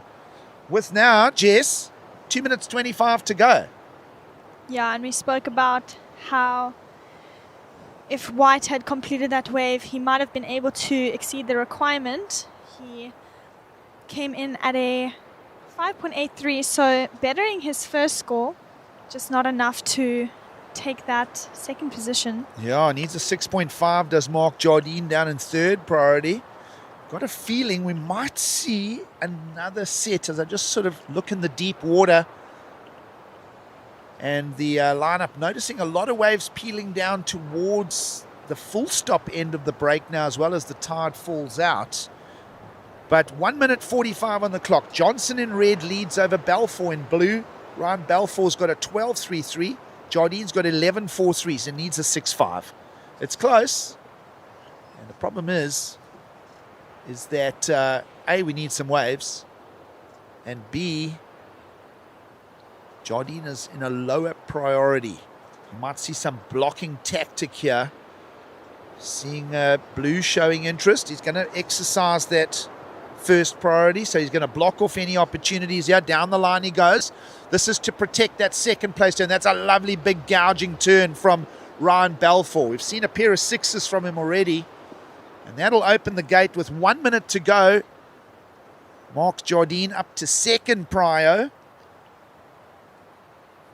Heat leader Tristan Johnson with first priority as we're inside the last minute. And how are these big man turns of Ryan Balfour, Jess? Yeah, he's definitely done a big turn there. Personally, if I was in his position, I would have stuck around to make sure that surfer in the white didn't get any opportunity to improve his scores. Obviously, there's not much time left on the clock, but just personally, that would have been my plan. But he obviously just decided to go for that one. surfers will face that situation where they've got to do the block, but at some stage you can't block every single wave. So Balfour went on that, and if you are going to go, then you must improve your score. That's the key to the discussion. Yeah, exactly. Meanwhile, the clock's on 5 seconds as we start counting this one down on your screen. heat leader Tristan Johnson snapping away on the backhand. Scores of an 8-5 and a 6-7-7 already in the hat for Tristan Johnson. We'll see if he can improve his numbers. And that is going to be all she wrote, because the clock is now finished and it's going to leave Jardine and Pratt short of scores. And I think no matter the outcome of that last exchange between red and blue, those are your two surfers, Johnson and Balfour, that are going to be going through to the semi-finals here of the over 45 men's, Jess. Fun heat to watch, fun heat to call. I like that. We'll see what the boys in the production house want to do. Do they want to take a break, or do we want to carry on with the action here?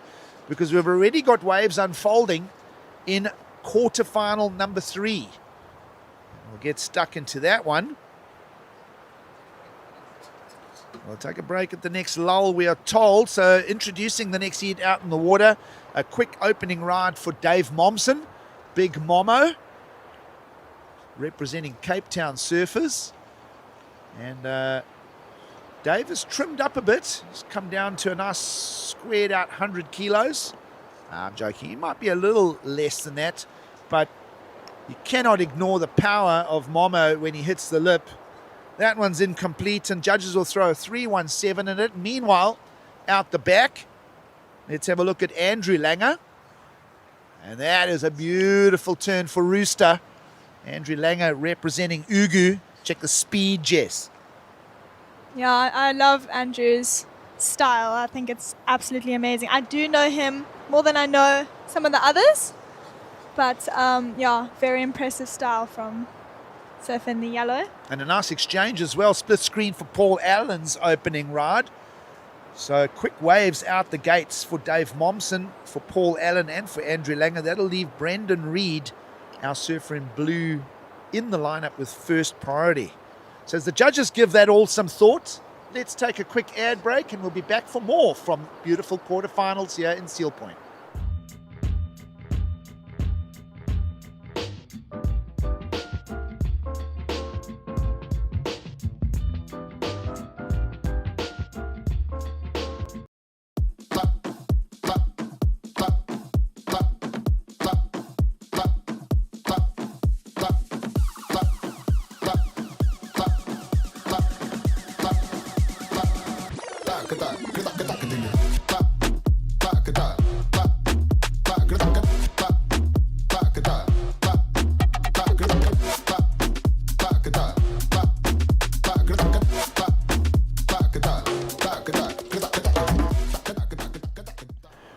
All right, surf fans, tuned in all around for the Masters South African Surfing Championships.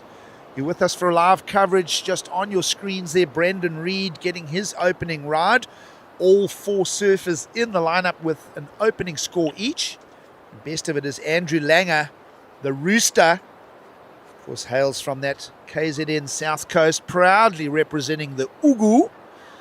Amongst his teammates, they'll all be shouting and cheering for the opening score of a 7.5. Paul Allen, nice smooth surfing on the backhand. We saw him just prior to the break. Surfer in red opens with a 4.67. Dave Momsen, early fall, but getting a 3.17 in for the Cape Town surfers. Momo in white.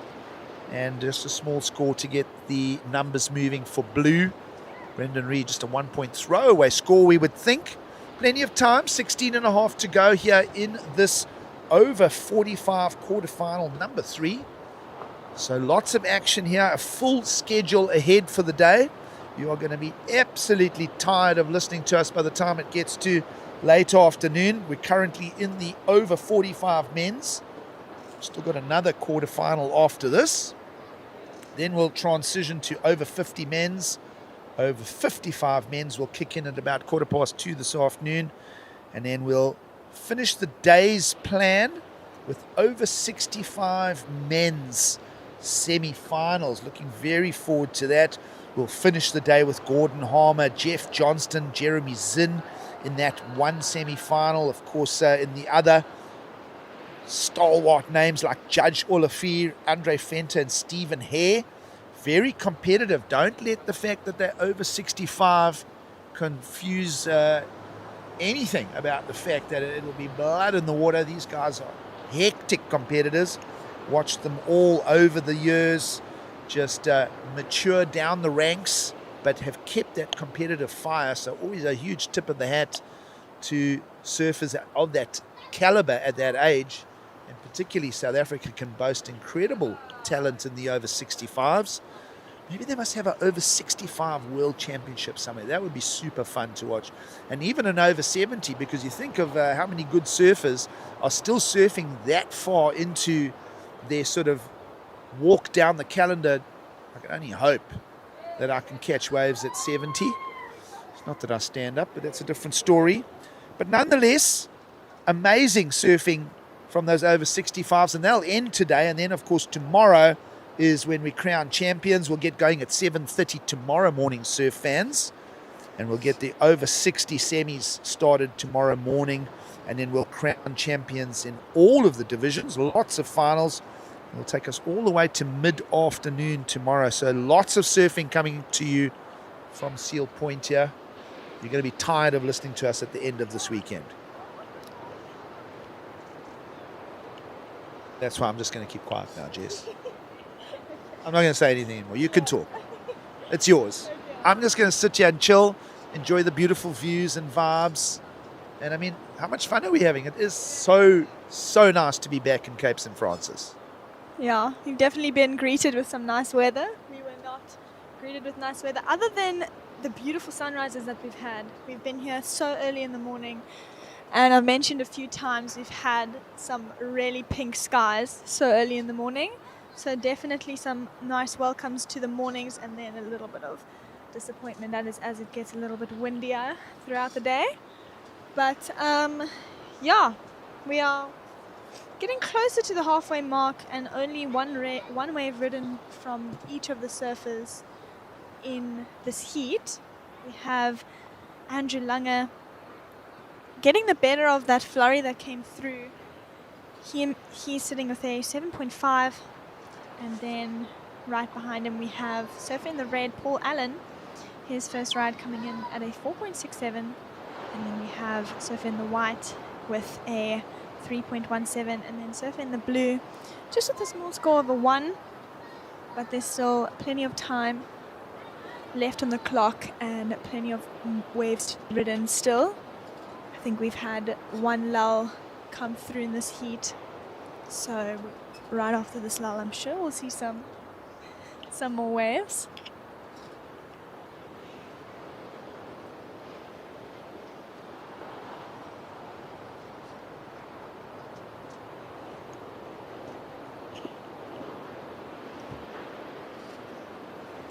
As I mentioned on Surfing Yellow's wave, and as Giggs also mentioned, the speed on the wave that was ridden.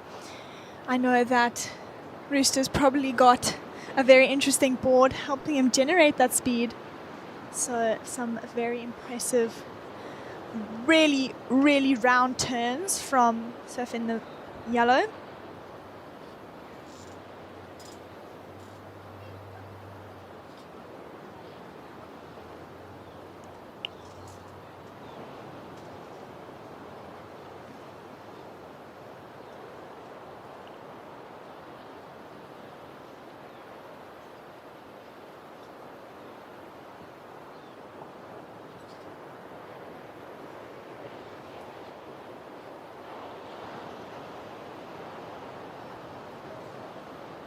Just waiting for some more waves to come through for our surfers. I think this is probably the longest lull we've had, other than early this morning.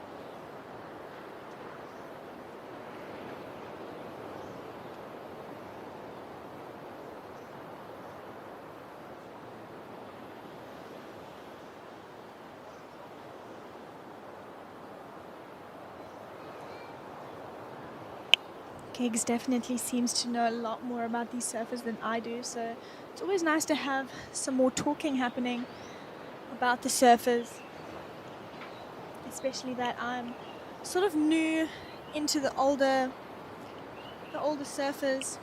I don't know as much history as he does, as he's been involved with them for many years. but I'm definitely keen to learn more about it and get to know them more. As we see Blue now up and riding. This is surfer currently in 4th position.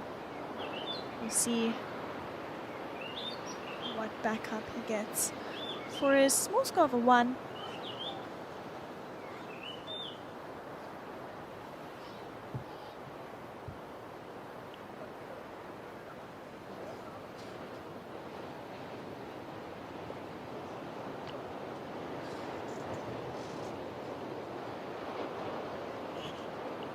And that score comes in at a 3.57, so that'll just move him up into 3rd, but he only needs a 1.11, so it's definitely doable with just under 10 minutes to go. But obviously he's now sitting in 4th priority, which means that any other surfer has first pick of any wave that comes through, especially surfer in white. For surfer in white is sitting with first priority, so any wave that comes through that he feels is going to give him the right potential and right score to move him up into 2nd.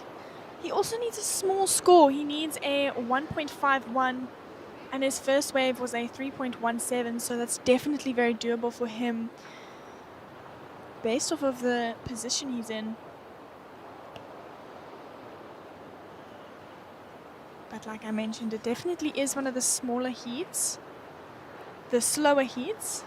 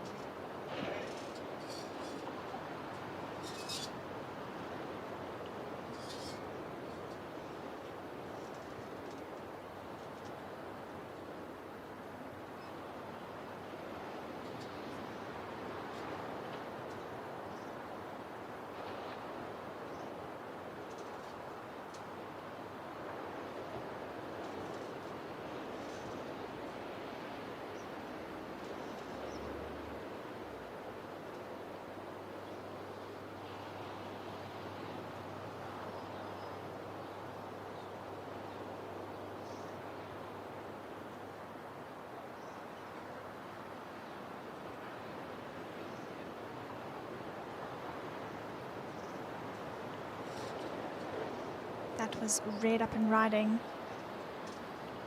Our surfer in 2nd, so he's going to make it harder for our surfers in blue and white to take that 2nd position from it as we look at the replay of his wave. Nice vertical turn there from him. That is surfer in the red, Paul Allen. We'll see what score comes in for him. And it comes in at a 3.83, so he actually takes the first position from surfer in yellow, Andrew Langer.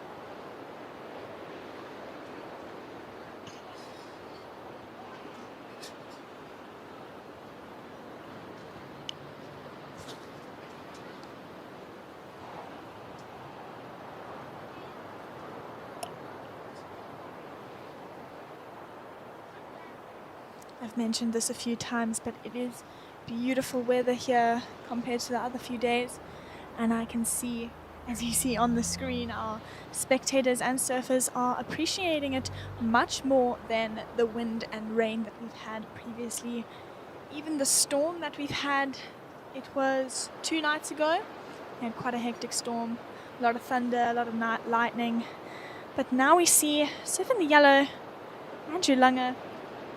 Just a quick one for him, looking to get just a quick backup score, maybe taking first back from surfer in the red, which he can do, only needing a 1-point ride, and he gets a 2.5 as we watch his replay.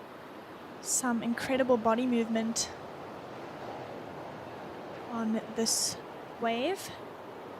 He takes back the lead from Paul Allen.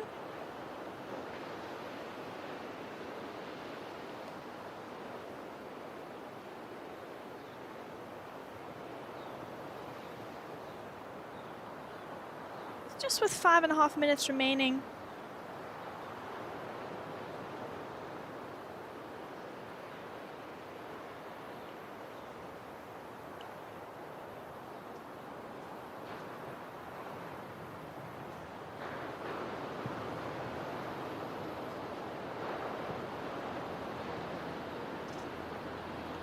Now looking at a bit of a wave coming through. This is surfer in third, needing a 4.93. Let's see what he can do on this wave. A little fancy turn there for him, unfortunately not being able to hold onto it.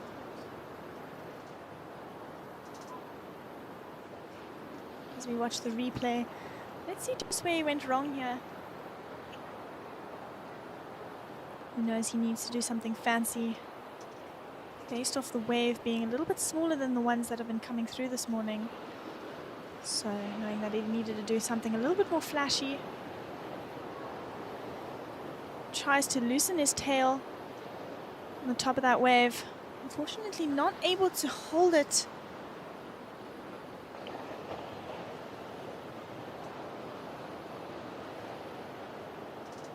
That wave coming in at a 1.13. As we see a paddle here from our surfer in the red, looking for a 5.34. Nice first turn.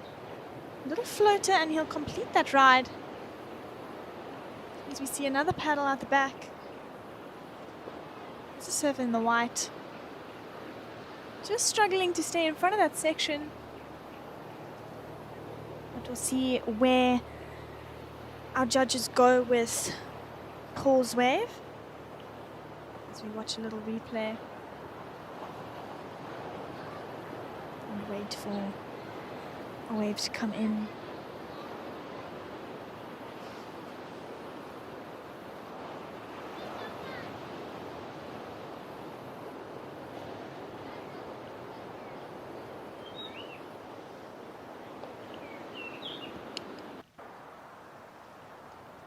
As we watch our surfers in the next heat making their way out. That is surfer in red, Justin Mesh, and surfer in white, Darren Knutson. Apologies for maybe mispronouncing surnames. Still getting to know a lot of the surfers here at the SA Masters Champs. So if I pronounce your name or surname wrong, just come up to me, correct me. I won't be offended. I'm sure that it would be better if I just knew.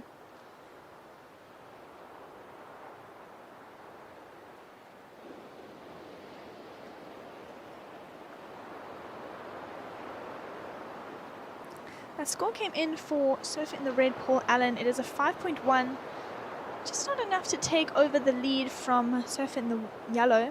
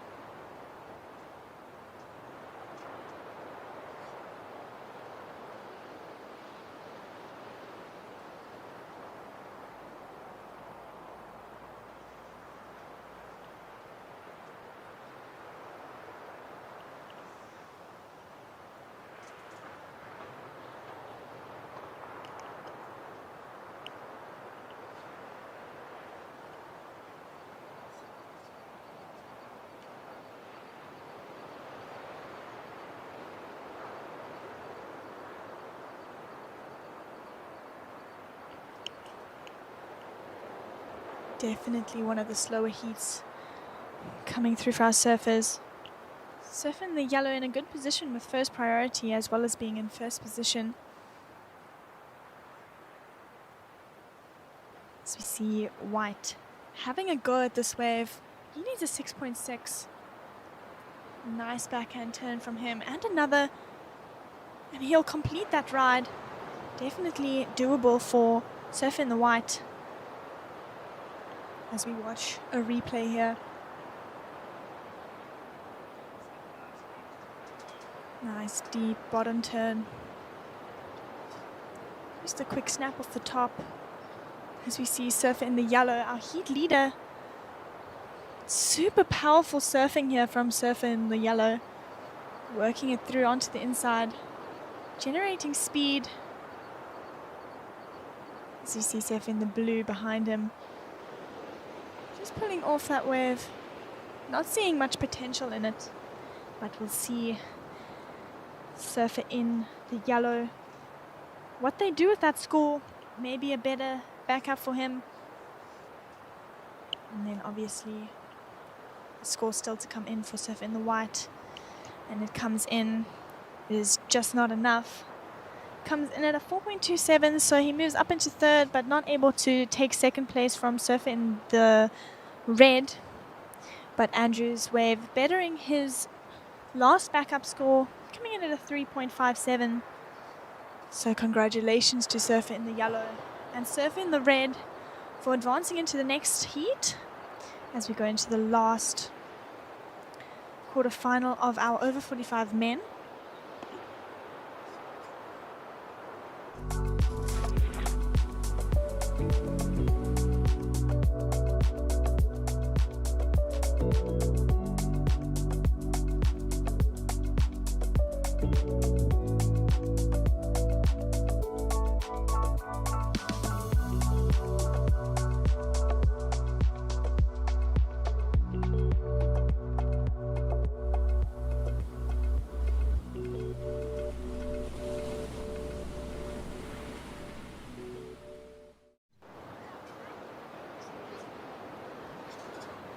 So introducing the next surfers, we have surfer in red, Justin Maish. Ooh, Darren Knutsen's coming up. And guess who else? We have in yellow, Sean Holmes, and in blue, Rena Grobler. Is that how you say his name? Yep. Renier Grobler. Renier Grobler. Renier Okay. Grobler, an old Melkbos local that sneakily moved to J-Bay. Trying to flex himself in the lineup. But never mind. We'll have fun with it. Now, do you know who Sean Holmes is? I do know who Sean Holmes is. Jesse. We got lots to talk about this heat. And I promise I won't do all the talking. Surf fans, it's into the afternoon. It's 12:40. So we're moving towards lunchtime. And what a beautiful afternoon it is here in beautiful Cape St. Francis. Over 45 men's quarterfinal number 4. We'll wrap up this round and look at the lineup. Look at these waves approaching. Cameraman, lock into that because that is a set of notes. That is the biggest set we've seen come What? And guess who it is? Holmesy. Holmesy gets stuck behind that one, Jess. Such a pity. through. Yeah. Look Because at we that wave love just watching going. Sean Holmes. I get to see him surf often. One of the ultra talents out of the pool that is Victoria Bay. Of course, the Eden Surf Riders, covering surfers from that little forsaken town called Plettenberg Bay all the way down to Stillby and beyond. No, the Eden community, just a great bunch of guys. Think of all the talent of out of Vic Bay particularly. Of course, many surfers over the years. Think of Leonard Giles and his SA title back in 1984. You think of Rob Pollock and his backhand attack. You think of Bianca Buitendag's lethal backhand all the way to many years on the CT for Blomport. Of course, if the Buitendags are listening, how's it, guys? All you at Safari, if you're looking for some decent accommodation in the area in Victoria Bay. And of course, one of the best sons of surfing out in the water for Eden and for Victoria Bay, Sean Holmes. Of course, his good mate, Dave Pfaff, also expert surfer. So many good guys. Think of Charlie Rates from Plet. And all of those oaks, what a community. And they've been well represented. And of course, lots of other surfers in the lineup. Justin Maish representing Ugu. Think of the Maish family. All of the Maishes, great manufacturers of fins. Look them up. Of course, Darren Knutsen, son of Chris Knutsen, multiple national champion. Meanwhile, down the drag and coming with a blur of speed is Renier Grobler. Spoke about Renier and his relocation to J-Bay, and that looks like it's serving him well because that was speedy surfing down the run. Renier's a big chap and he can throw his weight around. A couple of nice turns here, Jess. Yeah, definitely a couple of nice turns. I'm noticing his board. Is that we'll see now as he goes up on this turn. Got a little bit of an Andy Irons inspired design there. Yeah, I see the rising sun vibes. Looks like a small stand-up paddleboard, but just teasing Renier. Big turn there from him. That'll serve him well as a score. Put Yeah, that I think into so his too. scorecard. Judges already on it. We've got Blue coming in with a 4.83. That was the exchange of that score. All right, so Renier making his mark on the judges' scorecard here. Of course, still plenty of time. 20-minute heats. This one's still a little under 15 to go. Renier Grobler into the early lead. Our surfer in blue representing... Actually, I wonder who he's surfing for. I haven't looked at the team lists. You'd think that he's living in J-Bay, he'd be representing Nelson Mandela Bay. He might be sneaky and he might be still representing the Cape Town surfers. Maybe someone can confirm that. No real numbers yet for Holmesy, just the throwaway score, waiting for Maish and Knutson to open their accounts here. Plenty of time. Well, let's talk about that set that came through. The previous heat was a little bit slow, hey? We didn't really see that many waves come through.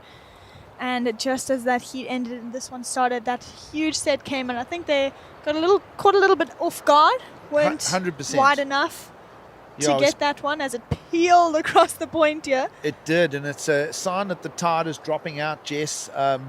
That one got away from all of the surfers. Holmesy got on it, but couldn't get into third gear. And I've noticed now he's sitting a little bit further down the lineup towards full stop. There's still, I'd say, still 100 yards plus of lineup from where you see Sean Holmes taking off now to full stop itself. So this is the upper part of the seal point break. See Sean Holmes, smooth. Just one of those eye-pleasing surfers to watch. Lots of board speed. Sean Holmes, one of the best talents to ever emerge out of the South African surf culture.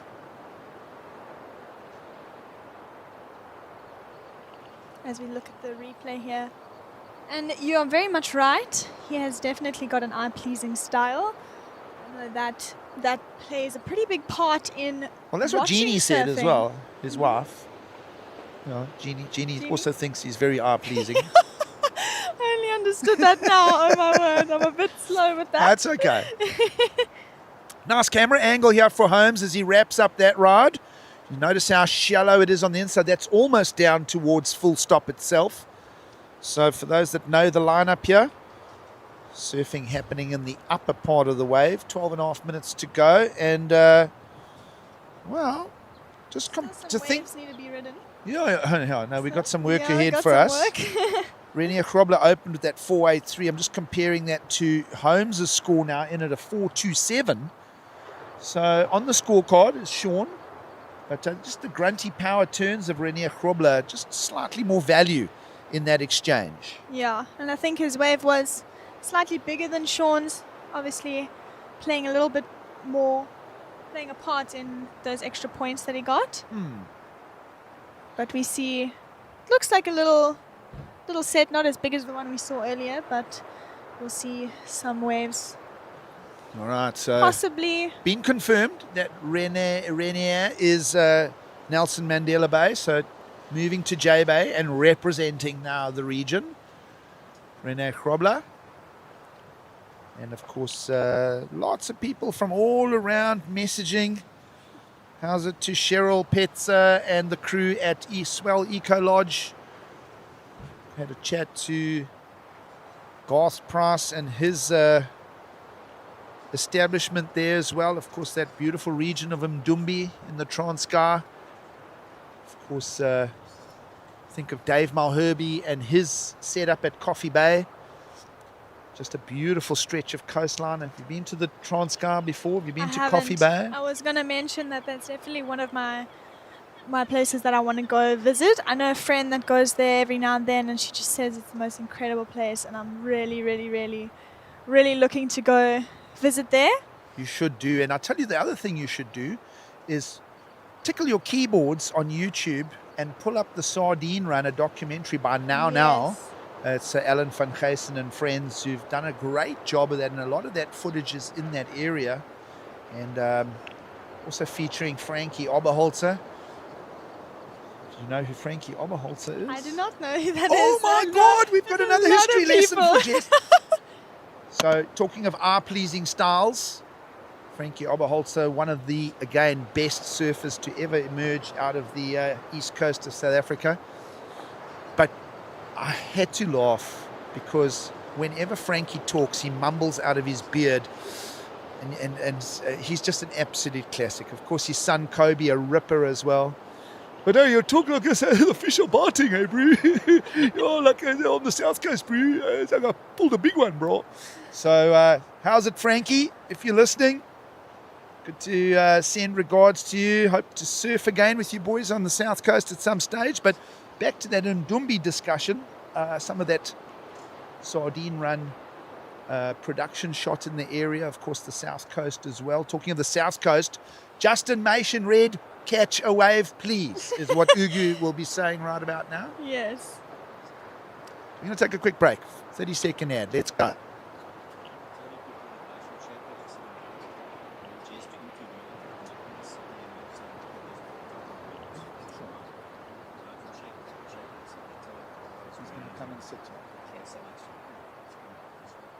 Do I have to ask some questions, or will you just like...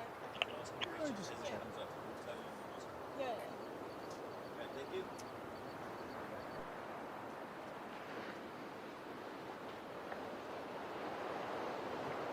So, like Giggs was saying, the South Coast, Ugu is definitely rooting for Justin to catch a wave, but now we see Sean Holmes on the insider trying to better his backup score of 0.5. As we see Justin up and riding out the back. Also on a better looking wave that's come through. He's waited patiently for this wave, and it looks like some great speed and great technical maneuvers. Unfortunately, just getting stuck there on that one. Definitely a bit of nerves coming to the last few minutes of this heat. Halfway, but yeah. Well, Justin Maish will just be leaving a little bit of food on the table here, because he definitely picked the bomb set there. He had the priority over the rest of the field, and he found this beautiful runner. A couple of nice turns, as you would expect from Justin. Then just sort of lets it go over there. Just he'll be angry with himself for that, because that was a great opportunity. And again, if he completed that maneuver, it'd definitely be a solid banking of the score. Still see where that number lands, Jess? Yeah, I think it's definitely going to be a good score. It's probably one of the bigger waves that have come through. Yeah, I'll agree with you on that. Yeah, so I'm just going to wait on the judges to see what comes through. He needs 4.77 to take second place from Sean Holmes. So we'll see. As we see, Sean, this is first ride of Surf in the White. Darren Knutson up and riding, guys. And he'll just kick out of that, perhaps representing Ilembe or Tekweni, I'm not sure. But Darren, regular surfer in the Umhlanga and Umhloti region. Nice strong hack from Darren. And so the judges working on scores now for Justin Maish and Darren Knutson. And we'll look how those numbers compare to those opening scores of Renier Grobler and Sean Holmes.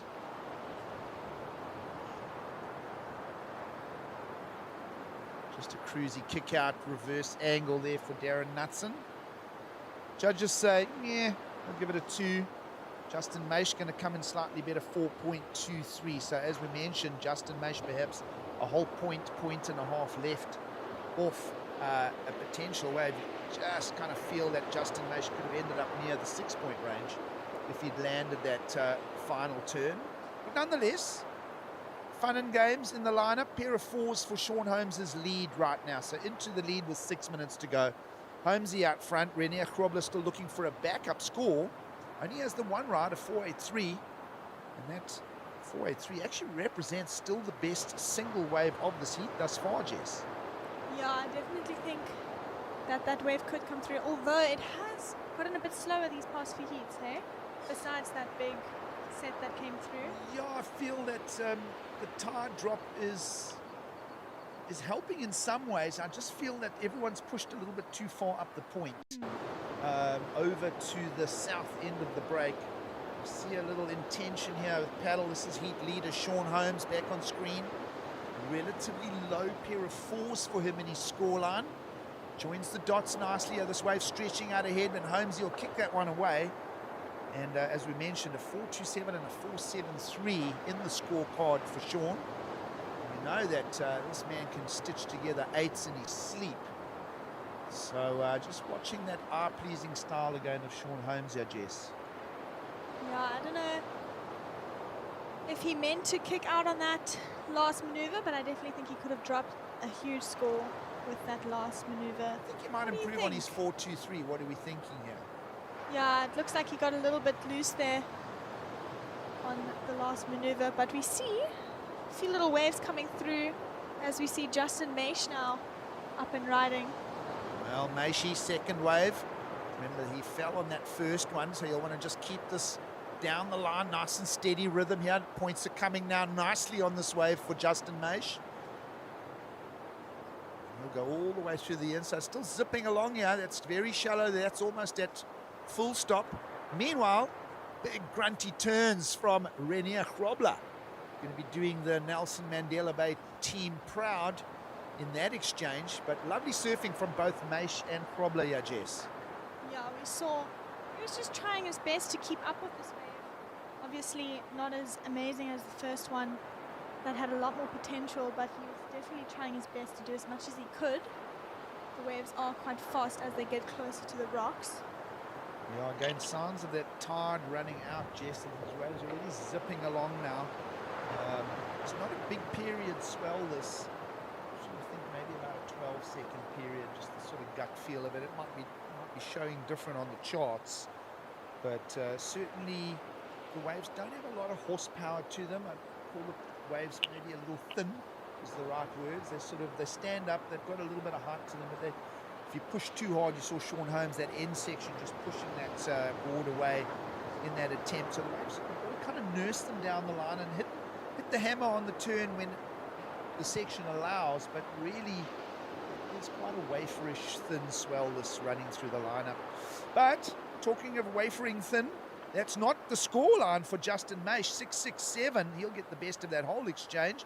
Saw Maish and Grobler sharing that last set, 6.67, and Renier Grobler a 5.67. So Maish and Grobler in 1 and 2 in this heat here. Sean Holmes down in third. He's got to find his best number, a 5.77 required for Holmes. Shawnee Holmes' last wave a 4.13. So, heat changing a bit of shape here with 2.5 to go. Yeah, definitely some exchanges here. Some situation changes, definitely, with Surfer in Blue getting a good backup for his 4.83, and then Justin dropping the highest score that we've seen in this heat. And yeah, even though this wave is small, he definitely got everything that he needed out of that wave. I'm looking at the priority situation here as we get down to 2 minutes, Jess. Darren Knutson only on one ride has the first priority, so we expect more from him. He's going to need a monster score. He's going to need an 8.5. That's the fact of it. So discussion moves to Sean Holmes' second priority, needing a 5.77 to ditch Renier Grobler, who's in second position. So this could be bragging rights for both Justin Maish and Renier Grobler here if they get to the finish line of this heat ahead of Sean Holmes. We've got 90 seconds to answer that. Yeah, Surfer in the White is definitely hoping for a wave like the first wave we saw in this heat. That would definitely help him get the potential, that wave would give him the potential to get a high score of an 8.5. And obviously whether that wave comes during this last few minutes. 1 minute 10, Jesse. Not much time for that wave to come. But yeah, as we saw some good surfing from the current advancing surfers. Inside the last minute, couple of bumps, just a bit of movement out on the blinder. out beyond Seal Point here. We're watching the lineup intently here. Let's have a look and see if there's any last rolls of the dice. Reminder, Sean Holmes in third, looking for a 5-7-7. Renier Grobler, could he attack the lead? He needs a 5-2-4 to steal it from Justin Maish. And as you mentioned, Justin Maish, the best single wave of the heat there, Jess, 6-6-7. So this is down to 35 seconds to go. What do you think? We're going to see another roll of the dice here. What are we thinking? It looks like we have just a few ripples, definitely nothing like the wave we saw. But we'll see. Maybe they can pull something out of the bag here in the last 20 seconds of this heat. Oh, Darren Knutson pulled his nose up at that one. Didn't paddle for it, so he'll keep him first priority. And watching movement on the outside. Here we go. It's down to 10 seconds. Darren Knutson finds his wave number 2. It's got to be a monster score if he wants to get into the top 2 position. He is a surfer of ability. Lovely snap from Darren Knutson. Of course, Dad Chris will be looking. And then a blow of the horn. Is Holmesy up and riding in time? I'm not sure. It doesn't look like it. He's already acknowledged over his shoulder. Well done to Renier and Justin. So exciting heat there, and you could argue an upset result because you'd think maybe Sean Holmes would be on his way to the semis, but he's not. Yeah, yeah, I definitely think that there was some impressive surfing and some impressive outcomes. Nice turns on the backhand from Darren Knutson here as we wrap up that men's quarterfinal. And that was a great little flurry, lots of good surfing there, but congrats to Justin Maish and Renier Grobler. And we'll sit back and take a quick break as we tee up the next quarterfinal. Stay with us. I am nature, I am calm, I am balance. The water I provide is nourishment and life. In the Tsitsikamma Mountains, I filter it naturally as it flows through layers of rock, adding a delicate balance of minerals that makes Tsitsikamma spring water unique. Choose unspoiled purity. Choose Tsitsikamma spring water.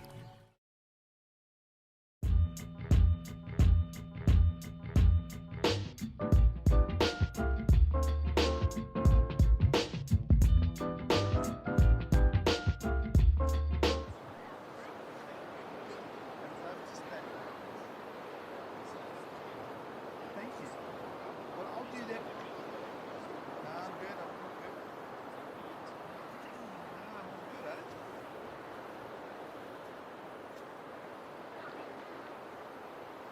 Oh, we're just trying to figure out who's not.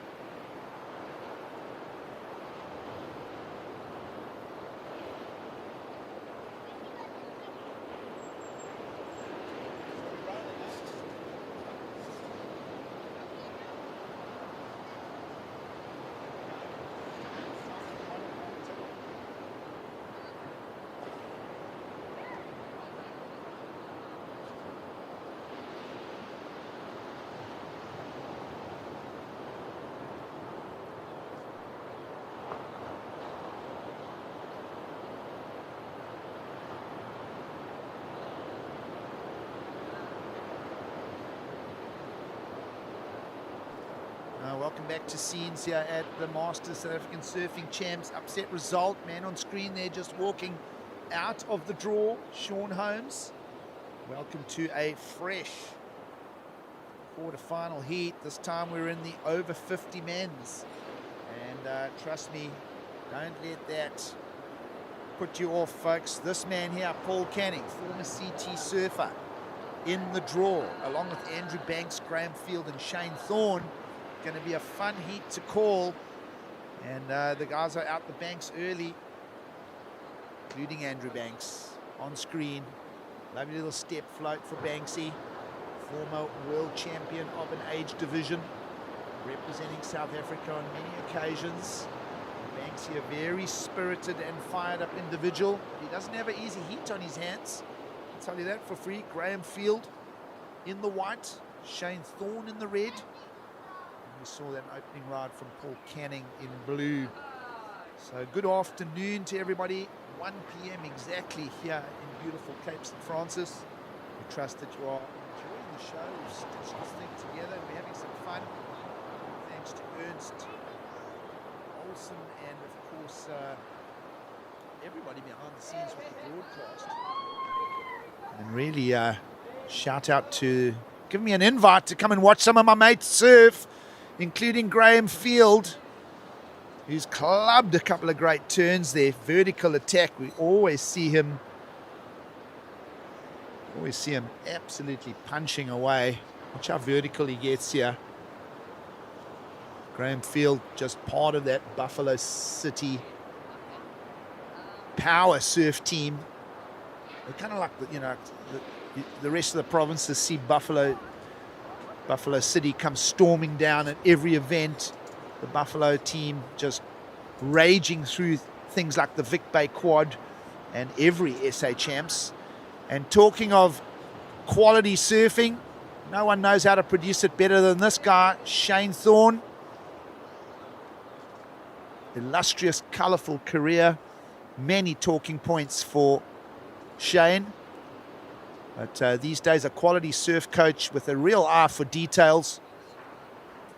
And that tall 6'2" frame. He's sort of Geordie's height. Might even have a bit more sinew and muscle than Geordie. Think of how all those guys grew up at the New Pier. Shane Thorne would have had a lot of influence over Geordie Smith back in the Grom days at the New Pier. I was very lucky to watch a lot of it unfold.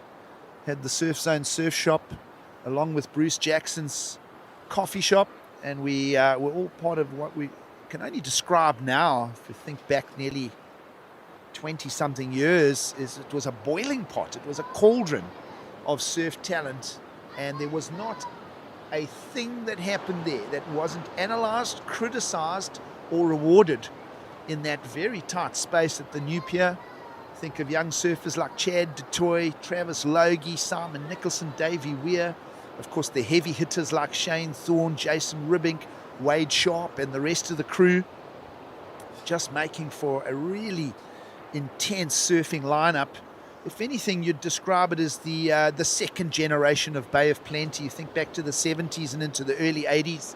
The names like Lamont and Hansen and the Thompsons, the Burnesses were all part of a very intense scene at the Bay of Plenty. And it's almost got a second generation play in the history of Durban surfing at the New Pier, particularly I would say through the 90s. When a young Geordie Smith was hanging out there, we'd get dropped off after school. And I've got so many stories about Shane Thorne and big onshore days. At that stage, Shane was proudly sponsored by the late Barry Wallens and Arthur Limboris with Quicksilver, and he did some unbelievable surfing. Shane Thorne would get multiple wins in the J-Bay lineup as well. I remember him beating Kelly in a heat. There's a lot of stories of Shane Thorne's quality surfing back then. As I mentioned, Jason Ribbink, I mentioned Wade Sharp, Noel Rami, of course, as well. All of those guys just pushing each other session upon session. And of course, these days, Shane Thorne gets to live here in beautiful Eastern Cape area, proudly representing Nelson Mandela Bay. Quality surf coaching from Shane. Gets to coach a lot of this talent in the area. And he's worked with a lot of the surfers from Vic Bay as well.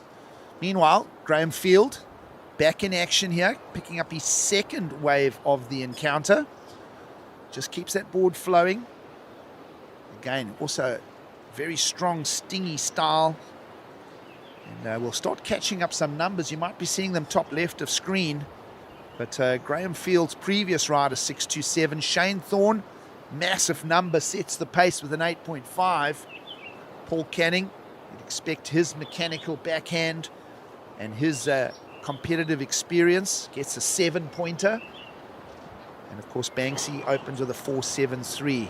It's talking a lot about Shane Thorne there. Of course, a lot of that discussion around the New Pier. Paul Canning can't be left out of those discussions.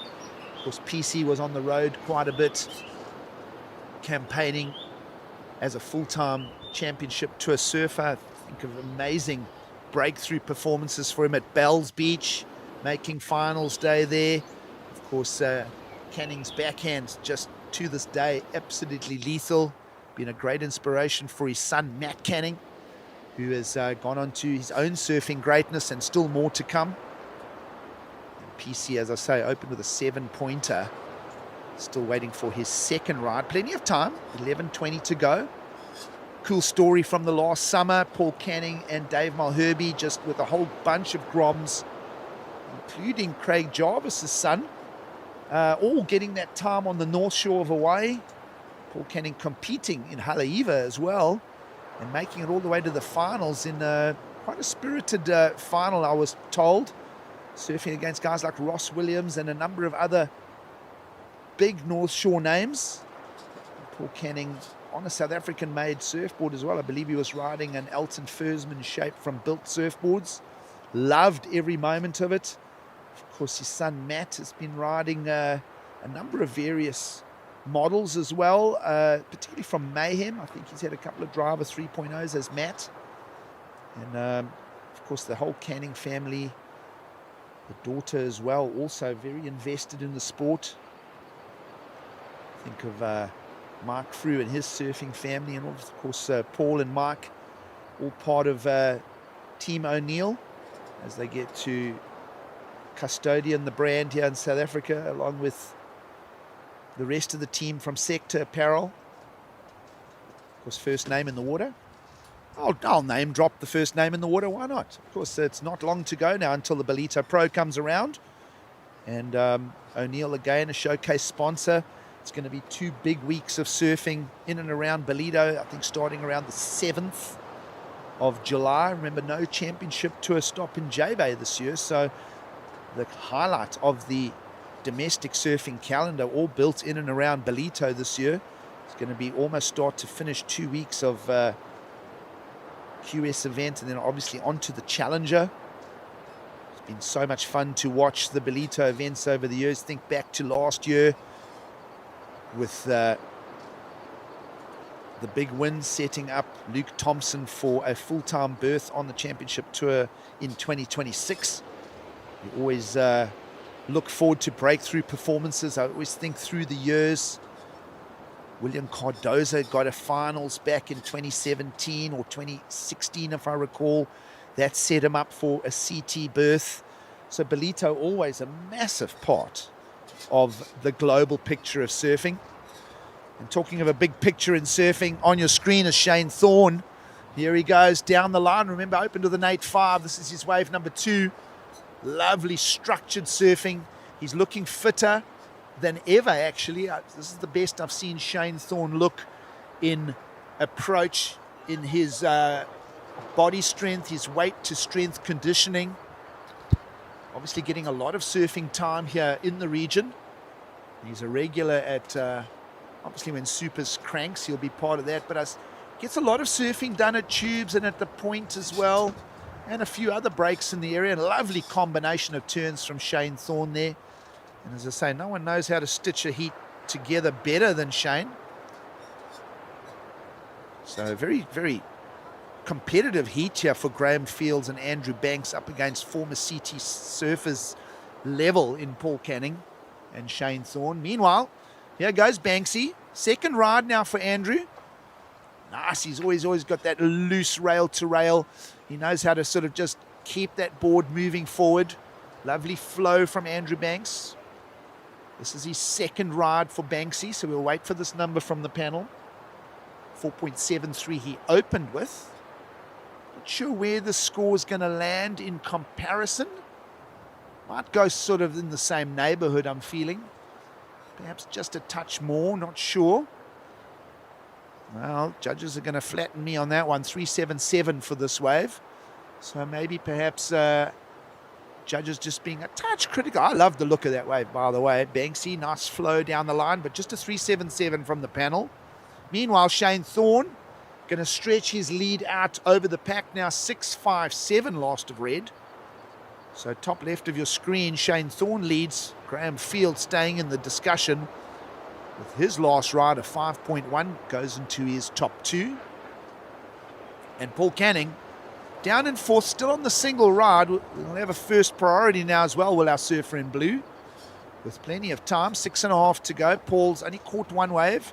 Just his opener of a 7. Now he just needs a 4.37 to go up into second.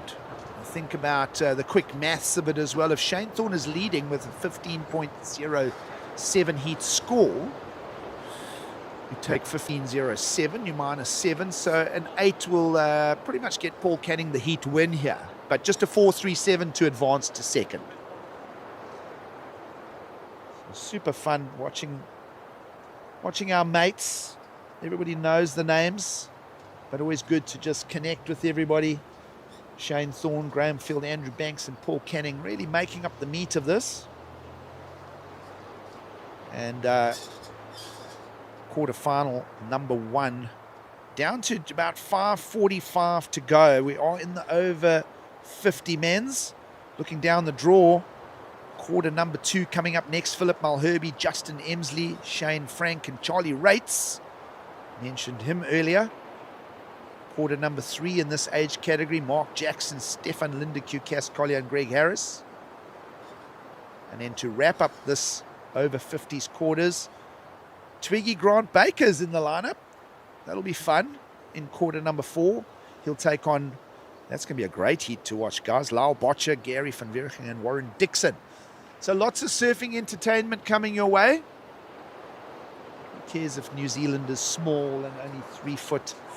No, I'm kidding. I think there's a lift and swell for the end of the window for Raglan. Looking very forward to seeing. Geez, I tell you, the Brazilian goofy footers are just a story. But what I find has been the highlight story, and we're talking the WSL now, for you surf fans that are following my rambles, is how's Toledo on a little sort of eggy fish type of board with a 2+1 setup. So big side fins, almost like a twin fin with a little small stabilizer is a thing that's been giving him a lot of speed and flow through the flatter sections. Not unlike the kind of conditions we've got today here at Seal Point, sort of like 2 to 3 foot thinnish waves. You can't hit them too hard, otherwise you blow the board out the back. And haven't seen anyone on a 2+1 setup here in Seals, but certainly to me that's been an interesting story, watching Philippe Toledo, 2-time world champion, approach the 5th stop on the championship tour on slightly different equipment. So yeah, all good stories to talk about. Talking of stories to talk about, looking forward to Jess and Tash, because they've got a little surprise for us. That'll be coming up shortly. Meanwhile, still waiting for Paul Canning down in 4th to find his 2nd counting ride. You would expect some movement in the lineup right about now. Sets approaching. And you can see on your screen Andrew Banks letting go. And behind him, in sequence, Paul Canning. Lovely ripping turns from PC. Hammering away, backhand surfing from the former CT surfer, and looking fit and strong in 2026 is Paul Canning, giving a lot of his team riders a little bit of notice that PC knows what he's talking about. Look at these strong structure to the backhand turns. PC will pull back the YouTube tapes and he'll just sit there and grin as he watches his own speed, power and flow, and he'll watch himself go from 4th perhaps up to 2nd, maybe to 1st, waiting for the numbers to land there in that exchange between Andrew Banks and Paul Canning. But super strong surfing from PC. I think back to Paul as a junior. Paul was one of the first juniors to represent South Africa coming out of the post-apartheid shift, as South Africa was welcomed back to world sport, part of that national team in 1992. And he was one of the juniors. Of course, Mark Jackson coming up in a heat or two's time was also part of that. I'm just waiting for numbers to land now because the clock's down to under 2 minutes. Shane Thorne leads. Graham Field is going to get ditched down now from 2nd to 3rd because Last of Blue is going to come in at a 7.9, so only just short of my own calculation for a heat win. So have a look how close this is. 15.07 for the heat win right now in favour of Shane Thorne. 14.9 heat total for Paul Canning.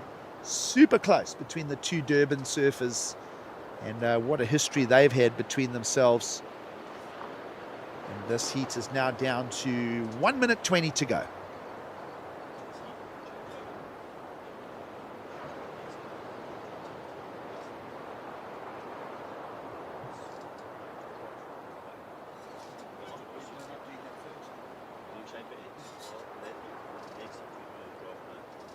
One minute to go in this heat. Thorne leads over Canning. First priority is now with Graham Field, who is holding priority, but has been ditched down into third. He's going to need an 8.63, so the pace has been set here. And here he goes. Strong, zippy surfing and really some urgency to the turns and the slashes here. It's a smaller wave. Perhaps that was what will count against him. But nonetheless, with the clock down to 30 seconds, what are the surf fans thinking at home? Graham Field on the hunt for an 8.63. Lovely transition through the turn there. You see a big circumference of spray. Graham Field around the corner. Sets up the second turn. Nice change of direction. Just pressure on the back foot. Still down the line for Field here. Judges having a think about this one. Waiting for a number to come. And I'm going to officiate the number for you now. Heat is wrapped up and done. And it doesn't look like it's going to be enough. It looks like a 5.1 for Graham Field. Looks like an official result with Shane Thorne and Paul Canning through to the semi-finals. We're going to sit back and take a quick break. Stay with us. We've got lots of fun coming on the broadcast here from beautiful Seal Point, Cape St. Francis.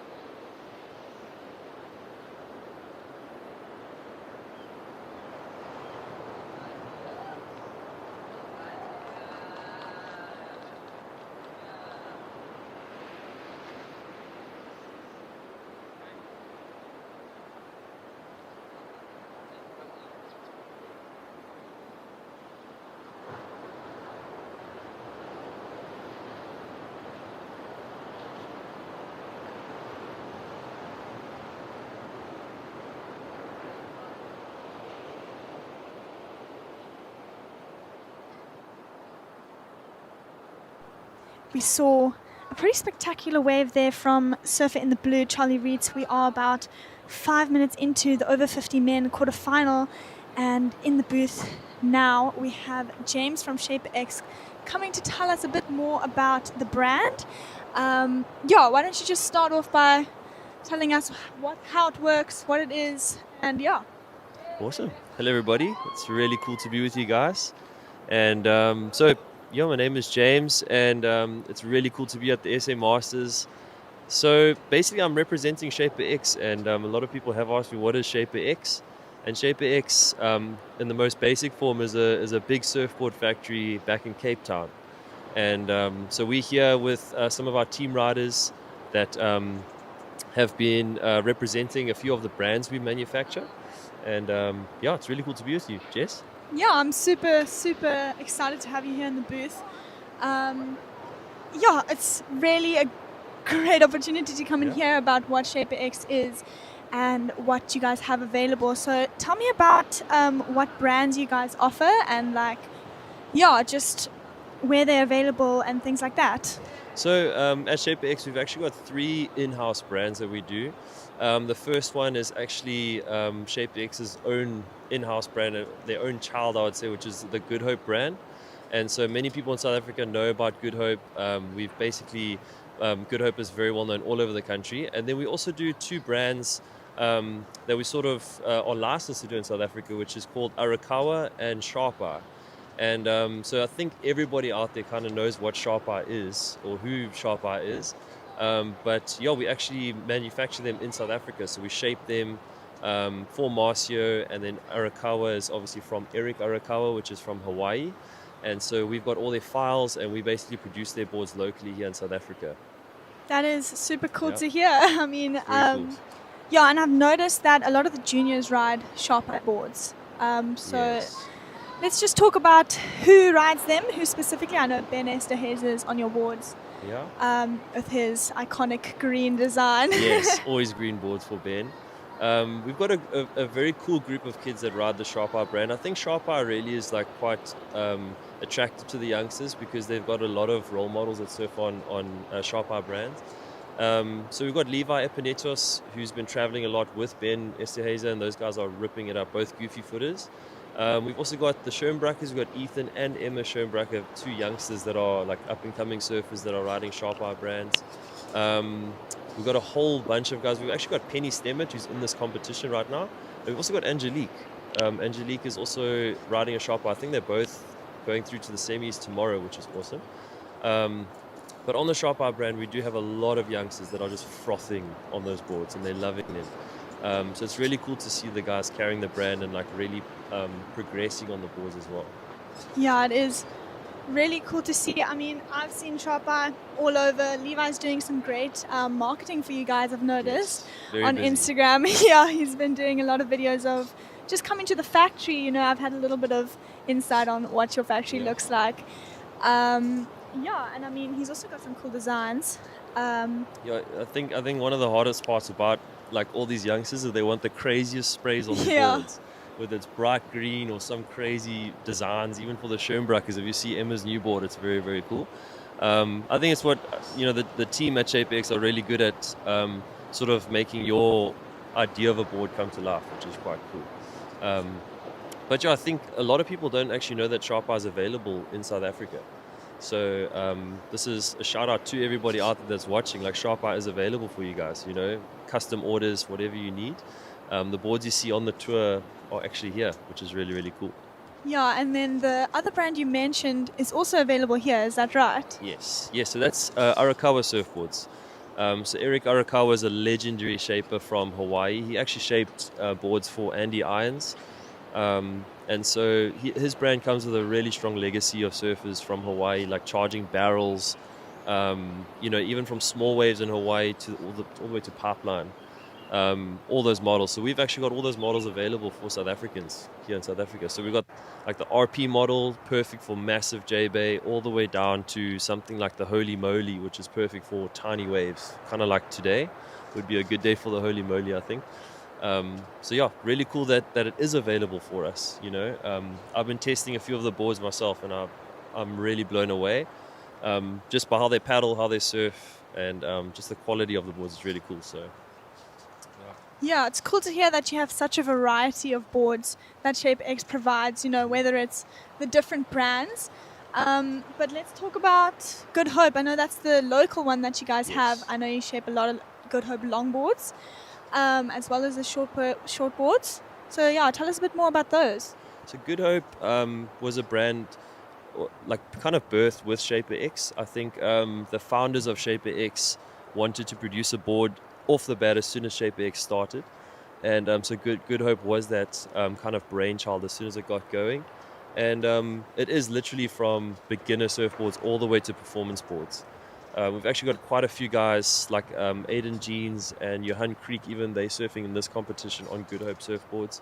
So from performance boards to longboards, it basically covers the whole range. And what's quite unique about it is a South African born brand. And the whole idea behind it is an optimistic surfcraft. So it's used also quite widely in non-profit organizations, which is quite cool. And yeah, I mean, you can find Good Hope in any surf break these days, which is quite cool. So yeah. Yeah, it's cool to see that some of your boards are featuring here in the SA Masters Champs. Yeah, I've seen the surfers riding them, and I think the way that you guys have your brand, sort of the exposure is very noticeable. I've seen Good Hope boards everywhere. I've seen Sharp Eye boards everywhere. So I think you're doing a good job at choosing who to sponsor, who's going to give you that exposure. So yeah, just very impressive. It is difficult. Like we do have a lot of people asking for sponsorships. Yeah. And so we are quite selective on who we want to ride our boards. I think we're not only looking at performance and if you ride boards and you can do air reverses, we're more looking at lifestyle as well. Like, what do you represent as a surfer? Is very, very important. So when we do get all these requests for sponsorships, we really want to know, is this a long-term relationship with a lot of the guys? Yeah. And if it is, then we'll definitely be keen for it, you know, because we want to build the brand in the country, but we also want to add value to everybody's lives.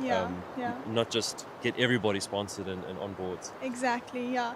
I think you've definitely done a good job. Thank you.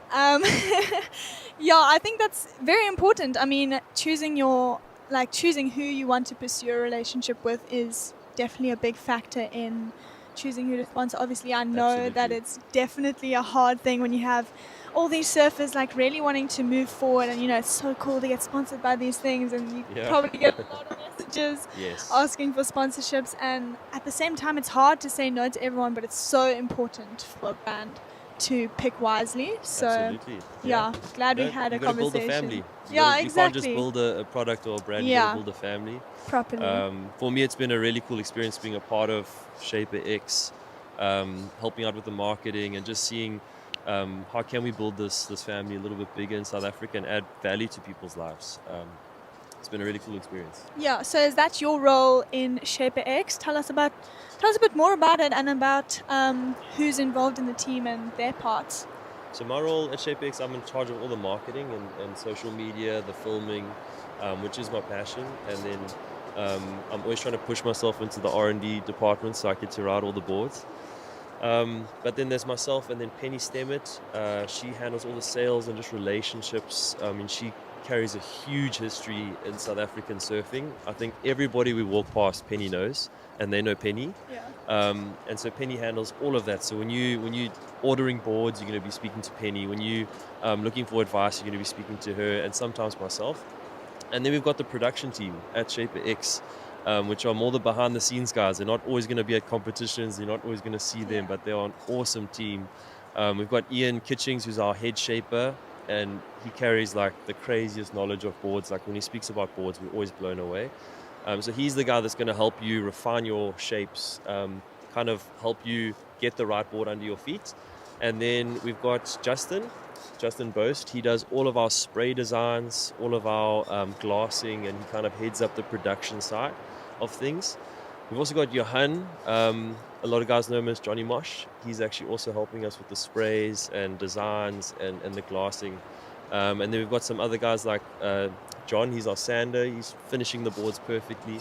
So we've got a really, really cool team of guys. Yeah, that team is definitely the most important one. I mean, everybody has their part, but they definitely work towards personalizing your board and making like Yes. even just having clips sent, you know, of your surfing and your level of surfing, and really making sure that that board works for you as well as the designs. Yes, absolutely. So yeah, I think I love the designs that come through, and I think it really like shows like someone's personality, you know. Yes, You know, absolutely. Ben Absolutely. has a strong personality. He's a very committed person, seeing that he's had green boards for quite a while. Yes. Yeah, so it's just everything comes together, and it seems like you guys have a great system. So very Awesome. impressed by Yeah, that. Thank you. You know, I think from surfers to even shapers, you know, we want to help. We want to help surfers get on the right boards. Like, how can we help you get the right boards, the right designs, the right volumes and dimensions? But then also for shapers out there, like, I think Shaper X was actually birthed out of a desire to help shapers in South Africa. So I think there's a lot of people out there that have got these awesome ideas and shapes, but they don't know how to bring it to life. And so Shaper X is there also to help shapers. I mean, we help numerous brands with machine shaping or even glassing. And so that is what Shaper X is there for, you know. And so we're building that slowly but surely, building for the long term. So if you are a shaper out there and you need help, like, reach out to Shaper X. That's what we're there for. Cool. I mean, I think we've gotten quite a lot of insight on Shaper X and what it is. If there's anything else you want to say about the brand, feel free. I mean, this is your time. We have a lot of spectators watching Yes. at the SA Masters Champs. A couple sets coming through. Couple sets coming through. But yeah, just an update on this heat. I know everyone's been watching the surfing in the background of this heat as we have been chatting along. But the current situation is Philip Malherbe in the red in first with a 5.5 and 5.77. And then we have Blue in second with a 4-point ride and a 4.07. There's been some good surfing happening and a few waves that have come through. We know that a few of the previous heats have been quite slow, so it's nice to see that our surfers have been getting some scores on the board. But yeah, thank you, James, for joining us Thanks so much, here Jess. in the booth. Really cool to be here. Cool, and we'll definitely be seeing you and your boards all over. Yes, absolutely. If you are in the St. Francis area, we've got demo boards. Come try them out. Cool, I definitely will be.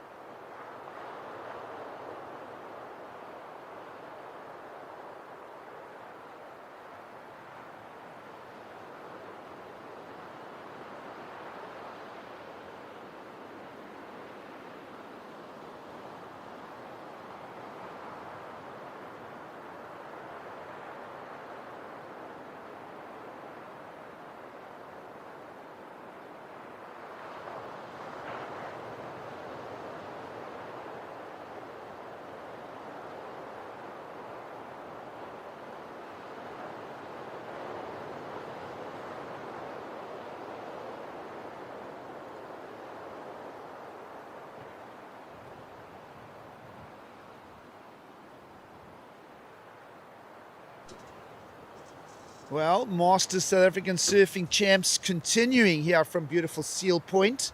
See lots of right-handers peeling down the point here at beautiful Seal Point in the familiar silhouette and outline of Cass Collier as we bring you back to the story here coming from a beautiful Saturday afternoon. Have a look at Cass on screen here, former big wave world champ, and he's up against a spirited fight in this over 50s quarterfinal. It's going to be a fun heat to call. Cass Collier, Stefan Lindeque. This is Stefan from Melkbos representing the Cape Town Surf Riders. He's clubbing away. Lots of competitive pedigree in this heat. Mark Jackson, of course, will be in the red. Spent a lot of time in Plettenberg Bay, now relocated to Cape St. Francis. And also Greg Harris is part of the story as we greet you from a good afternoon. I'm going to have a sip of beer, guys. My choice.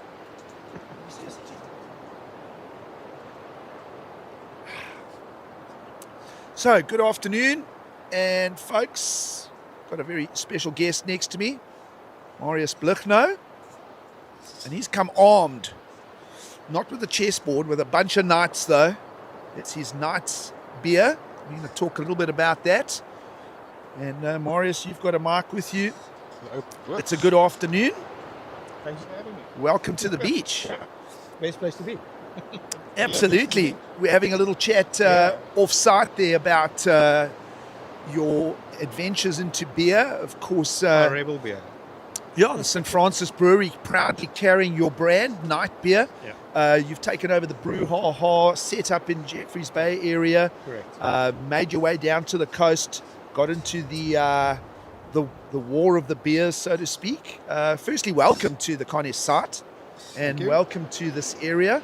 Much better than living in Joburg, right? Yeah. Well, I've been here more than 11 years now, so I don't know. Eventually it counts as a local. No, 100%. And we'll just, we'll keep watching the surfing as we talk about some fun stuff. We're into the afternoon here. I'll definitely be having a night beer this evening at the St. Francis Brewery. Tell us a little bit more about the product. Tell us a little bit more about your creation, because that's what it is. That's what it is. Yeah, so Night came about trying to introduce a brand new product into the beer, which is very competitive. It's quite difficult. So I wanted to create a beer that, first of all, does not get manufactured as a standard, a style of beer standard in South Africa. Yep. So Night is not a lager, it's not a pilsner, it's not an ale. You mentioned it as a multi-taste. It's a malt-forward 1820 style monk beer. Yes, you mentioned the word house in your description. So it's a Hell's style, but it fits more in a Hell's connotation of it, but reinvigorated and re-engineered, first of all from a color, and second of all for using 2025, 2026 malt hops. And today's yeast that we have, our yeast has improved over the years so much. We've got really, really good yeasts. So Night, after a whole lot of iterations, obviously, when we made it, we came to this product. The first start of it was I wanted that color. It had to be this golden color, where you open it and it needs to look champagne. That was the idea of it. Even the bubbles on it, when you drink it, it's got the same size bubbles as what you would find in a cup of soup. And obviously, you spoke about the tongue-in-cheek, the Night. Yeah, we're not going to talk about it. We won't talk about it too blatantly. We don't want to get sued about that. But where can consumers get the product? Let's just talk about that as well. The product is available most on tap in Jeffreys Bay, St. Francis Breweries. And then we have a facility in Cape Town at the Willoughby & Company in the V&A Waterfront. Oh, nice. That's where you can get it. And then obviously we're busy in talks with a whole lot of new suppliers, bigger suppliers that will start to take it on.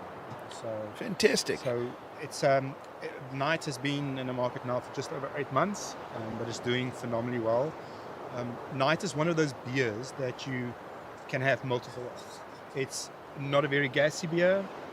It's just enough CO2 on it. It's not a very bitter beer. 17 points on the beer scale. But when you drink the first sip, you taste the hops, and then that second sip it just mellows out. And you have this where you continuously drink it. So you'll see most of the restaurants you buy it. It's on these big brew jugs, from Geordie. Big brew jugs, you buy it in 1 liters. I love it.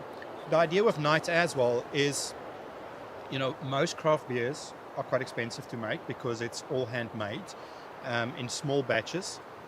But Night, from the development, from the outset, the criteria was it had to be price competitive. So when you walk into any restaurant and you buy a commercial beer, which of the bigger breweries, it is the same price. So, and we did that with negotiating on our malt prices way in advance of it. It's the only way we did it. So, and we ended up with Night. Yeah. So you're having a Night. So the Night is conquering basically. The aim of Night is to conquer it. But it's a really, really premium beer. It's when you drink it, once you have a Night, you won't go back to it. You were mentioning some of the other successes in the brewing journey, Stormy Seas. Yeah. So we have 3 other flagship models of beers that we make. We have Stormy Seas, which is a favorite out of locals in the whole of the Eastern Cape. It's actually a double gold winner on the American IPA, but a very complex beer to make, and it just takes time to make it. So it's one of those beers. Once you have a Stormy, you become a Stormy person. It's difficult to move on to another IPA once you have a Stormy. So even our cans on Stormy is quite an impressive can. It's got this squid on the side, this big squid, and it's pumping this boat, so Stormy Seas. And then our double silver winner is Endless Summer, yeah, I was going to say. A really good beer. It's a nice drinking beer. Nice color, like a deep golden orangey color on it. The alcohol level, I think, on Endless, it's 4.9, I think it is. And Stormy is a little bit higher. It's number 6 on that. So the Endless Summer, the Stormy Seas, and the Night beer all brewed here in the greater Jeffreys Bay area. Jeffreys Bay, yeah. So we. Obviously, what helps the Night is because we have the know-how of Stormy Seas in the summer. Right. That has been going for over 10 years. Is using the same processes and the same fermentation, process of how you treat the product when you make it. But it delivers this really, really top class product. It's one of those beers, I promise you, once you have it, it's difficult to make. And it's not a very heavy beer to the taste as well. It's got body, but it's not really heavy. So yeah. I'll definitely be looking forward to a night on a Saturday night. So I've had some comments about it, is where people, like, it's quite heavy for a lager, but it's because it's not a lager. Yes. So yeah. The fermentation process is not lager style. So the way this fermentation works on it, it's a lot colder, a lot slower, but it brews faster. If I have to explain it. So. But it's even the hops that we use. So the hops is a hops that gets used in the best quality beers that's in international scene is what's in that, and that's why you can taste it when you have it. It's an experience to taste it. Fantastic to meet you, Marius. Thank you. Congrats on your bouquet of beers available, and certainly, folks, Night beer available at the St. Francis Brewery right here in the town. Yeah. They've been providing our food for us as well, Morris. I'm certainly going to team up one of their fine meals with a Night beer this evening. Yep. And I'll give you my feedback on it tomorrow. I can guarantee you're going to enjoy it. And then obviously in Jeffreys, all the restaurants, Nina's, Kitchen Windows, Bruco, they all have it on tap. And it's best to drink it on tap, because you have that perfect CO2 level that comes from it. Perfect.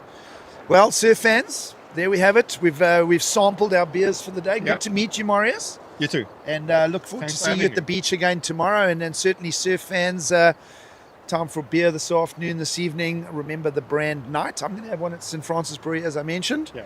I'm going to sit back and take a quick break. There's a bit of a lull in the action. Thanks for joining us. We'll be back after the ad break.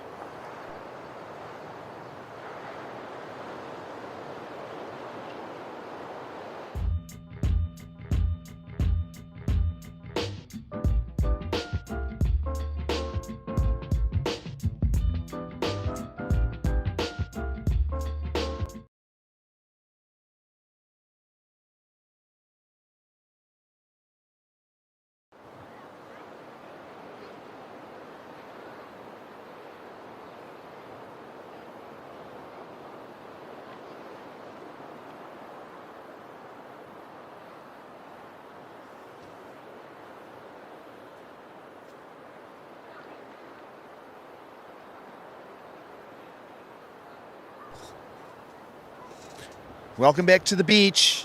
It's live coverage coming to you from the South African Masters Surfing Championships, coming to you from Cape St. Francis. This is the Brook of Seal Point. The right-handers playing host to a lot of familiar names and a lot of new names trying to chase down numbers.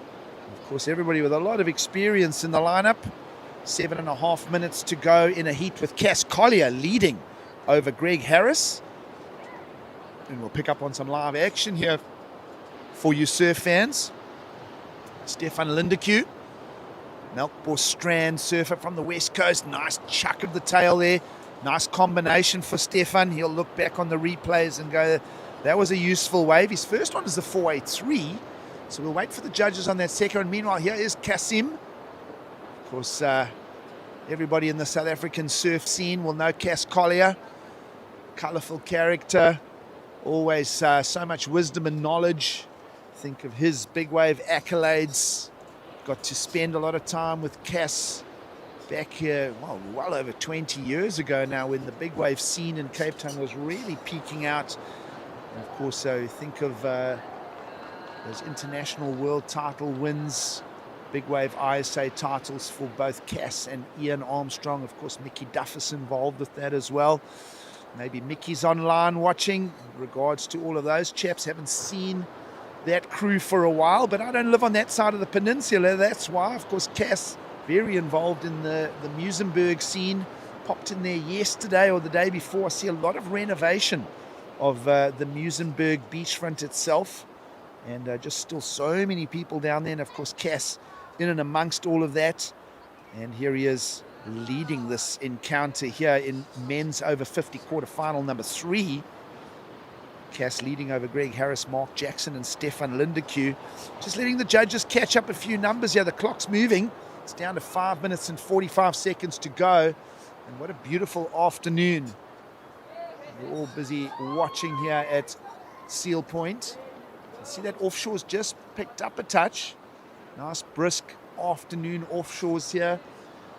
Steady swell. I'll call it a steady swell in the 2 to 3 foot range. It's become perhaps a touch more consistent, I felt.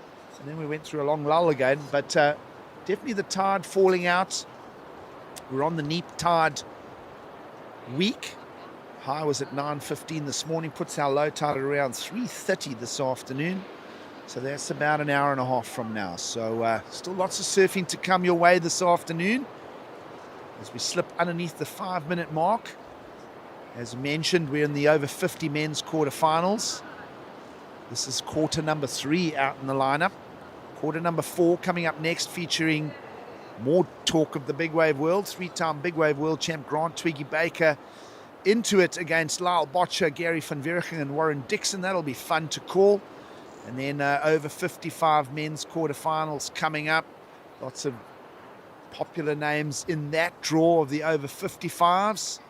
And then we'll finish the day with over 65 men's semi-final. So lots of surfing to take us all the way to around 4:30 this afternoon. So super fun. Trust that you're enjoying the broadcast with us.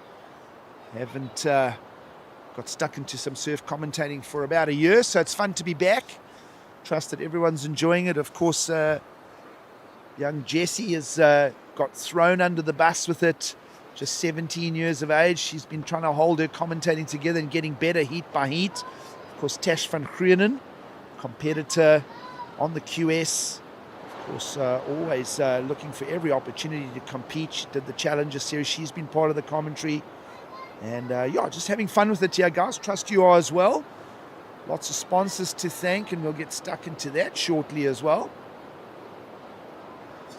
And you'll see on your screen, lovely turn there from Mark Jackson. Jacko now calling Seal Point home.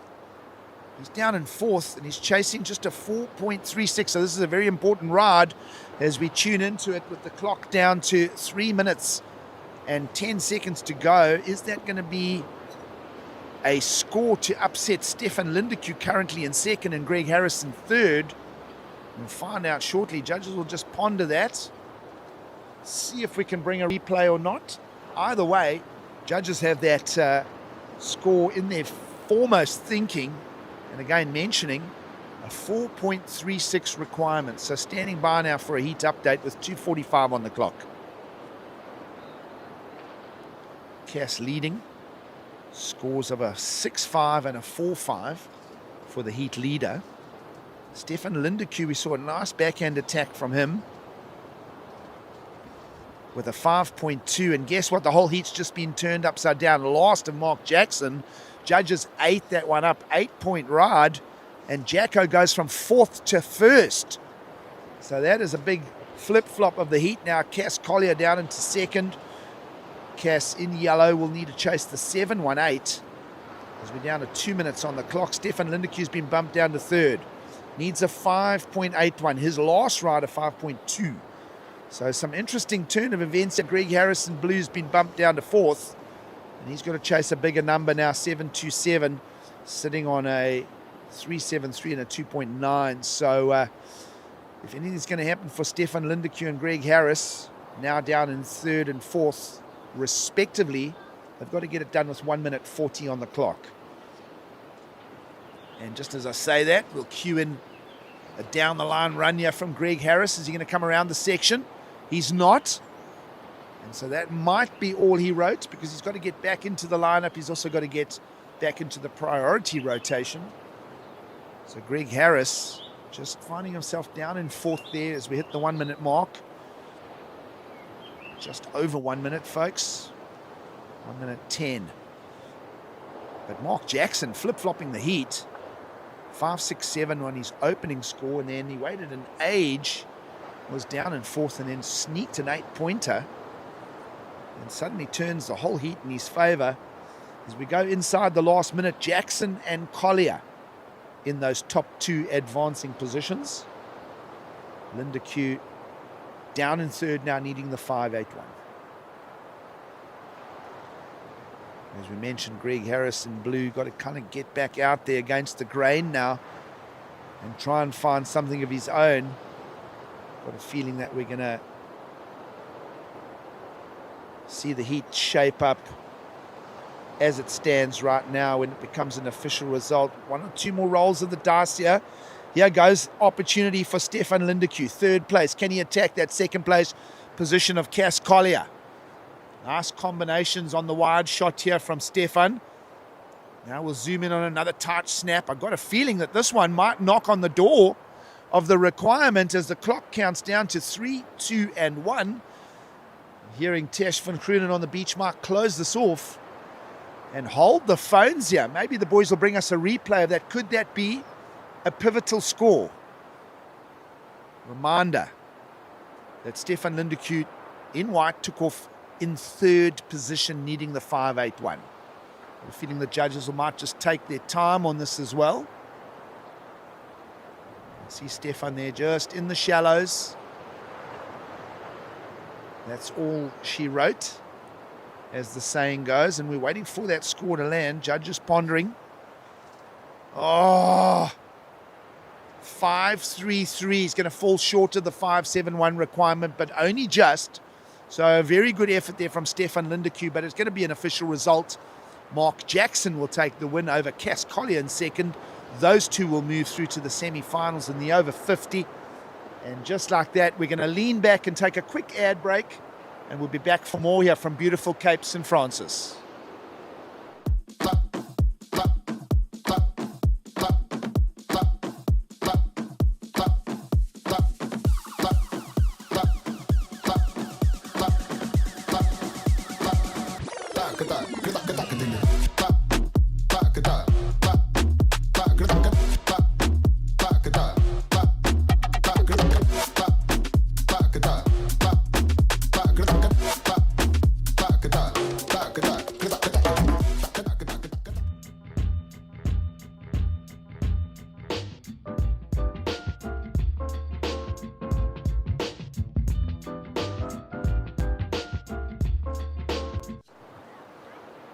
Welcome back to a fresh quarterfinal heat for you surf fans.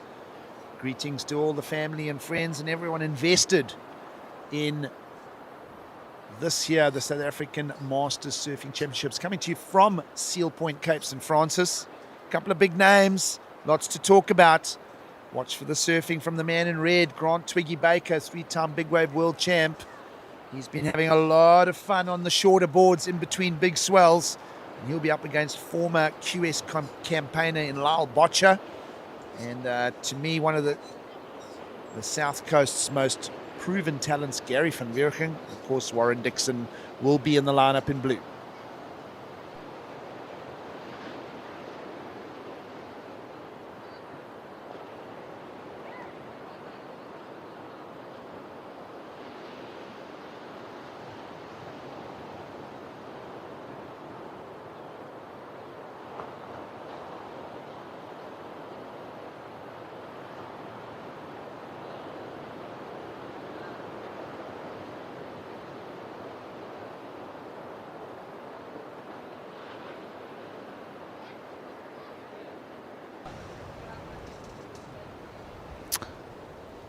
Well, folks, just letting it lie back and relax a little bit here.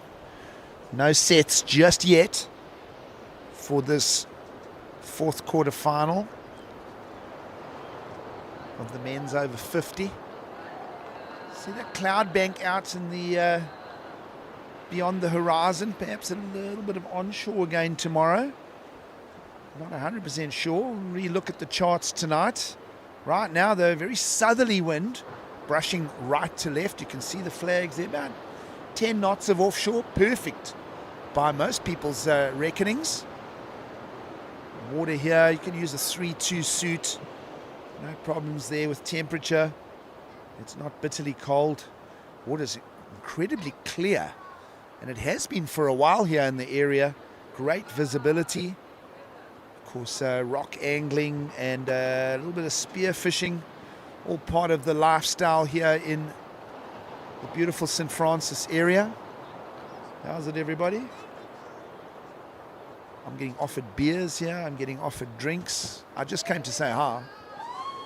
And they chained me to the bench here, so we'll call a few more heats. And as I mentioned, a couple of big names in this one, guys. Baker, Botcher. Lots of surfing history with those surfers. Of course, both Grant Baker and Lyle Botcher and Warren Dixon all cutting their teeth at the new pier through the years. Twiggy was always more a North Beach, sort of sneak over to North Beach and get his count of waves there. Gary van Weerchen often making the trip up from Warner Beach. Still one of the most eye-pleasing styles, gets to surf down there with characters like Michael Roscoe, of course Frankie Oberholzer. Think of all the talent that's always come out of the Warner Beach area. Think back fondly to the years of Gordon Turnbull and his incredible surfing talent. Gary van Weerchen still exploring that Natal South Coast at a furious rate, and definitely jumping on every single swell he can. Also involved in the board building business, and just one of the fittest guys for his age as well as old Gary van Weerchen. And I can say everything I want about all of these, but no one's caught a wave just yet. A little bit of a lull period here in the fourth quarter final in the over 50 men's. No rise yet for Twiggy Baker in red, Lyle Botcher in white. Gary van Weerchen wearing the yellow representing the Ugu. Warren Dixon, I'm 100% sure will be for the Tequeni surfers, or perhaps Ilembe. And a nice sort of spirited paddle here by Lyle Botcher. He'll get his first wave of the encounter. The tall frame of Lyle Botcher. Grew up doing a lot of surfing down on the south coast of his own. Meanwhile, from deep and steep, Twiggy's going to be stuck behind that for his first opener. It'll be a throwaway score. And that wave, just wanted to mention, is just still reeling down the point here. So with the tide dropping out, feel that maybe everyone's pushed, I don't know, maybe 20 yards too high up the point, 20 yards too far over to the right, looking out to sea. But I'm just a commentator, and I can make comments like that. And I can also make comments like jumping on a wide set, and a smart move here is Lyle again. Nice little downshift turn into a tight snap. Lyle Botcher, always a strong competitor when he does pull the singlet on. Think of Lyle through the 90s, doing a lot of campaigning, a lot of traveling. Represented South Africa a number of times. And always an eye-pleasing style is Lyle. Never does anything too unpredictable. And always sort of joins his turns together nice and smoothly, and particularly that one. Nice and clean rail-to-rail surfing. We'll put 2 scores on the board for Lyle Botcher early on. Small throwaway score for Twig, not going to factor in. I'm still waiting for the rest of the surfers to open their accounts here. Just past 2 o'clock in the afternoon.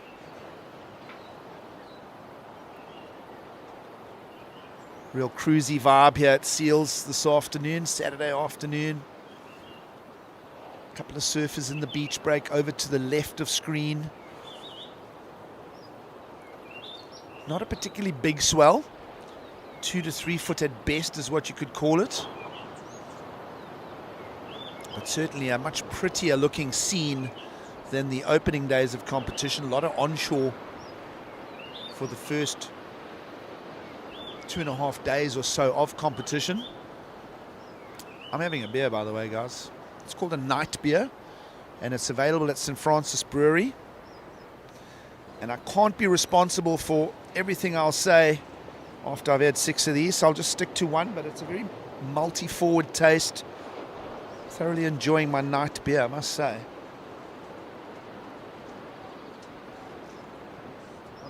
Not even sure if I'm allowed to do that, but hey, what the hell. I've done worse. Kind of slow heat, so you'll forgive me for my little beer sip. Any of you got my number? WhatsApp me to make it some fun. Send me some news. It's always fun to have a chat. I know I've been messaged by lots of names in the surfing space. It's good to hear from Ant Brodovich, who'll be supporting the UGU members. Here's Warren Dixon on screen. First ride for Warren, down the line. Lots of lateral drive, but a couple of nice snaps as well. Spoke of that swell being quite thin. You can't hit it too hard. Meanwhile, behind him, nice little let go of the turn there from Gary van Verichen. One of the most powerful surfers for the age category. And he'll just hammer away at this one, and Gary van Verichen is going to set the pace for the heat here. Lyle Botcher's set a couple of nice turns of his own for a 4.67 and a 3, but I've got a feeling that this wave, as we watch the replay, Gary van Verichen is going to up the numbers for his opening ride. As we mentioned, sort of 2 to 3 foot surf on offer here. Tide is receding. There's a neap tide. About 90 minutes now from the low. High tide was around 9:15 this morning. We'll have a look at the combos of turns here. Of course, we're on ultra slow-mo. And you'll finish this wave nicely on the inside. And that'll be the best wave of the heat so far. We'll just let the judges get a number for you. Of course, you can follow all of this on live heats. Been an interference call as well, by the way. We kind of missed that. And what we didn't miss is Lyle Botcher, wave number 3, in and out. So that's going to give a first priority to Grant Twiggy Baker in the lineup now. Nothing meaningful yet. And Gary, as we mentioned, Gary van Verichen is going to set the pace for the heat. A 7.67. Good number into the almost excellent category. Of course, judges working with the scale 1 through 10. 8 to 10 is the top 20%. And now into motion comes Grant Baker. That's the Twig. Maybe our cameras will zone in for a bit of a tighter shot as Twig comes down through the inside here. Remember Grant being part of the SA Champs a couple seasons back. when the waves were absolutely banging at St. Michael's-on-Sea. Of course, Tidy Towns getting behind the national champs. Big shout out to their efforts in that residential and commercial space of the Natal South Coast. Of course, that Tidy Towns event when Twig went really well in the draw there. I remember getting, if I recall, a 10-point ride. Lots of fantastic surfing through that event. A number of surfers. I remember Greg Swart being part of that. And many of the other South Africans really enjoying banging St. Michael's-on-Sea for that national champs. But this year in 2026, we're here in Seal Point, and you're watching Gary van Veeregen, who, as I mentioned, opened with a 7.67. Watching now his second wave unfold, so he's firming up his position at the top of the heat. Just a 2.6 for this, but nonetheless sets himself up for the heat lead. Here's Twiggy. Lands off the lip there for Grant Twiggy Baker, who Twig sneaked in a 3.93 previous to this. Firepower from Lyle Botcha. So fun heat to watch here between all four surfers. Lyle Botcha just smooth, gets some leverage on these turns. Whips that one down. And Lalo's out. Currently holding second place position. We'll let the judges decipher. This might be Lyle's best wave, actually. Kind of more vertical. Previous scores were a 3 and a 4.67 for Lalo. It's a nice deep bottom turn to top turn combinations. Sticks the board up there.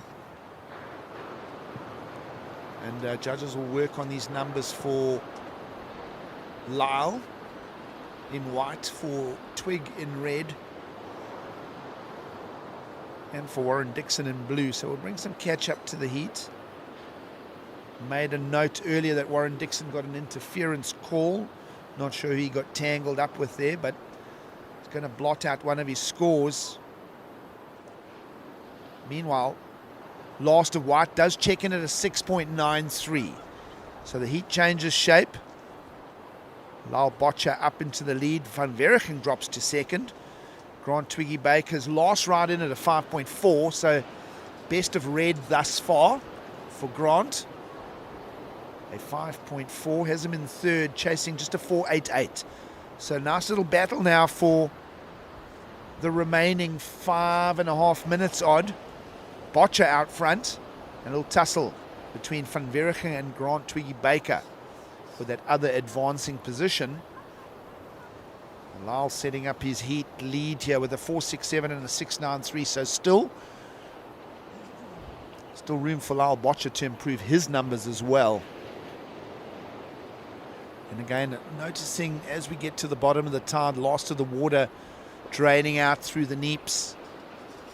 Kind of does get a little slow. We're having these longer patches again in between waves ridden.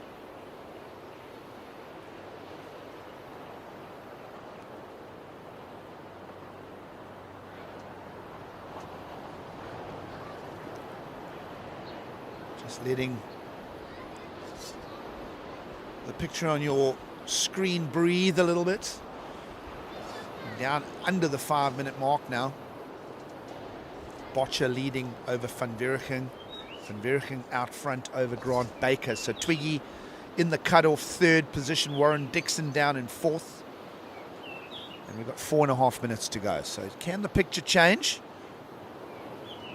As I mentioned, could be a tussle between Van Veeregen and Grant Twiggy Baker.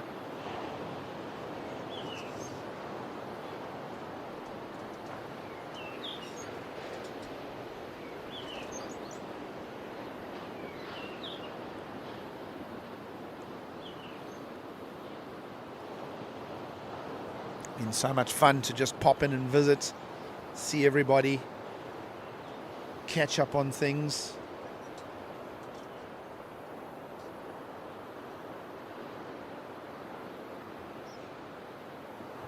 As we mentioned, just a slightly slower patch right now again as the clock keeps ticking.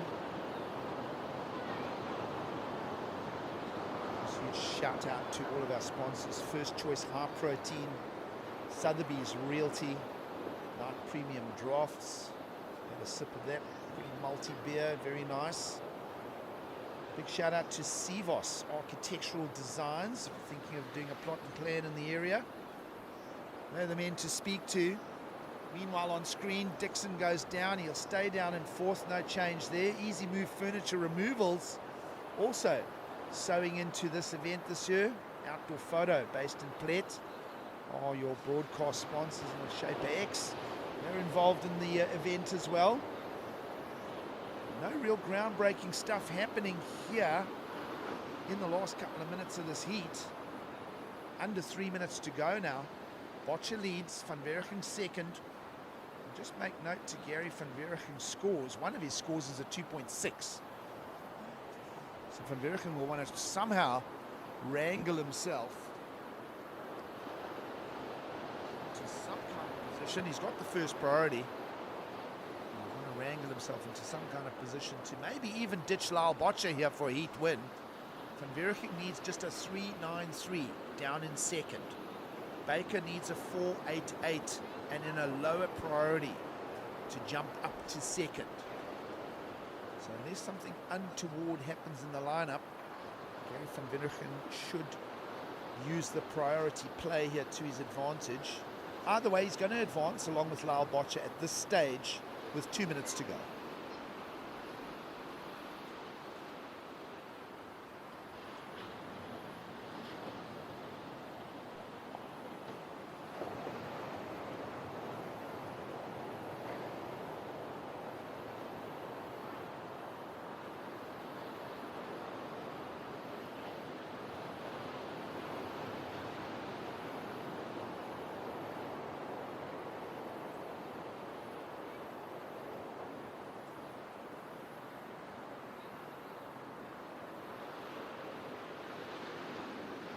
Here for Grant Twiggy Baker. He's broken away from the pack. A couple of nice snaps from him. And well, he's knocking on the door of a 4.88 requirement to steal the number of Gary Van Verichen. Heat's down to 1 minute to go. Let's see if the judges are going to buy into this. Twig was in a lower priority and he moved away from the pack, so he found this inside of the rest of the competitors. Of course, we know Grant for his big wave encounters. Again, this year, 2026, achieving incredible stuff, including that massive wave off the East London Harbour Wall a few weeks back with Solly Fowles. But we're asking the question, is that going to be enough? A 4.88 requirement? We're waiting for the numbers to land. Watching the clock as well, it's down to 20 seconds. Do we have any more rides in this heat? The answer is yes. There goes yellow. This is Van Verichen trying to maybe squeeze that 2.6 out of his scoreline. And he's just going to work his way to the inside as the beach announcer will close the heat off. So we'll wait for an official result on this. Lovely replay of Gary Van Verichen here. And all the scores are in. Waiting for last number. Gary Van Verichen's last ride is going to be a 4.3. So the replay here, judges have pegged a 4.3 on this, and he's going to take the heat win. So an official result, Van Verichen wins. Lyle Botcher second is at the expense of Grant Baker and Warren Dixon. We're going to sit back and take a quick break, and then we've got a special guest for us when we come back from beautiful Seal Point in Cape St. Francis.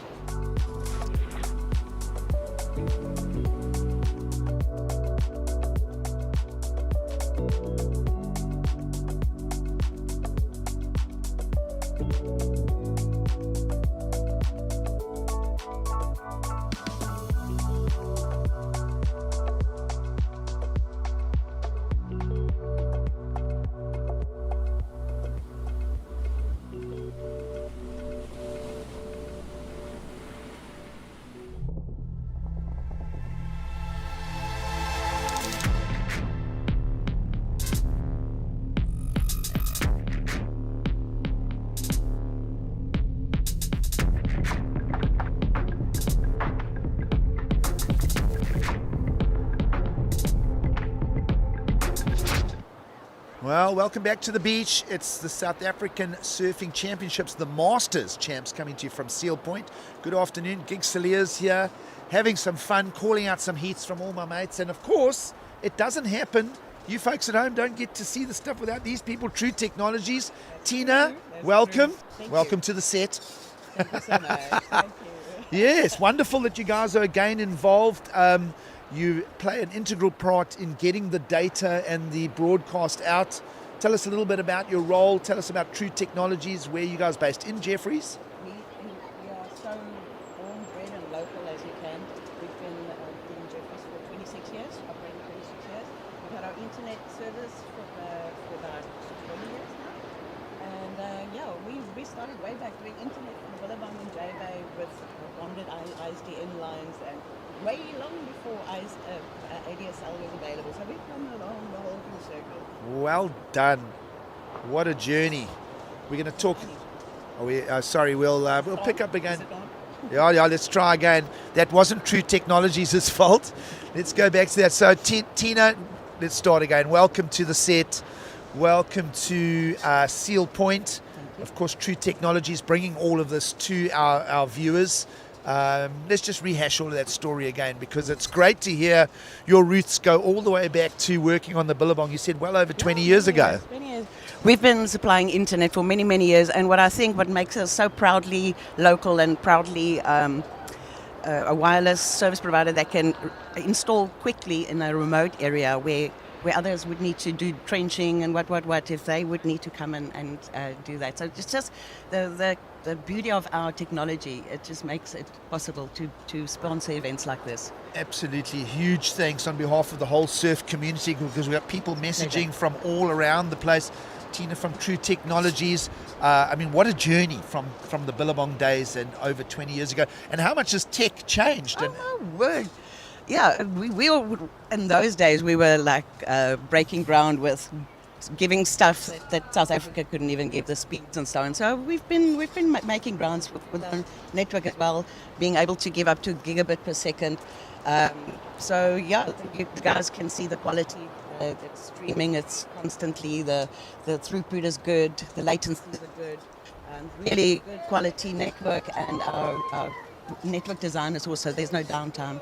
If anything goes down, power goes down. If the tower goes down, we're on it. So if you live in the area, you've got to phone up True Technologies, get your home Wi-Fi'd out with you guys. Yeah, and business, schools, everyone. Wonderful. And as I say, it's your journey with surfing. It's also a great story to talk about. You mentioned the Billabong back then. We mentioned how technology has changed. And thank you so much for being involved as well with sewing into a smaller level event like this. But the fantastic thing is, you look at the coverage quality that's coming out of an event of this size. This would have been only exclusive to like international events just a few years back. Yes. And it's people can watch from wherever they are in the world. It's much better to sit here and experience the whole vibe and everything, but it makes it possible, accessible to anyone. So that's amazing. And what you guys are doing for the economy as well, for Jeffreys Bay, for the Koga, and what it's doing for surfing in South Africa, it's just, I commend you. It's really all the different aspects and longboarding and all the surfing types. It really does a lot for our region. We want to thank you for that. No, it's wonderful. Thank you. And it's a huge thanks to True Technologies for it's, as I say, all of this happens, but to get it and to share it with the rest of the world, it has to be via your channel, so to speak. What's also nice about Ernst and working with people that you've worked through the years, they know what you can do, they know what you can offer, they know, they can ask our guys, and Johnny is there, or my tech is there. It's like, you can push on our button, because we have a personal relationship, and that's what makes it beautiful for me. Yeah, wonderful that we can share all of the surfing. You've been watching surfing over the years yourself. What are your special memories, when you think about the sport? I mean, you're not a surfer yourself. I'm not a Yes, that's- surfer. That's okay. I tried No, once. That's okay. A lot of people aren't. But didn't work. when you think when you as an observer look at the sport, I- what are your impressions? Where do you go with all of this crazy bunch of surfers, right? It's more than that. It's the whole the sitting there, experiencing with my friends, having a drink on the beach or whatever, and watching and just seeing how everyone moves different and every wave is different. And I love watching the old bullies because they just move in a way that young guys can. They're too reserved still. These guys they know their moves, they know their board, they know their body, and it's just I love that. That gives me so much joy to watch. And do you have any favourite surfers? Of course, you've watched so many people come in and out of Jeffreys Bay over the years. Stevie Sawyer, my boy, Okay, always. there we go. Steven Sawyer. Shout out to the world longboard my- champion of 2018, Stevie. Yeah, my Yeah. 30-year-old and him, they grew up together, so they cool. were Pretty handy on the Pretty guitar as well. Very handy on the amazing. shortboard. Love him. Of course, a huge congrats, being married in the last Yes. season of his life now. Oh, so stoked. Yeah, Yeah, very he's my cool. all-time favorite. Yeah, wonderful family, the Sawyers, and love them. And so you're not a bit of a Kelly Slater groupie, you know. You had all the pro surfers come to town. You can shoot him from any angle. Beautiful. Oh, lovely. Thank you so much, much. Tina from True Technologies. Just Thank you. it's wonderful to have you on board with the broadcast, and thanks again for everything Thank that you you're for doing. involving us. Yeah, thank Really you so appreciate it. much. Surf fans, True Technologies, if you're in the J Bay area, look them up. Pull in. Pull in, as they say. Thank you so much, love. Thank you. So we're going to talk surfing here. You see the scenes in and around the contest site here as we bring you live images, care of True Technologies. Gareth Sepp in red, part of this heat, along with Ant Coetzee and David Knight. They making up the over 55s quarterfinal number 1. And it's into the afternoon here. Pretty picture scenes and really still some quite useful waves in the lineup. It's, if anything, it may have gone just a touch slow again, but still enough waves to keep the contest train rolling forward. Just waiting for some numbers to drop now for Gareth Sepp.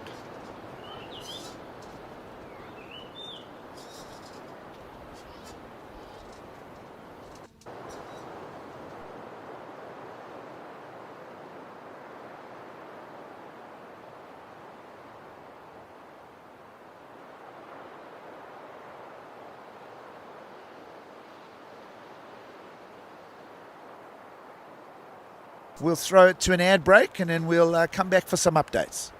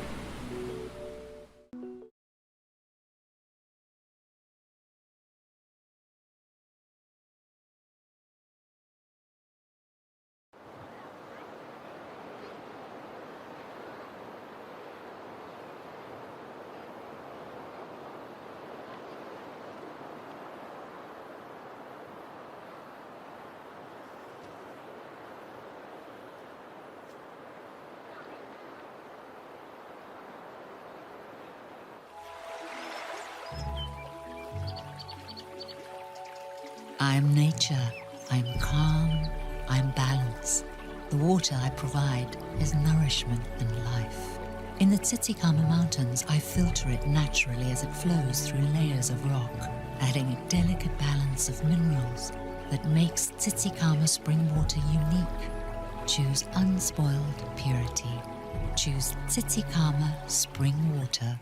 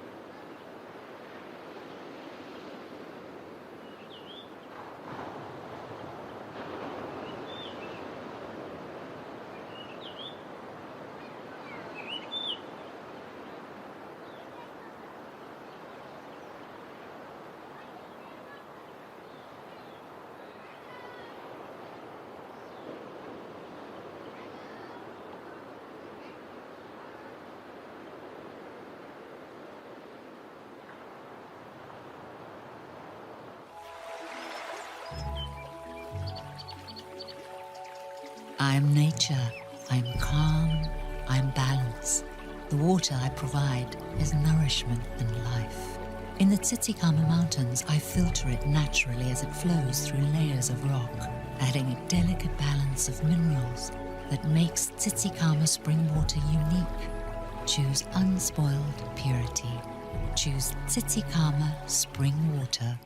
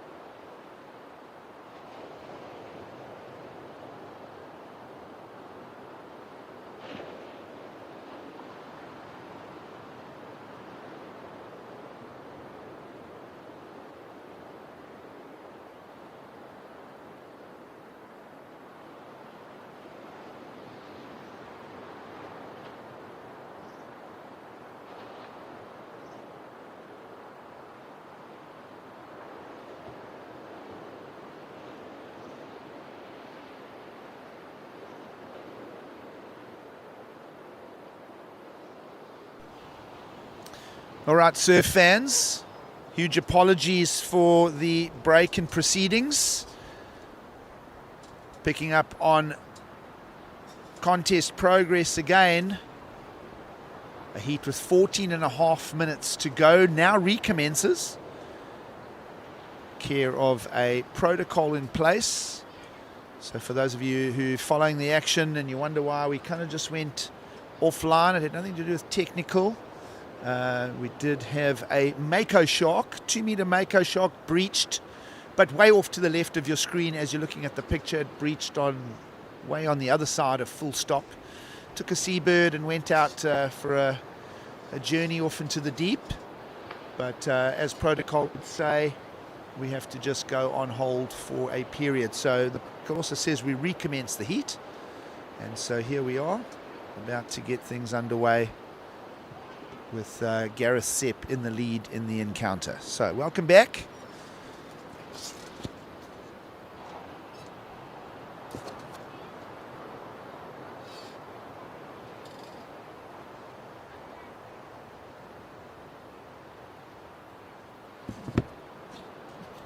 Just rebooting all the systems here.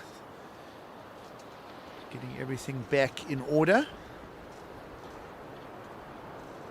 It's a beautiful Saturday afternoon. Coming to you from Seal Point, Cape St. Francis. As you see, surf conditions in and around that 2 to 3 foot range.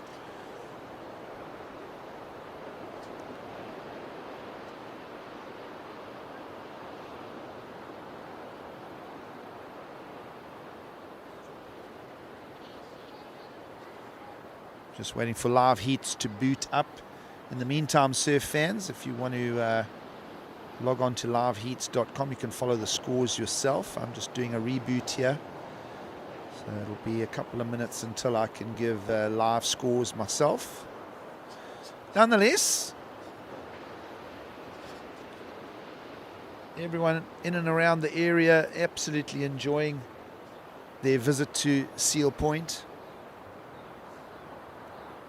Of course, huge shout out to various sponsors, including Sothebys Realty.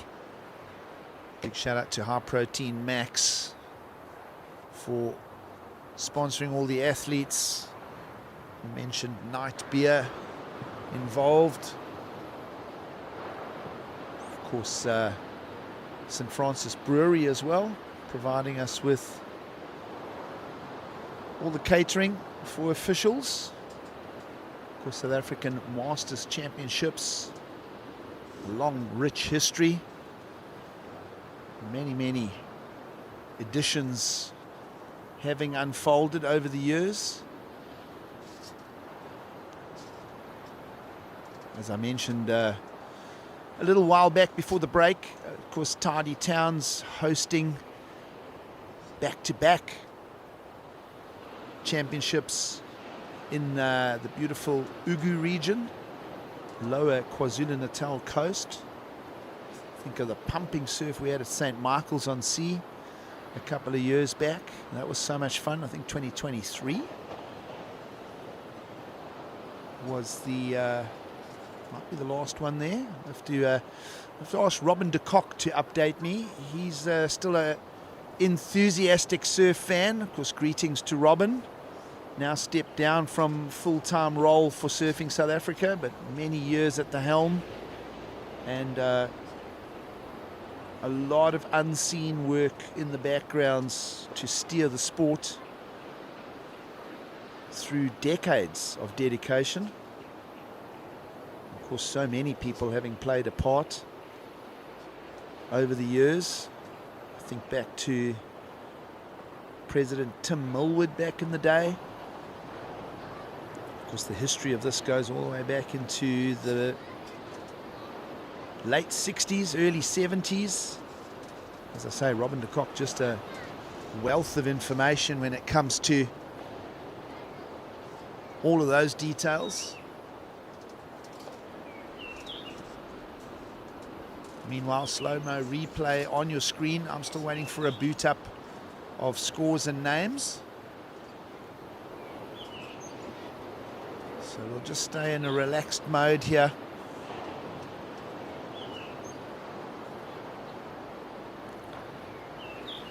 There's still a couple of categories to go. As I say, we've had an interruption due to a breaching mako shark.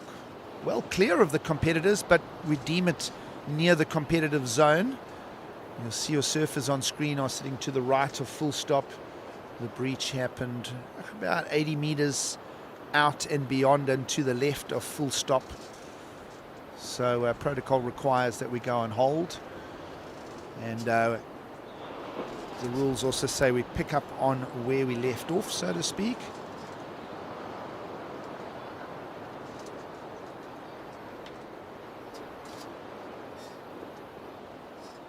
So you just see images of the heat that restarted at 14.5 minutes to go. Gareth Sepp had a strong start before that interruption.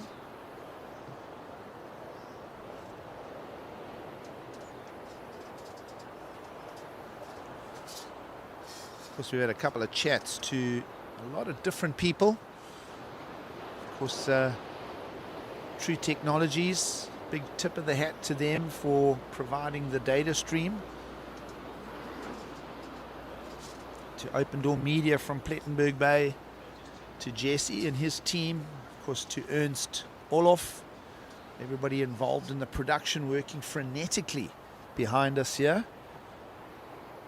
And on a relatively, I mean I say it respectively, a relatively low budget, still bringing together a great product in bringing coverage of this event. Of course, a couple days back for the start of it, and very challenging conditions. Was onshore, broken wind swell.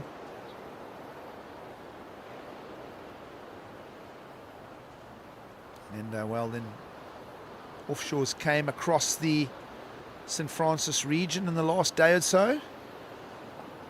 And as I say, playing out into 2 to 3 foot waves here for the quarterfinal stage of competition. This is the over 55s. Almost booted up the system again here. And as I say, explanation for that break in competition was just adhering to Surfing South Africa's protocols.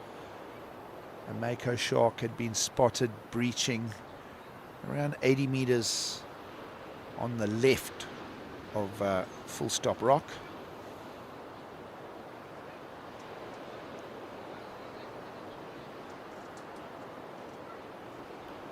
So having a look at Gareth Sepp back on screen again. Here's the heat leader. You think of Gareth Sepp winning an open national title back in, trying to remember, maybe the early 90s. But Sepp, just one of those smooth surfing natural footers, so many of them coming out of the border region. Got a message from Devin Matthys earlier. Good to see him following. Of course, Neville Wilkins messaged earlier. So great that everybody around the country, and I would assume even around the world, are plugged in. Lovely images of Gareth Sepp, always just such a polished style. And as I say, a former national champion, winning the Open title way back when. It's great to see everybody's kept surfing close to heart. You know, that's the one thing with surfing, you kind of choose it and it keeps you. What a great way to mature and go through the years. Lovely replay, slow-mo backhand turn. Strong surfing.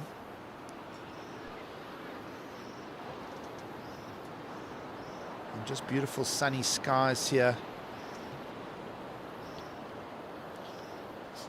In beautiful Cape St. Francis. My systems are still down. I'm waiting for live heats to reboot. I'll be back with more accurate information shortly. But to be honest, I'm also just enjoying sitting back, enjoying a beautiful sunny afternoon. And even if this was just a free surfing visit, you're still getting 2 to 3 foot fun waves. Apparently the surf has been absolutely cooking for the last month. Locals just super stoked on an early winter start. And of course this year with no WSL event coming to J-Bay. So a lot of families will be planning their surf trips in and around that July break. Of course, trusting that they'll respect the locals, but certainly enjoy the region and get some quality surf of their own. Of course, a lot of people make that annual pilgrimage as surf fans over the years to come and support the event in the town itself. And of course, St. Francis just a short drive away from J-Bay. And starting to boot up my information again as we're coming down to the back end of this heat that was interrupted due to a shark breaching. But all the boxes ticked, all the protocols adhered to, and surfing continues here for the second to last day of the Masters South African Surfing Championships. Of course, we started this morning with over 60 men's quarterfinals, over 35 women's, over 40 men's, over 45 men's. We're in the over 55 men's. Can you believe these guys are 55 or older? Gareth Sepp leading over Ant Coetzee and Dave Knight. A little bit of a contest between Ant and Dave as we're down to just under 2 minutes to go and all our systems up and running again. Gareth Sepp leading, surfer in red, with scores of a 7.17 and a 6. So he's built a strong heat. Ant Coetzee, pair of 4s, a 4.77 and a 4.37, to have him securing that second place position. Dave Knight in third, chasing a 6.31 as we get down to 90 seconds to go.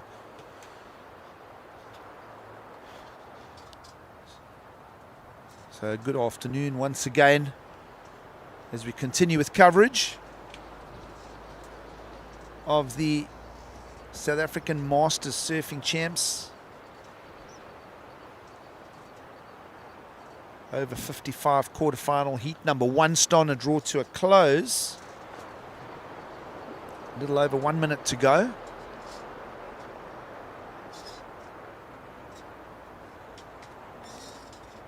Of course, this area heavily smashed by that cut-off low a week or two back. Really put a bit of damage onto the roadway into St. Francis. Cost me a left tyre this morning. I'm going to go sort that out. If anyone wants to come and help me jack up my car at Coastal Collective at about 5 o'clock, I'll appreciate the help. But yeah, pothole got the better of me, is what it is. But that's life, and we navigate the potholes of life with 20 seconds to go. This heat now starting to draw to a close. Gareth Sepp and Ant Coetzee looking to move through to the semi-finals of the over 55 men.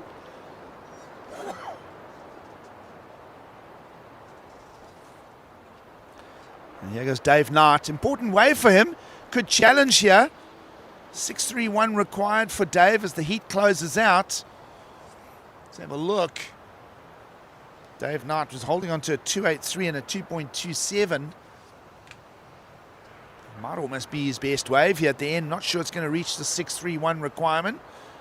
Nice meaningful bottom turn. It keeps his sort of flow down the line here. Nice wingspan there for the second turn. And just draws a line a touch too high there. We mentioned that it's a fairly low wave period. And so that result now going to be official. Gareth Sepp will move on to the semis with Ant Coetzee. And with that, we're going to sit back and take an ad break, and we'll come back with more surfing from the quarterfinals here at the South African Championships.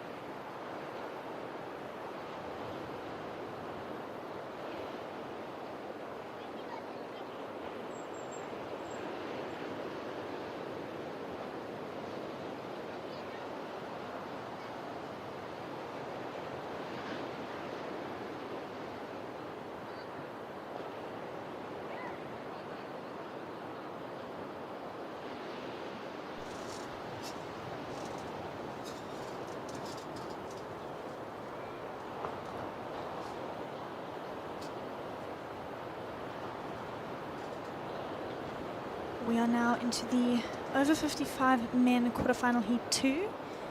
We saw obviously the break happened and now we are into the next heat.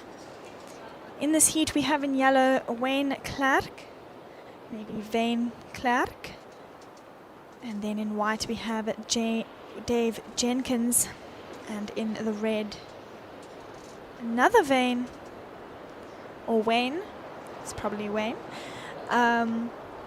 Wayne Monk, as we see a replay here from Surfer in the white, just not managing to hold onto that turn on his backhand.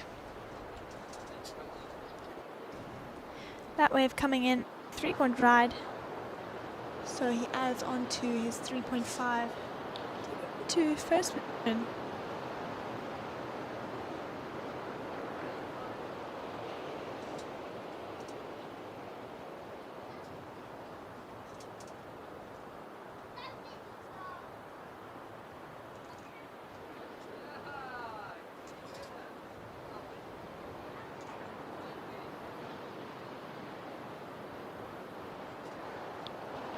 As we see red up and riding now, just a quick wave from him.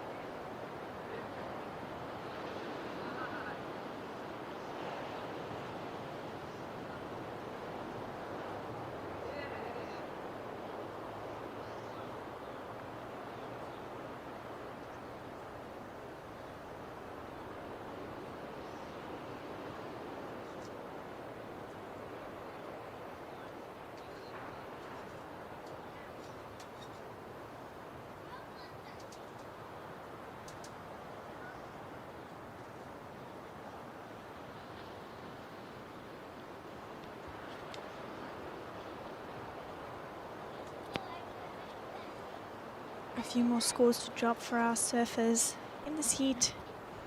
And surfer in the Raids wave coming in at a 7.83. He now takes the lead with a single scoring ride. There's Dave Jenkins just behind him. Well, not just behind him, he has a combination score of a 3.5 and a 3-point ride.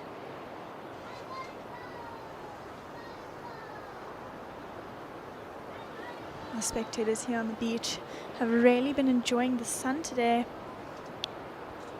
as have I.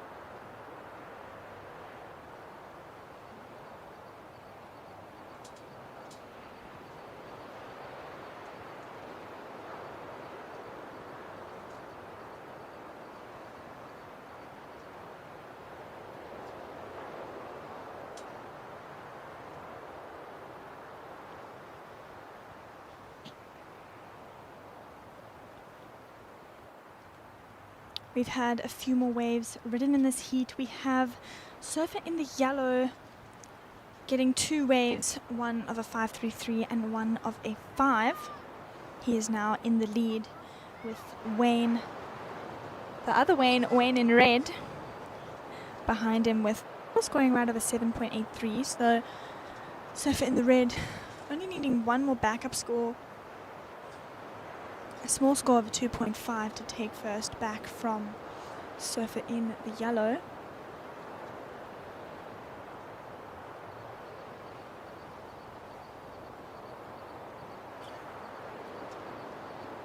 Just over 10 minutes remaining.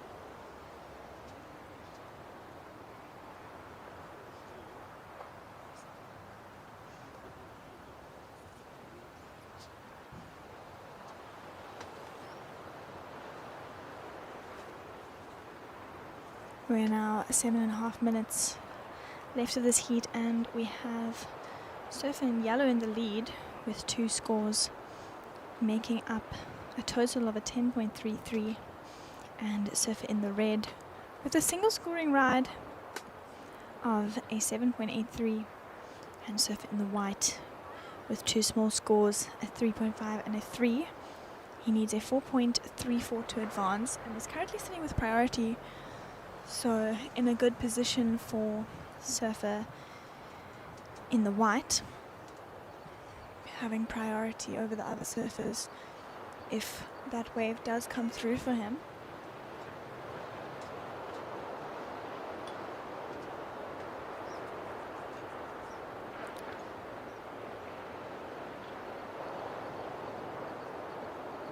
Six and a half minutes now remaining. Looks like we have some waves coming through for our surfers, but we will see how this set unfolds.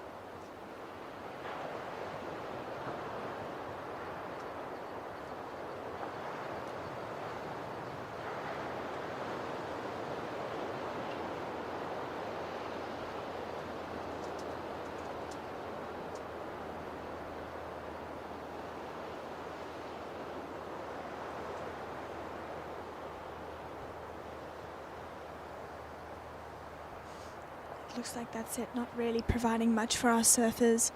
They just decide to let that one go and rather wait the extra few minutes for some more time for another set to come.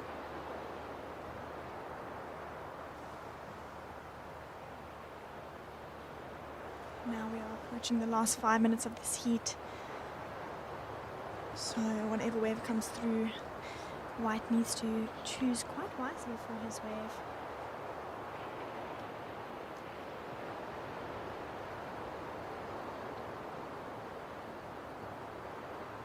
And in the next heat, we have the third heat of our over 55 men quarterfinal.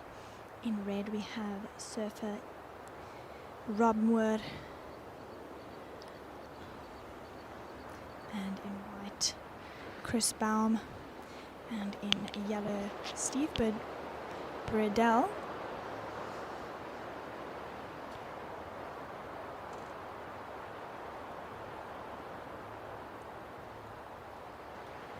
Our surfers waiting patiently out there for the set to come through. Surfer in the white definitely hoping that a good one comes through in time.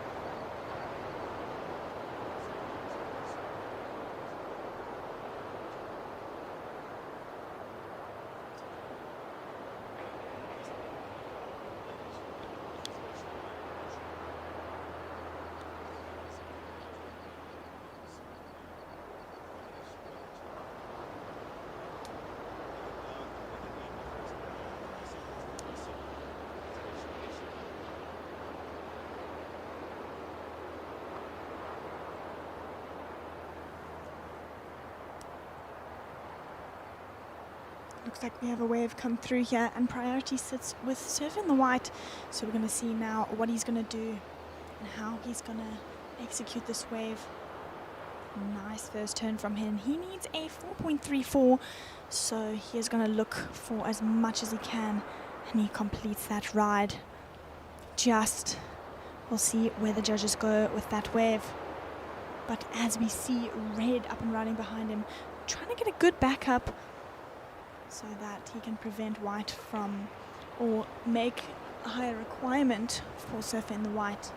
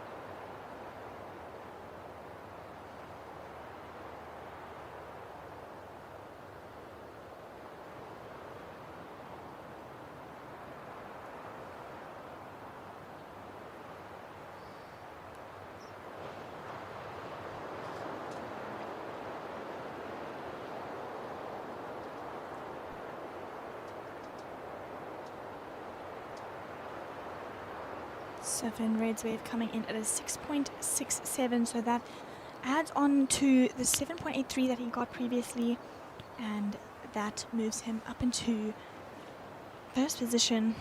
Surfer in the white, not exceeding the requirement. He now needs a 6.23 with only 1.5 minutes to go, and currently sitting in third priority.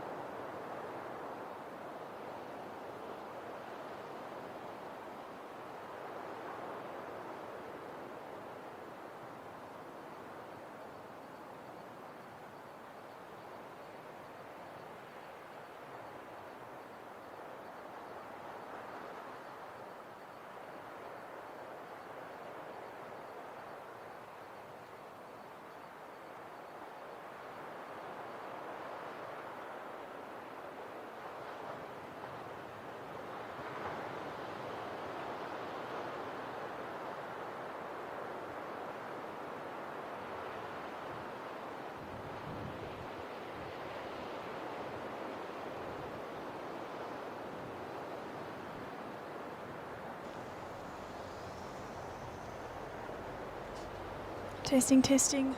You guys can count me in.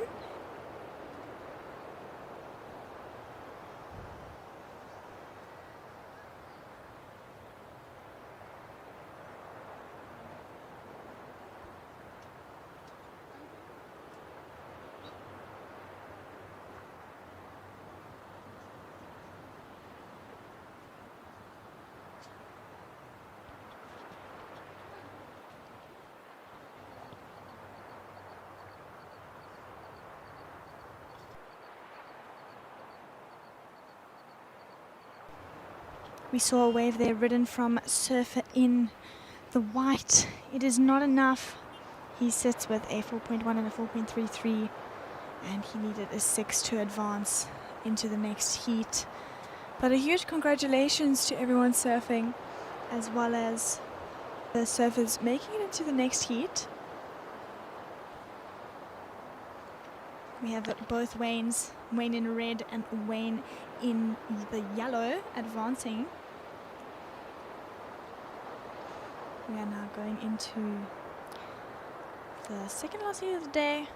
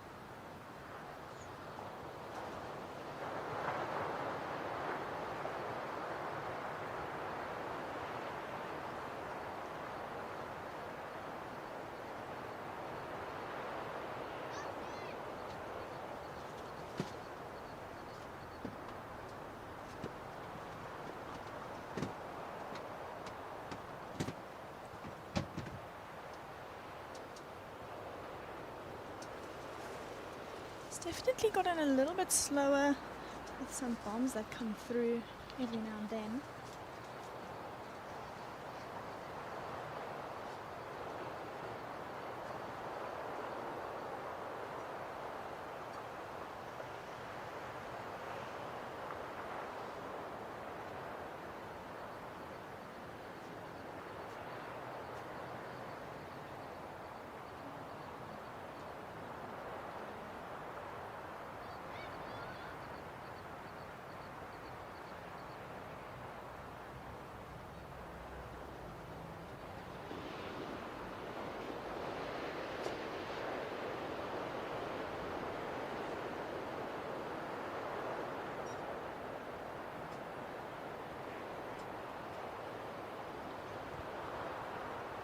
Looks like we have a few waves but they're just small ones breaking on the rocks.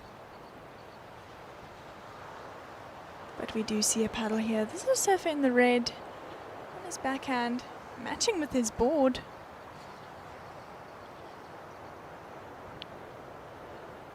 Getting a nice couple turns in.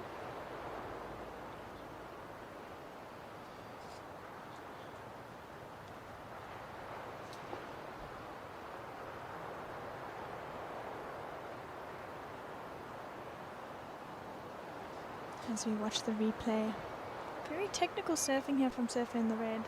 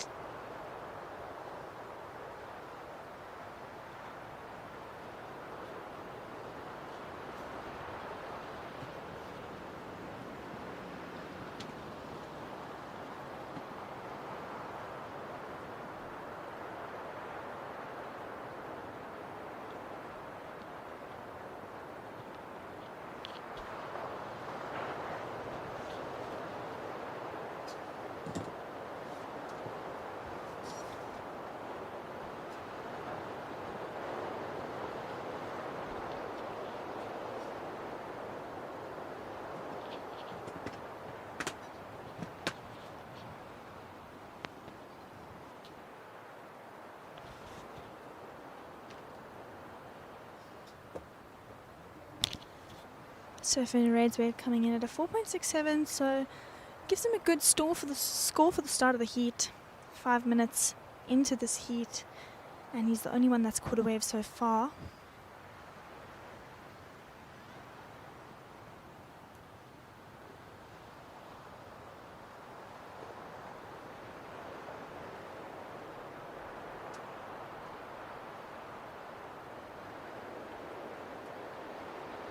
And we see him once again up and riding.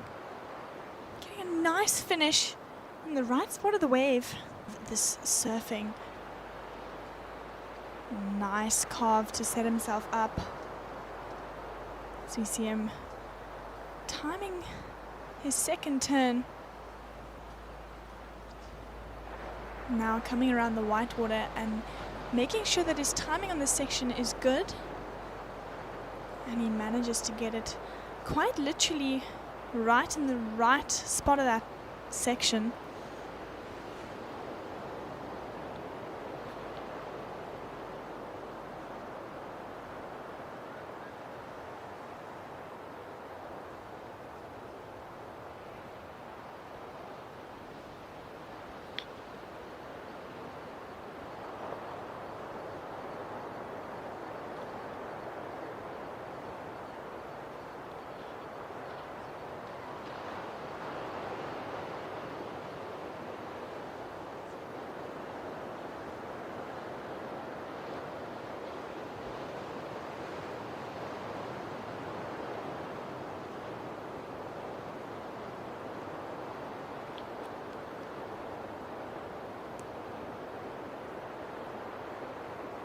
We are down to the second last heat of the day.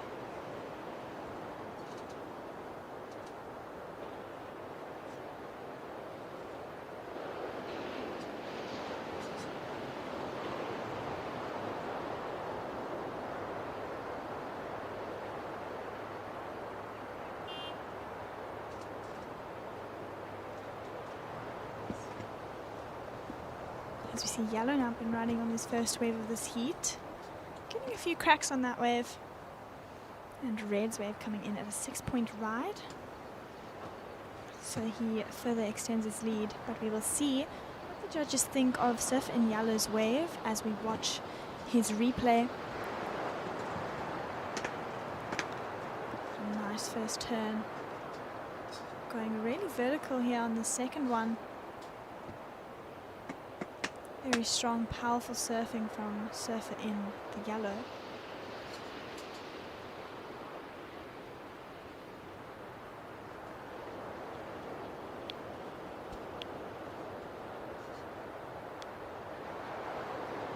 Now we see a paddle from Surfer in the White.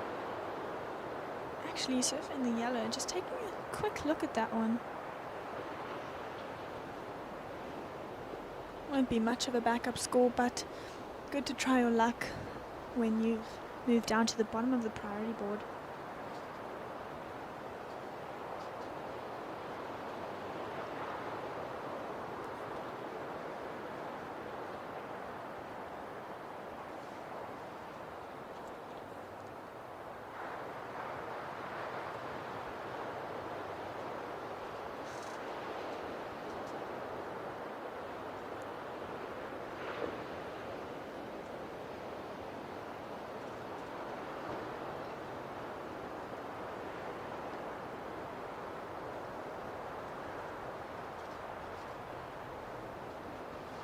First wave of yellow comes in at a 6.83. That is the highest score that we've seen so far in this heat. And then, like I said, just a smaller score coming in for his second wave. So he will now wait for a potential backup. That surfer in the white having first choice to whatever wave comes through.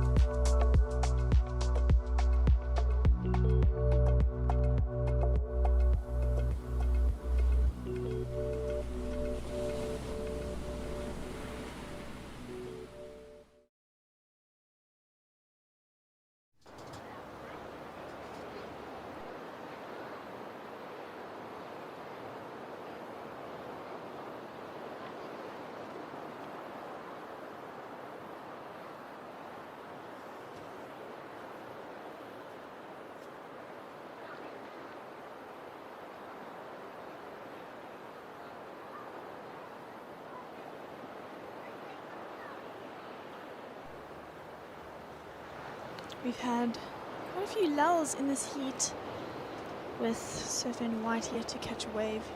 Really being patient out there can definitely be a frustrating thing when you wait for so long and your wave never comes. But let's hope that one does come for surfer in the white, because he really is playing a strategic game here that could make or break his heat.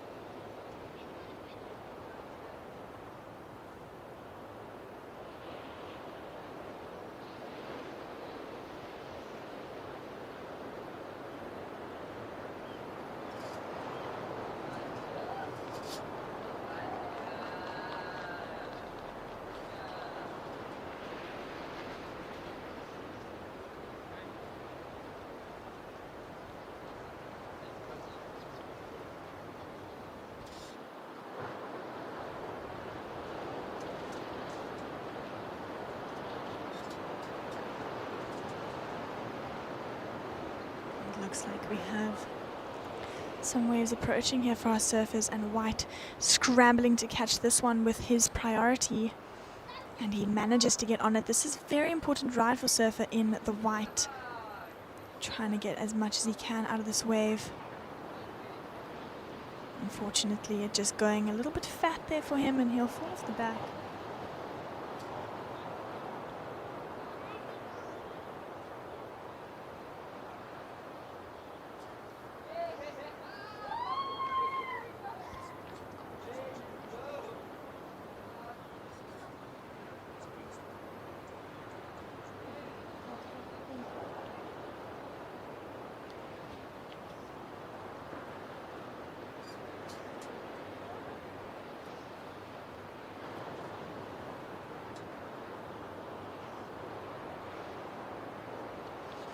That wave only coming in at a 1.83. He makes it the requirement a bit easier, but still with only 6.5 minutes remaining and in third priority, he's going to need to catch a wave under priority.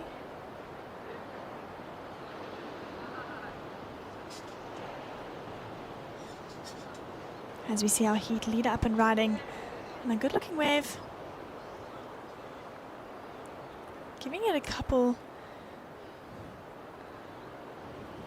preparing himself for something a bit bigger, hopefully hoping that the wave provides for it.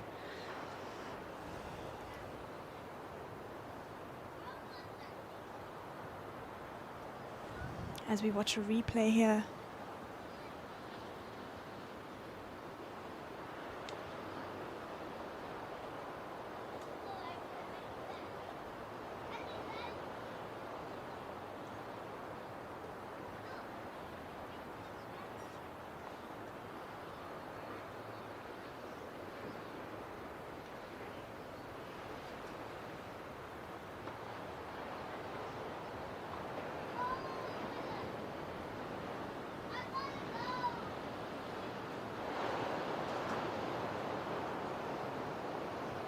Looks like we have another paddle here from Surfer in the White.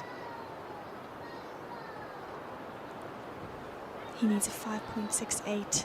Getting a bit covered in the foam. Trying his best to meet the requirement of that score. We'll see what the judges think of that. As we watch a replay, he got a little bit of the foam cover.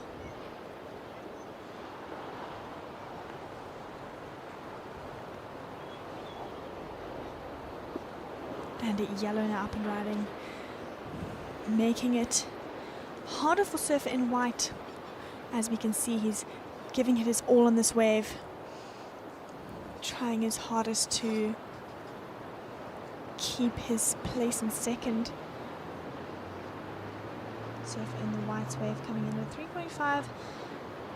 He now needs a 4.01 to improve, but as we saw, yellow definitely going to improve on his small backup of a 0.67, which is going to make the requirement for White a bit higher.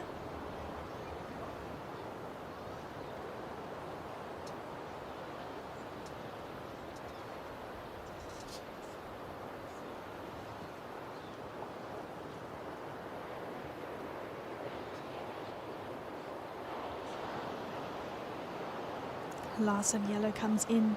It is a 7.17, so he definitely improves his backup and even improves on the first wave that he caught in this heat. 3.5 minutes remaining. Surfer in White now needs a 7.17 to take second from Surfer in the Red.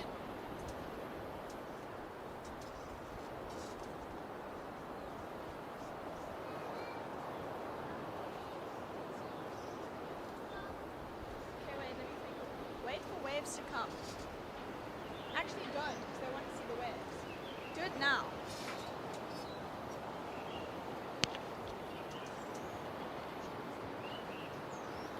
We have 3 minutes remaining in this heat. The current situation is yellow in first, red in second, and white in third. White needing a 7.17, so quite a requirement for the Surfer in the White. But we will see what waves come through. Surfer in the Red has priority over Surfer in the White, so he can definitely use some strategic moves here, possibly sitting on Surfer in the White, making sure he doesn't get that requirement.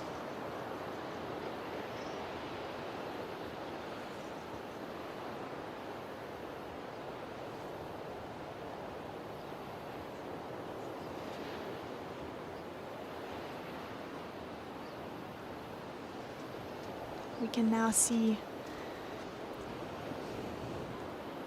surfer in the white, waiting for that wave to come.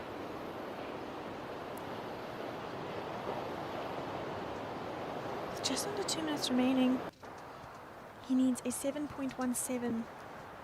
Looks like we have a few waves coming through.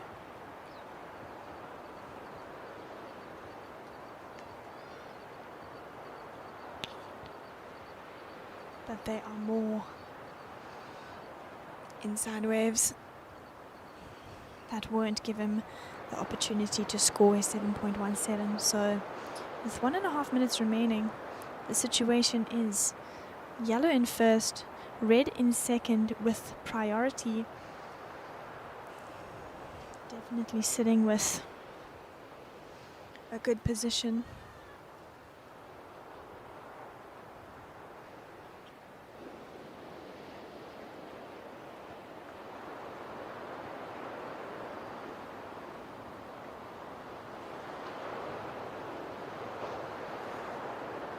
Time is just ticking by for our surfers. Surfer in white is hoping for a wave to come through. That red lets go. But we will see as the seconds get lower and lower. 30 seconds now remaining.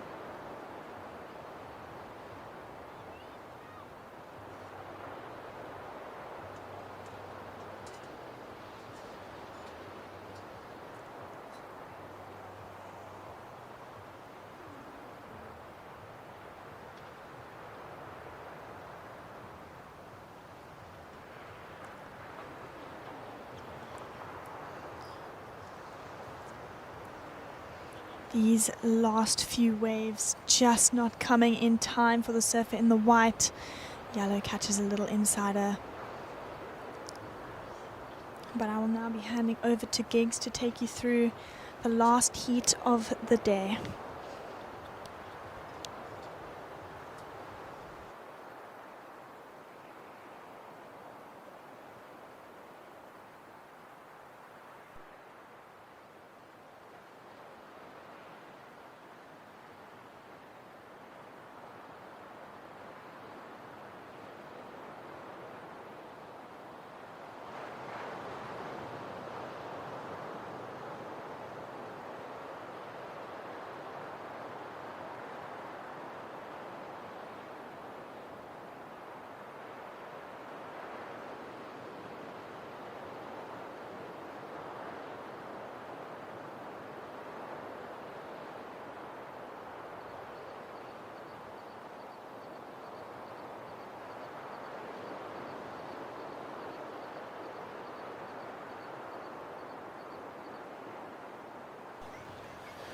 Oh, welcome back to the stretching afternoon light of the South African Masters Surfing Championships. Coming to you live from Seal Point. What a beautiful day it's been. It's been pretty much offshores, rhythmic 2 to 3 foot sets rolling through the lineup here. And, well, of course, lots of surfing to break down. Friends and family and surf fans tuned in from, well, most everywhere. So we get stuck into some more surfing here. On your screen, Cornelius Brummer is going to get the heat turning over as we are in over 55 men's quarterfinal heat 4. It's going to be one of the last of the day. Brummer's in yellow. Watch for Mickey Lindsay. He'll hit those big hammer turns as well. He'll be in red, of course, representing the Nelson Mandela Bay. And Shane Koch will be in the white. So 3-man heat, 20-minute heats, 18.5 to go. Look at these conditions on your screen, folks. And just getting a little chirp in my ear that this will be the last heat of the day. We'll set off for an early start tomorrow morning. A day with lots to talk about. Of course, trust that everyone's enjoyed it. I rolled into town and they threw me on the bench here. It's been fun. It's been fun to catch up, seen lots of great surfing, of course, lots of familiar names, talent from all the different regions. everything from Ilembe up in the north all the way down to Cape Town surfers in the south and everything in between. And yeah, it's been a lot of fun. Trust that everyone's enjoyed it with us. We really stitched this together with the help of a lot of community in the area. Of course, a huge shout out to Sothebys, who I believe are going to put a roof over my head tonight. That's very nice of them. And well, of course, a big shout out to the St. Francis Brewery, as well as High Protein Max from First Choice and many other sponsors involved. And yeah, we've been loving seeing the surfing taking place. Yeah, mostly 2 to 3 foot has been the order of the afternoon. About the same through the morning. It's a neap tide week, so low tide was at 3:30. Now 4:45 here at Seal Point, depending from where you're watching around the world. Of course, feel free to shoot us a message or two. We don't mind the little call-outs. It's a kind of vibey event.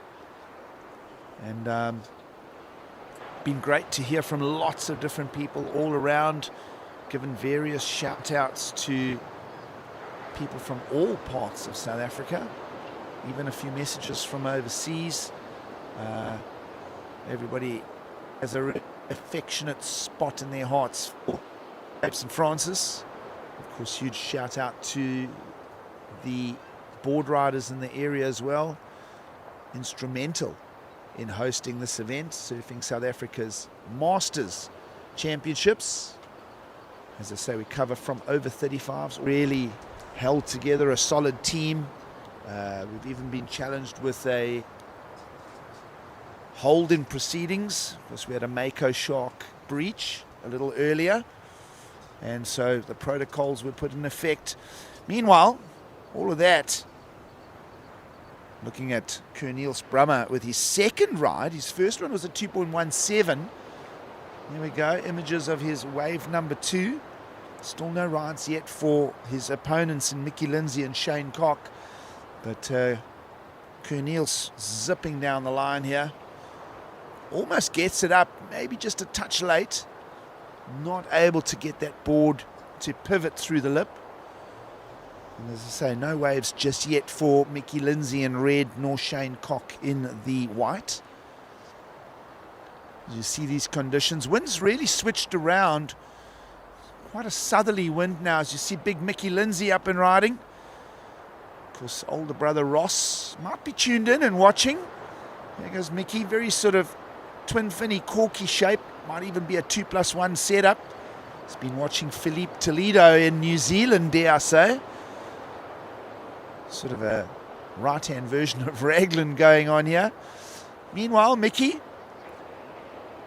surfer of high caliber, grew up in the East London region, did the Lindsays back in their teenage years, representing the border of that era. And of course, now representing Mandela Bay, Nelson Mandela Bay. Mickey Lindsay will post up his first score for us. It'll leave an early priority to Shane Cock in the white. Mickey Lindsay, judges like the look of his strong turns, and he'll go 4.83 for an opening score. So big Mickey Lindsay leveraging that backhand. Of course, an often visitor to Super Tubes, just down the road in J Bay, is Mickey Lindsay. Would have got his little slice of action from that east swell a little while ago. Meanwhile, on your screen, surfing from Shane Cock. Nice. Keeps it in the pocket, surfing with some booties on. Notice a lot of surfers don't use the booties. They know how to just pick their way through the rock lineup and get the clean paddle out. But Shane Cock surfing with the booties on. Of course, this is the final heat of the day, folks. Quarterfinals of the over 55s will wrap up. Best wave thus far, the 4.83. Waiting for a score, though, for Shane Cock, so we'll wait for that number to drop in. But looking back over the day's proceedings, as I mentioned this morning, starting with the over 60 men's quarterfinals. A win there for Dave Mulherby and Mervyn van Straten advancing. Nick Pike taking out quarter number 2 early this morning. Pat Cuthbert was surfing really well, I must say. I've enjoyed watching his performances. Mike Burness into the semi-finals of the over 60s coming up tomorrow. Lots of familiar names. Richard Heath and Trevor Hansen are in competition tomorrow in the over 60s. Over 35 women. Saw some great surfing from Roxy Davis, who pulled a 10-point ride out in her encounter, and a win over Penny Stemmet and Bonnie Hannafay. So watch for more from Roxy Davis tomorrow. Tamaris de Marusan will be within a shout for a title along with Michelle van Kempen. We lost Kay Holt today. And yeah, you can follow all of this on liveheats.com. Over 40 men had their quarterfinals. Tyrell Johnson setting the pace there in an exciting heat with Mikhail Thompson. Of course, the over 40 men surfing like Groms still. Jono Bruton surfed well to get a heat win through the rounds. Shannon Ainsley looking like he's on course for an over 40 men's final if he keeps his momentum going. Travis Nordia took out a good heat win as well in the over 40s. Of course, over 45 men's. A strong field there with Greg Emsley surfing a near perfect heat. Pair of nines, as you'd expect from a former CT surfer. And lots of exciting names in that over 45 door. Tristan Johnson in the draw for the over 45s. Rooster Andrew Langers through to tomorrow. Having a look at Justin Maish getting a heat win in the over 45 men's quarter number 4. Over 50 men's also in a high caliber set of numbers through the falling tide as we went into the afternoon. Shane Thorne and Paul Canning moving forward in the draw there in the over 50s.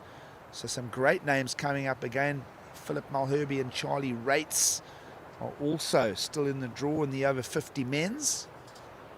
Mark Jackson, Cass Collier advancing through to finals day tomorrow in the men's over 50. Gary van Verichen, Lyle Botcher took out Grant Bacon, Warren Dixon to stay in the draw. And over 55 men's quarterfinals, Gareth Seps already through to tomorrow along with Ant Coetzee. This heat out in the water would decide who advances through. Of course, quarter number 2 in the over 55s, Wayne Monk and Wayne Clerk still in it. And that previous heat, Steve Bradell and Rob Moore-Boyle on their way to finals day tomorrow, and we'll see who joins them. Mickey Lindsay right now in the lead with a 4.83 and a 1, so he could be steering his way to finals day. And Cornel Sprummer will want to go with him. Shane Cocker, 3.6 is a meaningful score in the context of this over 55 men's quarterfinal. We'll see with a little over 9 minutes to go. We've had a little bit of a lull here again. So we'll see how it goes here with all surfers still wanting to add some more numbers to their scoreline. Shane Cock, particularly in the white singlet, needs a second counting ride. And the highlight score thus far, Mickey Lindsay's 4.83.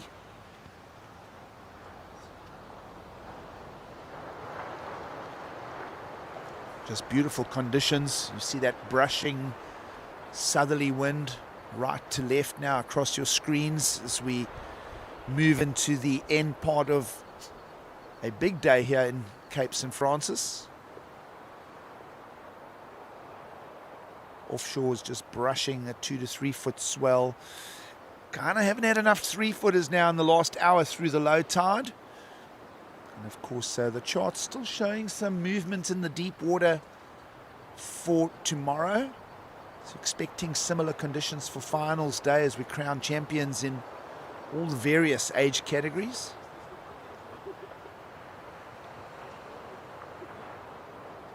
And definitely been real fun to pop in and say hi to everybody again.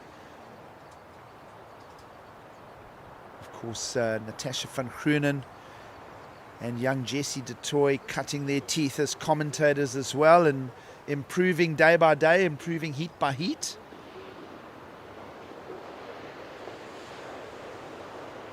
big shout out to the production crew as well, and to all the various sponsors. So many people to thank.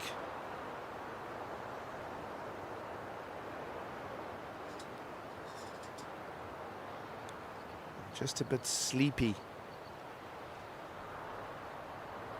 Just a little bit sleepy right now. As we should almost be, my feeling is that we should be getting a little bit more energy moving again. The low tide was about half an hour back, so perhaps a little bit of a incoming tide push. Might just see a slight increase in consistency. And right now I'm being proved wrong. Just shouting out again to First Choice High Protein as one of our primary sponsors, Sothebys Realty, playing a big part in the success here of the Masters South African Surfing Championships Night Premium Draught.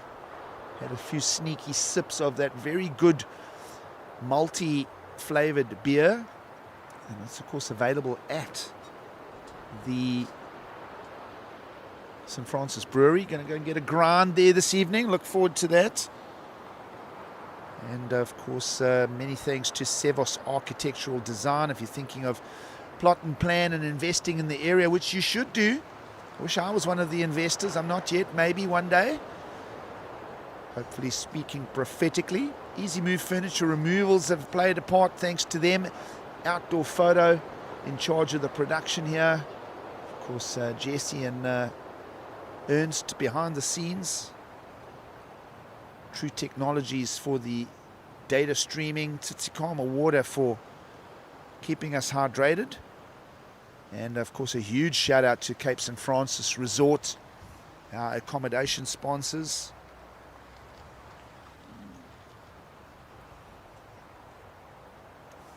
If you're ever going to holiday in the area, Cape St. Francis Resort, look them up online. Got the swimming pool, got the restaurant on hand there. Bungalows and chalets to rent. Many years ago it was actually the old caravan park. A lot of people won't know that. A lot of the younger surfers won't know that. Of course, all the old Scully surfers will know these stories. Of course, surfing in the region stretching all the way back to the very early days. I love listening to now J-Bay local Trevor Hansen stories. They used to have a family cottage here. I love the stories of the 50-foot high dunes. And of course, we've all seen the documented Bruce's Beauties and how the waves used to be. Lovely sweeping on the backhand here from Cornelius Brummer. Just glowing in the afternoon light here. And a lovely wave from him. In fact, it's his third wave of the encounter. I just want to double check his scores quickly. Just have a look at Cornelius Brummer's previous scores of a 217 and a 1.9. And I've got a feeling he's improved on that. He has a 2.83. So securing that second place position for now. Reminders that Shane Cox still only on one ride.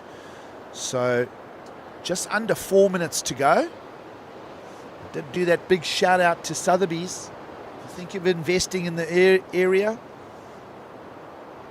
look to Sothebys for your realty estate queries. Yes, hello Merle. I'm saying hello to Merle P off screen here. I wonder if I can get her to come and sit next to me. Why doesn't she? I don't know why she's so shy. Of course, Merle can come and sit if you want. Why not? Yes.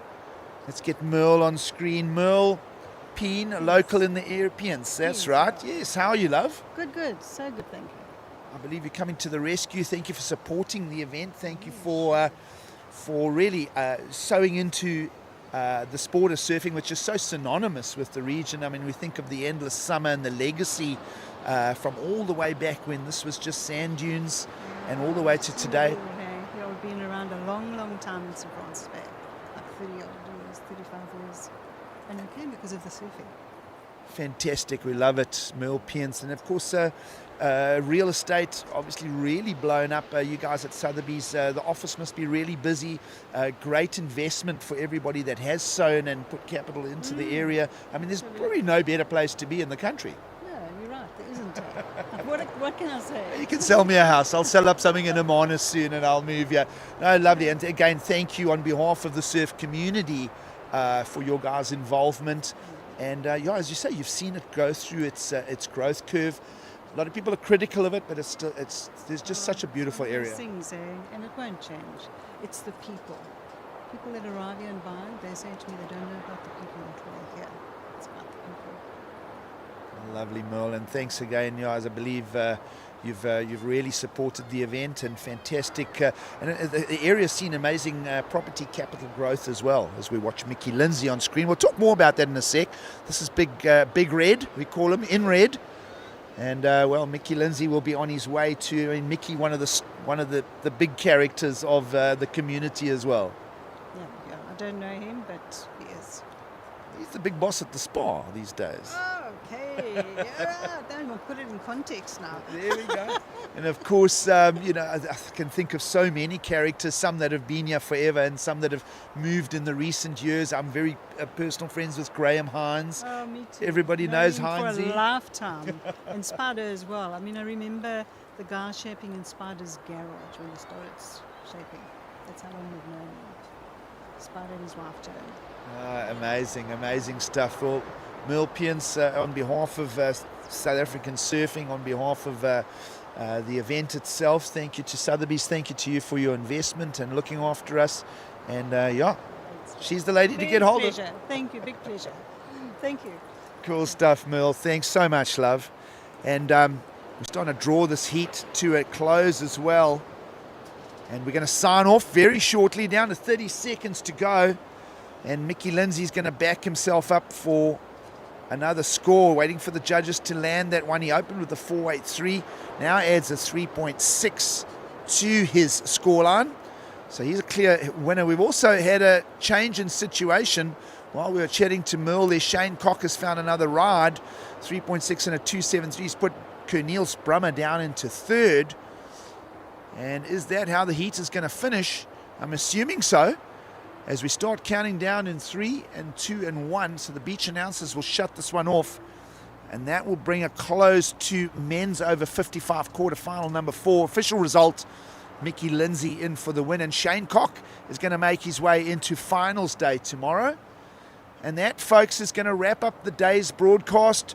We are going to throw it to the ad sponsors. We're going to say goodbye, and we trust that you've enjoyed it with us. And we'll see you all again bright and breezy tomorrow. Contest organisers looking for a 7:30 a.m. start. And again, as I say, thanks for tuning in, everybody. Beautiful conditions here this afternoon. I'm off to the Cape St. Francis Brewery. We're going to hang out this evening. We're going to have a great time. And, well, see you all again tomorrow. Cheers, guys.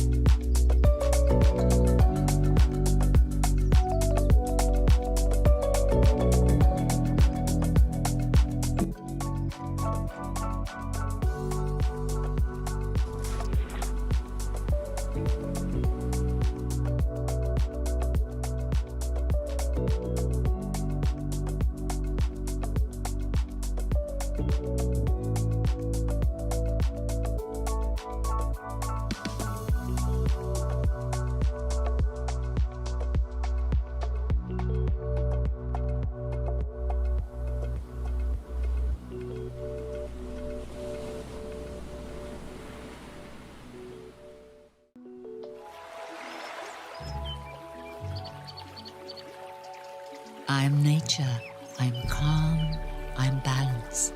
The water I provide is nourishment and life. In the Tsitsikamma Mountains, I filter it naturally as it flows through layers of rock, adding a delicate balance of minerals that makes Tsitsikamma spring water unique. Choose unspoiled purity. Choose Tsitsikamma